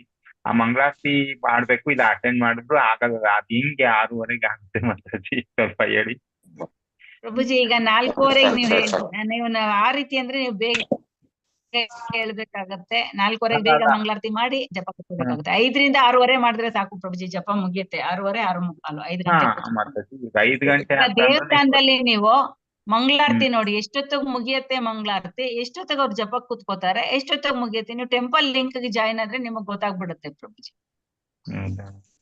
ಅದೇ 4:15 ಆರತಿ ಸ್ಟಾರ್ಟ್ ಆಗುತ್ತಲ್ಲ ಮಾತಾಜಿ? 4:15 ಅಂದ್ರೆ 1/2 hour ಅಂದ್ರೂ 5 ಗಂಟೆ ಆಗುತ್ತೆ. ನೀವು ಅಲ್ಲಿ ನೋಡ್ಕೊಳ್ಳಿ, ಆ ಟೈಮ್ ನಿಮ್ದು ಆರತಿ ಮುಗಿಸ್ಬೋದಲ್ಲ ಮನೇಲಿ, 5 ಗಂಟೆಗೆ ಮುಗಿಸ್ಬೋದಲ್ಲ. 5:12ಕ್ಕೆ ಮುಗತ್ತೆ ಮಂಗಳಾರತಿ ಮಾತಾಜಿ. ಆ ಟೈಮ್ ಕೂತ್ಕೊಳ್ಳಿ ನೀವು. ಅಲ್ಲಿಗೆ ಒಂದು 6:40, 7 ಗಂಟೆಗೆ ಮುಗಿಯುತ್ತೆ ಜಪ. ಹೌದು ಮಾತಾಜಿ. ಯಾರು ಬಿಫೋರ್ 6:30 ಅಂತಿದ್ಯಲ್ಲ, ಅದು ಹೆಂಗ್ ಮಾಡಿದ್ರು ಆಗತ್ತೆ ಪ್ರಭುಜಿ. ಅದ್ ಸ್ವಲ್ಪ ಪರವಾಗಿಲ್ಲ, ಅದನ್ನ ಇದ್ ಮಾಡ್ಬೋದು. ನೋಡ್ಕೊಂಡು ಆದಷ್ಟು ಬ್ರಾಹ್ಮಿ ಮುಹೂರ್ತದಲ್ಲಿ ಜಪ ಮಾಡ್ಬೇಕಾಗತ್ತೆ. ಮತ್ತೆ ಇವಾಗ ಕಳ್ಸೋದೆ ಹಂಗೆ ಮಾತಾಡ್ಬೋದು ಸಾಧನಾ ರೂಪ ಮಾತಾಜಿ. ಹರೇ ಕೃಷ್ಣ ಮಾತಾಜಿ ಹೇಳಿ. ಸಾಧನಾ ಚಾರ್ಟ್ ಏನು? ಸಾಧನಾ ಚಾರ್ಟ್ ನಿಮ್ಗೆ ಕಳ್ಸದ ಹೇಗೆ? ಅಲ್ಲಲ್ಲ, ಅದು ಯಾರು ಕ್ರಿಯೇಟ್ ಮಾಡಿದ್ದು? ಸುಚಿತ್ರಾ ಮಾತಾಜಿನ. ಸುಚಿತ್ರಾ ಮಾತಾಜಿ ನೆಕ್ಸ್ಟ್ ಟೈಮ್ ನಾನು ಕಲ್ತ್ಕೋತೀನಿ. ಹರೇ ಕೃಷ್ಣ ಮಾತಾಜಿ. ರೂಪ ಮಾತಾಜಿ ಏನು? ಹರೇ ಕೃಷ್ಣ ಹೇಳಿ ಮಾತಾಜಿ, ಏನಾಯ್ತು? ನನಗೆ ಹಾಕಕ್ಕ ಬರಲ್ಲ ಮಾತಾಜಿ, ಸರಿ ನೀವೇ ಹಾಕ್ರಿ ಮಾತಾಜಿ. ಮುಂದಿನ ವಾರ ನಾನು ಕಲ್ತ್ಕೊಳ್ತೀನಿ. ಗೀತಾ ಮಾತಾಜಿಯಾ? ಸುಚಿತ್ರಾ ಮಾತಾಜಿ. ಪಿಜಿ ಗೀತಾ. ಸುಚಿತ್ರಾ ಮಾತಾಜಿ ಅವರದ್ದು ಆಡ್ ಮಾಡಿ, ಅವರದ್ದು ಇದ್ದಾರೆ. ಅವ್ರು ಹಾಕೋತಾರೆ ಮಾತಾಜಿ. ಸುಚಿತ್ರಾ ಮಾತಾಜಿ ಹಾಕೋತಾರೆ ನಿಮ್ದೆಲ್ಲ. ಆಗ್ಲಿ ಮಾತಾಜಿ. ನಮ್ದು ಸುಜಾತ ಮಾತಾಜಿ ಬರಲ್ಲ ಮಾತಾಜಿ, ನೀವೇ ಹಾಕ್ತಾರೆ ಸುಜಾತ ಮಾತಾಜಿ ನಿಮ್ದು ಹಾಕಿದೀನಿ ಮಾತಾಜಿ. ಮಾತಾಜಿ ಡೈಲಿನೂ ಹಾಕಕ್ ಬರಲ್ಲ ಮಾತಾಜಿ. ನಾನ್ ಹಾಕ್ತೀನಿ ಮಾತಾಜಿ ಮಾತಾಜಿ. ನೀವ್ ಅಲ್ಲ ವರಿ ಆಗ್ಬಿಡಿ ಡೈಲಿ ಮಾತಾಜಿ, ಹರೇ ನಾನು ಕೃಷ್ಣ, ಹಾಕ್ತೀನಿ. ಯಾರಿಗೆ ಸಾಧನಾ ಚಾಟ್ ಫಿಲ್ ಮಾಡ್ಲಿಕ್ಕೆ ಬರುದಿಲ್ಲ ಅವ್ರು ನೀವು ಬರೀರಿ, ಹಾಗೆ ಹೇಗೆ ಇದೆ ಅಲ್ಲ ಅದು ನೀವು ನೋಟ್ ಡೌನ್ ಮಾಡಿ. ಡೈಲಿ 50 ಇಷ್ಟು ಗಂಟೆಗೆ ಎಷ್ಟು ಮಂಗಳಾರತಿ ಅಟೆಂಡ್ ಮಾಡಿದ್ದೀರಾ ಹೌದು, ಅದ್ ಹೆಂಗ್ ಇದು ಮಾಡಿ. ಮಾಡ್ಬೇಕು ಮಾತಾಜಿ? ಏನು ಅದು ನಮ್ಗ ಹಾಕಕ್ ಬರಲ್ಲ ಮಾತಾಜಿ, ನಿಮ್ಗೆ ಹೆಂಗ ಇಲ್ಲ ಮಾಡ್ಬೇಕು ನಾವು? ಇಲ್ಲ ಮಾತಾಜಿ, ನೀವು ನೋಡಿ 4:15ಗೆ ಮಂಗಳಾರತಿ ಅಟೆಂಡ್ ಮಾಡಿದ್ದೀರಾ, ಎಸ್ ಆರ್ ನೋ ಅಲ್ಲಿ ಮಾಡಿ. ನೀವು ನಿಮ್ಗೆ ಅಲ್ಲಿ ಫಾರ್ಮ್ ಫಿಲ್ ಅಪ್ ಮಾಡ್ಲಿಕ್ಕೆ ಆಗದಿದ್ದರೆ ನೀವು ಕಾಲಮ್ ಮಾಡಿ, ಇವತ್ತಿನ ಡೇಟ್ ಹಾಕಿ ಅಲ್ಲಿ ಎಲ್ಲ ಹೇಗೆ ಮಂಗಳಾರತಿ ಅಟೆಂಡ್ ಮಾಡಿದ್ದೀರಾ, ಎಸ್ ಆರ್ ನೋ, ಮತ್ತೆ ಜಪ ಮಾಡಿದ್ದೀರಾ, ನೀವು ಹೌದು ನಿಮ್ಮಷ್ಟೇ ಮಾತಾಜಿ, ಬರೀರಿ ನಂತರ ಕೊಡಿ.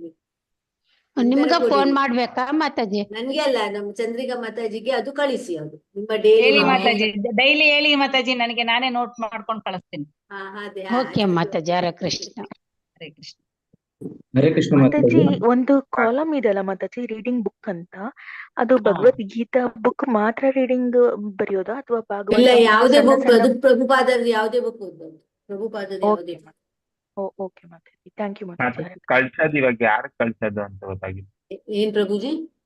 ಇವಾಗ ಇದು ಸಾಧನ ಚಾರ್ಟ್ ಯಾರು ಕಳ್ಸೋದು? ಏನ್ ಸಾಧನ ಪ್ರಭುಜಿ, ಅದು 1 ಮಂತ್ ಆಗ್ಲಿ ಬರೀರಿ ನೀವು, ಆಮೇಲೆ ಕಳಿಸಿ. ಅಲ್ಲೆಲ್ಲ ಕಾಲಮ್ಗಳಿರುತ್ತಲ್ಲ, ಡೈಲಿ ಫಿಲ್ ಮಾಡಿ, ಹಾ ಓಕೆ. ಆಮೇಲೆ ಫೋಟೋ ತೆಗೆದು ಕಳಿಸಿ. ಹಾ ಹರೇ ಕೃಷ್ಣ ಮಾತಾಜಿ, ನಮ್ದೊಂದು ಅಟೆಂಡೆನ್ಸ್ ಹಾಕ್ರಿ ಮಾತಾಜಿ, ಗೊತ್ತಿಲ್ಲ. ಏನ್ ಹೆಸರು ವಿಜಯ್ ಪ್ರಭುಜಿ? ಪ್ರಭುಜಿ, ನಿಮ್ ಕಾಂಟ್ಯಾಕ್ಟ್ ನಂಬರ್ ಹೇಳಿ ಪ್ರಭುಜಿ. 7259. ಓಕೆ ಪ್ರಭುಜಿ, ನೀವು ಚಾಟ್ ಬಾಕ್ಸ್ ಅಲ್ಲಿ ಹಾಕ್ಬಿಡಿ. ಗೀತಾ PG ಮಾತಾಜಿ, ನೀವುನು ಚಾಟ್ ಬಾಕ್ಸ್ ಅಲ್ಲಿ ಹಾಕಿ, ಇಲ್ಲ ನಂಬರ್ ಹೇಳಿ. ಮಾತಾಜಿ, ಅದು ಗೊತ್ತಾಗ್ತಿಲ್ಲ ಮಾತಾಜಿ, ಹೆಂಗ್ ಹಾಕ್ಬೇಕು ಅಂತ. ಒಮ್ಮೆ ಸುಚಿತ್ರಾ ಮಾತಾಜಿ, ಒಮ್ಮೆ ನೀವು ಓಪನ್ ಮಾಡಿ ಅವರಿಗೆ ಹೇಳಿ, ಅವರಿಗೆ ತಿಳಿಸಿ. ಸುಚಿತ್ರಾ ಮಾತಾಜಿ, ಈ ಸರಿ ನೀವು ಹಾಕಿ ಮಾತಾಜಿ, ನಾನು ಮಾತಾಜಿ. ಆನ್ ಡ್ಯೂಟಿ ಇದ್ದೀನಿ ಮಾತಾಜಿ, ನಂದು 10:30 ಆಗುತ್ತೆ ಮುಗಿಯೋದು. ಓಕೆ 1 ಮಿನಿಟ್, ನಾನು ನೋಡ್ತೇನೆ. ಗೀತಾ PG ಮಾತಾಜಿ, ನಿಮ್ದು ಫೋನ್ ನಂಬರ್ ಹೇಳಿ, ನಾನು ಇಲ್ಲಿ ಮಾಡ್ಕೊಳ್ತೀನಿ. 8088 64 47 79. ನಾನು ಮತ್ತೊಮ್ಮೆ ಹೇಳಲಾ? ಹಾ ಮಾತಾಜಿ. 8088 ಸರಿ ಉಂಟಾ? ಹರೇ ಕೃಷ್ಣ, ಹರೇ ಕೃಷ್ಣ, ಹರೇ ಕೃಷ್ಣ. ನೋಡಿ ಈಗ ಕಾಣ್ತದೆಯಾ ನಿಮ್ಗೆಲ್ಲರಿಗೂ ಚಾಟ್? ಹೌದು ಮಾತಾಜಿ, ಏನ್ ಕಾಣಿಸ್ತಾ ಇದೆ. ಮಾಡ್ಬೇಕು, ಇಲ್ಲಿ ನಿಮ್ಮನ್ನ ಹೆಸರು ಹಾಕ್ಬೇಕು, ಆಯ್ತಾ? ಕನ್ನಡದಲ್ಲಿ ಕನ್ನಡ ಬರೀ, ಕನ್ನಡ ಟೈಪ್ ಇಲ್ಲದೆ ಇಂಗ್ಲಿಷ್ ನಲ್ಲಿ ಬರೀ. ಇಲ್ಲ ಯಾರಿದ್ರು ನಿಮ್ಮ ಮನೆಯಲ್ಲಿ ಯಾರಿದ್ರೆ ಅವರಿಗೆ ಹೇಳಿ. ಮತ್ತೆ ನಿಮ್ಮ ಫೋನ್ ನಂಬರ್ ಬರಿ, ನಿಮ್ಮ ವಾಟ್ಸ್ಆಪ್ ನಂಬರ್ ಯಾವ್ದಿದೆ ಅದನ್ನ ಬರಿ, ಮತ್ತೆ ನಿಮ್ಮ ಇಮೇಲ್ ID ಯಾವ್ದಿದೆ ಅದು ಬರೀರಿ, ಮತ್ತೆ ನಿಮ್ಮ ಪ್ರೆಸೆಂಟ್ ಇದೆ ಅಲ್ಲಿ ಕ್ಲಿಕ್ ಮಾಡಿ, ಪ್ರೆಸೆಂಟ್ ಅಲ್ಲಿ ಇಲ್ಲಿ ಹೀಗೆ ಕ್ಲಿಕ್ ಮಾಡಿ, ಆಯ್ತಾ? ನಂತರ ಇಲ್ಲಿ ನೋಡಿ ಡೇಟ್ ಅಂಡ್ ಮಂತ್ ಇದೆಯಲ್ಲ, ಅಲ್ಲಿ ಇಲ್ಲಿ ನೋಡಿ, ಇಲ್ಲಿ ಕ್ಲಿಕ್ ಮಾಡಿದ್ರೆ ನೋಡಿ ಹೀಗೆ ಬರ್ತದಲ್ಲ, ಇವಾಗ 21 ತಾರೀಕಲ್ಲಿ ಕ್ಲಿಕ್ ಮಾಡಿದ್ರೆ ಆಯ್ತು. ಅರ್ಥ ಆಯ್ತಾ? ಇಲ್ಲಿ ಕ್ಲಿಕ್ ಮಾಡಿದ್ರೆ ಆಯ್ತು, ಇವತ್ತು ಬಂತು ನೋಡಿ, ಡೇಟ್ ಬಂತು. ಅರ್ಥ ಆಯ್ತಾ? ಅರ್ಥ ಆಯ್ತಾ ಎಲ್ಲರಿಗೂ? ಮತ್ತೆ ಸಬ್ಮಿಟ್ ಮಾಡ್ಬೇಕು, ಆಯ್ತಾ? ಸಬ್ಮಿಟ್ ಮಾಡಿ, ಆಯ್ತಾ? ಕ್ಲಿಯರ್ ಆಯ್ತು ಎಲ್ಲರಿಗೂ? ಕ್ಲಿಯರ್ ಆಯ್ತು ಮಾತಾಜಿ. ಆಯ್ತಲ್ಲ? ನಿಮ್ಗೆ ಮನೆಯಲ್ಲಿ ಯಾರಾದ್ರೂ ಇದ್ರೆ, ನಿಮ್ಮ ಮಕ್ಕಳು ಯಾರಾದ್ರೂ ಇದ್ರೆ, ಯಾರಾದ್ರೂ ಅವರಿಗೆ ಹೇಳಿ ಫಿಲ್ ಅಪ್ ಮಾಡಿ, ನಿಮ್ಗೆ ಬರ್ಲಿಕ್ಕೆ. ಓಕೆ ಮಾತಾಜಿ, ನಂದು ಬಂದಿದೆಯಾ ನೋಡಿ ಮಾತಾಜಿ ಅಟೆಂಡೆನ್ಸ್. ಅದು ಸುಚಿತ್ರಾ ಮಾತಾಜಿ ನೋಡ್ಬೋದು.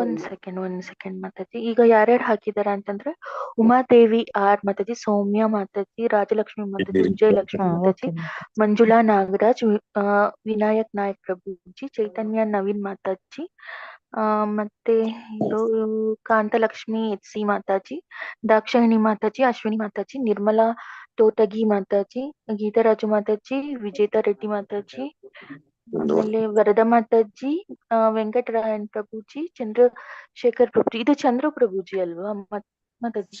ಚಂದ್ರಶೇಖರ್ ಚಂದ್ರು ಪ್ರಭುಜಿ. ಓಕೆ. ನಿತ್ಯಾಗಿನಿ ಮಾದೇವಿ, ಮಾಧವಿ ದೇವಿದಾಸಿ ಮಾತಾಜಿ, ಮುದ್ದುಮಣಿ ಮಾತಾಜಿ, ಮತ್ತೆ ನಂದು ಆಗಿದೆ ಮಾತಾಜಿ. ಮತ್ತೆ ಸುಜಾತ ಮಾತಾಜಿ ಆಗಿದೆ. ನಂದು ಹಾಕ್ಬಿಡಿ ಮಾತಾಜಿ. ರತ್ನಮ್ಮದು ನಂಬರ್ ಹೇಳ್ತೀನಿ. ಮಗ್ಲಾಗ್ಸ್ತಾ ಇದೆ, ಹೇಳ ಮಾತಾಜಿ. ಮಾತಾಜಿ, ನಿಮ್ದು ಆಲ್ರೆಡಿ ನಾವು ಫೀಡ್ ಆಗಿದೆ, ಅಲ್ಲಿ ನಾನು ಇದ್ ಮಾಡ್ಕೊಳ್ತೇನೆ ಪ್ರೆಸೆಂಟ್ ಮಾತಾಜಿ. ಹರೇ ಕೃಷ್ಣ ಮಾತಾಜಿ. ಹರೇ ಕೃಷ್ಣ ಮಾತಾಜಿ. ವಿಜಯ ಚಿತ್ತಯ್ಯ ಅವ್ರದ್ದು ಹಾಕ್ರಿ ಮಾತಾಜಿ. ಹೇಳಿ. ಹರೇ ಕೃಷ್ಣ ಮಾತಾಜಿ. ನಂಬರ್ ಹೇಳಿ. 72 ಮಾತಾಜಿ 70 ಅಲ್ಲ 90 199 199 8285. 8285. ಪ್ರಭುಜಿ 9019982825 ಕರೆಕ್ಟ್ ಇದೆಯಾ? ಹ್ಮ್ ಮಾತಾಜಿ. ಮಾತಾಜಿ ಅವ್ರ ಹರೇ ಇಮೇಲ್ ಹರೇ ಕೃಷ್ಣ ಮಾತಾಜಿ. ಹೌದು. ಹರೇ ಕೃಷ್ಣ ಪ್ರಭುಜಿ ಅಂಡ್ ಮಾತಾಜಿ, ಇದು ನಿಮ್ದು ಇಮೇಲ್ ಐ ಡಿ ಕಂಪಲ್ಸರಿ ನಮ್ಗೆ ಕೊಡ್ಬೇಕಿರುತ್ತೆ. ಫೋನ್ ನಂಬರ್ ನೀವು ಯಾವ್ದು ಯೂಸ್ ಮಾಡ್ತೀರೋ ಅದನ್ನೇ ಕೊಡಿ. ಅದು ವಾಟ್ಸಪ್ ಇರಬಹುದು, ಅದು ಫೋನ್ ನಂಬರ್ ಇರಬಹುದು. ಮತ್ತೆ ಏನು ಯೂಸರ್ ಅಲ್ಲಿ ಇರುವಂತ ಇಮೇಲ್ ಐ ಡಿನ ಕೊಡಿ, ಕಂಪಲ್ಸರಿ ನೀವು ಕೊಡ್ಬೇಕು. ಯಾಕಂದ್ರೆ ಟೆಂಪಲ್ ಇಂದ ನಿಮ್ಗೆ ಸರ್ಟಿಫಿಕೇಟ್ಸ್ ಬರುವಾಗ, ಎಕ್ಸಾಮ್ಸ್ ಎಲ್ಲ ಕಂಡಕ್ಟ್ ಮಾಡುವಾಗ ಅದೇ ಇಮೇಲ್ ಐ ಡಿನ ಯೂಸ್ ಮಾಡ್ತಾರೆ. ಹಾಗಾಗಿ ನೀವು ಇಮೇಲ್ ಐ ಡಿ ಕಂಪಲ್ಸರಿ ನೀವು ಸಬ್ಮಿಟ್ ಮಾಡ್ಬೇಕಾಗಿರುತ್ತೆ. ಸೊ ಪ್ಲೀಸ್ ಅದನ್ನ ಒಂದು ರಿಕ್ವೆಸ್ಟ್ ನಿಮ್ಗೆ. ಇಲ್ಲಿ ಒಬ್ರು ಯಾರು ನಿರ್ಮಲಾ ತೋಟಗಿ ಮಾತಾಜಿ ನೋ ಅಂತ ಹಾಕಿದ್ದಾರೆ. ನೀವು ಸಬ್ಮಿಟ್ ಮಾಡಿ ಮಾತಾಜಿ. ಇದರಿಂದ ಏನು ನಿಮ್ಗೆ ಪ್ರಾಬ್ಲಮ್ ಏನೂ ಆಗೋದಿಲ್ಲ. ನೀವೇನು ವರಿ ಆಗ್ಬೇಕಾಗಿಲ್ಲ ಮಾತಾಜಿ. ಓಕೆ. ಆಮೇಲೆ HK ಅಂತ ಯಾರೋ ಇದಾರಲ್ಲ, ಅದು ಯಾರು ಅಂತ ಗೊತ್ತಾಗ್ಲಿಲ್ಲ. ಹರೇ ಕೃಷ್ಣ ಮಾತಾಜಿ. ಹರೇ ಕೃಷ್ಣ ಮಾತಾಜಿ. ಮಾತಾಜಿ ಕಾಮಾಕ್ಷಿಗೆ ಇದು ಅಟೆಂಡೆನ್ಸ್ ಆಗ್ಲಿಲ್ವ ಮಾತಾಜಿ? ಸೆಂಡ್ ಮಾಡಿದೆ ಕಾಮಾಕ್ಷಿ ಮಾತಾಜಿ ಒಂದ್ ಸೆಕೆಂಡ್ ಮಾತಾಜಿ. ಕಾಮಾಕ್ಷಿದ್ ಹಾಕಿದೆ ಮಾತಾಜಿ. ರಾಜಲಕ್ಷ್ಮಿ. ಹರೇ ಕೃಷ್ಣ ಮಾತಾಜಿ. ರತ್ನಮ್ಮ ದೀಪದ ಆಯ್ತಾ ಮಾತಾಜಿ? ಎಸ್ ಮಾತಾಜಿ ಹಾಕಿದೆ. ರತ್ನಮ್ಮ ದೀಪ ಆಗಿದೆ. ಸುಚಿತ್ರಾ ಮಾತಾಜಿ, ಹರೇ ಕೃಷ್ಣ. ಎಸ್ ಮಾತಾಜಿ. ಎಸ್ ಈಗ ಮಾತಾಜಿ. ಯಾರಿಗೆ ತುಂಬಾ ಜನಕ್ಕೆ ಅವ್ರಿಗೆ ಅಟೆಂಡೆನ್ಸ್ ಬರ್ತಾ ಇಲ್ಲ, ಹಾಗಾಗಿ ಅವ್ರು ಇನ್ನೊಂದ್ 2-3 ಕ್ಲಾಸ್ ಬೇಕಾಗುತ್ತೆ. ಅವ್ರು ಚಾಟ್ ಬಾಕ್ಸ್ ಅಲ್ಲಿ ಹಾಕಿದಾಗ ಸ್ಕ್ರೀನ್ ಶಾಟ್ ತಗೊಂಡ್ಬಿಡಿ ಮಾತಾಜಿ. ಮಾತಾಜಿ ನಾನು ಏನ್ ಮಾಡಿದೀನಿ ಅಂದ್ರೆ, ಈಗ ರೆಸ್ಪಾನ್ಸ್ ಶೀಟ್ ಇದೆಲ್ಲ, ಅದ್ರ ಪಕ್ಕದಲ್ಲಿ ಡೈಲಿ ರಿಪೋರ್ಟ್ ಅಂತ ಮಾಡ್ಕೊಂಡಿದ್ದೀನಿ. ಅದ್ರಲ್ಲಿ ಎಷ್ಟು ಜನ ಡ್ಯೂಟೀಸ್ ಅಟೆಂಡ್ ಮಾಡ್ತಾರೋ ಅವ್ರ ನೇಮ್ ಎಲ್ಲ ನಾನು ಹಾಕೊಂಡಿದ್ದೀನಿ. ಸೊ ಸಬ್ಮಿಟ್ ಮಾಡಿರೋರ್ದು phone number, email I D, ಅದಕ್ಕೆ ಡೀಟೇಲ್ ನ ಅಪ್ಡೇಟ್ ಮಾಡಿ ಪ್ರೆಸೆಂಟ್ ಇದ್ರೆ ಪ್ರೆಸೆಂಟ್, ಆಬ್ಸೆಂಟ್ ಇದ್ರೆ ಆಬ್ಸೆಂಟ್ ಮಾಡ್ತಾ ಇದ್ದೀನಿ ಮಾತಾಜಿ. ಅದು ನಿಮ್ಗೆ ಕಳ್ಸಿದ್ದೀನಲ್ಲ ಮಾತಾಜಿ, ಅದ್ರಲ್ಲಿನೇ ಇದೆ ಮಾತಾಜಿ. ಎಸ್ ಸರಿ ಮಾತಾಜಿ. ಮಾತಾಜಿ, ಈಗ ಸ್ವಲ್ಪ ಅವ್ರು ಕನ್ಫ್ಯೂಸ್ ಆಗ್ತಾ ಇದಾರೆ. 2-3 ಕ್ಲಾಸ್ ಅವ್ರಿಗೆ ಕಷ್ಟ ಆಗುತ್ತೆ. ಎಸ್ ಮಾತಾಜಿ. ಹಾಗಾಗಿ ಅವರು ಚಾಟ್ ಬಾಕ್ಸ್ ಅಲ್ಲಿ ಅವ್ರ ನಂಬರ್, ಅವ್ರ ಕ್ಲಾಸಿಗೆ ಜಾಯಿನ್ ಆದ ತಕ್ಷಣ ಅವ್ರ ನಂಬರ್ ಹಾಕ್ಬಿಡ್ಲಿ. ನೀವ್ ಅದನ್ನ ನೋಡ್ಕೊಂಡು ಸ್ವಲ್ಪ ದಿನ ಸ್ಕ್ರೀನ್ ಶಾಟ್ ತಗೊಂಡು ಇರ್ಲಿ attendance ಮಾತಾಜಿ, ಹಾಕ್ಬಿಡಿ. ಪ್ರಾಬ್ಲಮ್ ಇಲ್ಲ ಮಾತಾಜಿ, ನಾ ಮಾಡ್ತೇನೆ. ಮಾತಾಜಿ ಹರೇ ಕೃಷ್ಣ ಮಾತಾಜಿ. ಹರೇ ಮಾತಾಜಿ Krishna. Daily sadhana report month full every day ಅದೊಂಚೂರು ಹೇಳ್ಬಿಡಿ ಮಾತಾಜಿ, ಎಲ್ಲಾರ್ಗೂ ಗೊತ್ತಾಗುತ್ತೆ. ಮಾತಾಜಿ ಸಾಧನಾ ಹೇಳಿ ಮಾತಾಜಿ. ಸಾಧನಾ ಚಾರ್ಟ್ ಹೇಳಿ ಮಾತಾಜಿ. ಮಾತಾಜಿ ಅದು ಲಿಂಕ್ ಕಳಿಸಿ ಸಾಧನಾ ಚಾರ್ಟ್ ಅವರಿಗೆ ಓಪನ್ ಮಾಡಿ ತೋರಿಸ್ತು.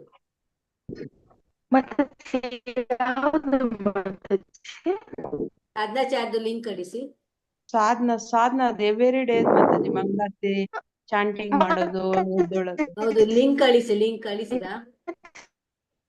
ಅದು ಗ್ರೂಪ್ ಇಲ್ಲ ಮಾತಾಜಿ, ಎಕ್ಸೆಲ್ ಶೀಟ್ ಗ್ರೂಪ್ ಅಲ್ಲಿ. ಅದು ಗೂಗಲ್ ಫಾರ್ಮ್ ಮಾಡ್ಲಿಲ್ವಾ ನೀವು? ಗೂಗಲ್ ಫಾರ್ಮ್ ಮಾಡ್ಲಿಲ್ವಾ? ಗೂಗಲ್ ಫಾರ್ಮ್ ಇಲ್ಲ ಮಾತಾಜಿ. ಓಕೆ, ಅದನ್ನೇ ತೋರಿಸಿ. ಅದು ಗೂಗಲ್ ಫಾರ್ಮ್ ಮಾಡ್ಬಿಟ್ರೆ ಈಸಿ. ನೀವು ಗೂಗಲ್ ಫಾರ್ಮ್ ಮಾಡಿದೆ, ಅದು ಅವ್ರಿಗೆ ಈಸಿ ಆಗ್ತದೆ. ನೀವು ಹೇಗೆ ಮಾಡಿದ್ದು ಮತ್ತೆ? ಎಕ್ಸೆಲ್ ಶೀಟ್ ಮಾಡಿದ್ರಾ ಸುಚಿತ್ರಾ ಮಾತಾಜಿ? ಸುಚಿತ್ರಾ ಮಾತಾಜಿ ಮಾಡಿದ್ದಾರೆ. ಅಥವಾ ಅದರಲ್ಲಿ ಫಿಲ್ ಮಾಡ್ಲಿಕ್ಕೆ ಆಗುತ್ತವಾ? ಗೂಗಲ್ ನಲ್ಲಿ ಮಾಡ್ಲಿಕ್ಕೆ ಆಗಲ್ಲ. ಅದು ದಯವಿಟ್ಟು ಗೂಗಲ್ ಫಾರ್ಮ್ ಮಾಡ್ಬಿಟ್ರೆ ಎಲ್ಲಾರ್ಗು ಅನುಕೂಲ ಆಗುತ್ತೆ ಮಾತಾಜಿ.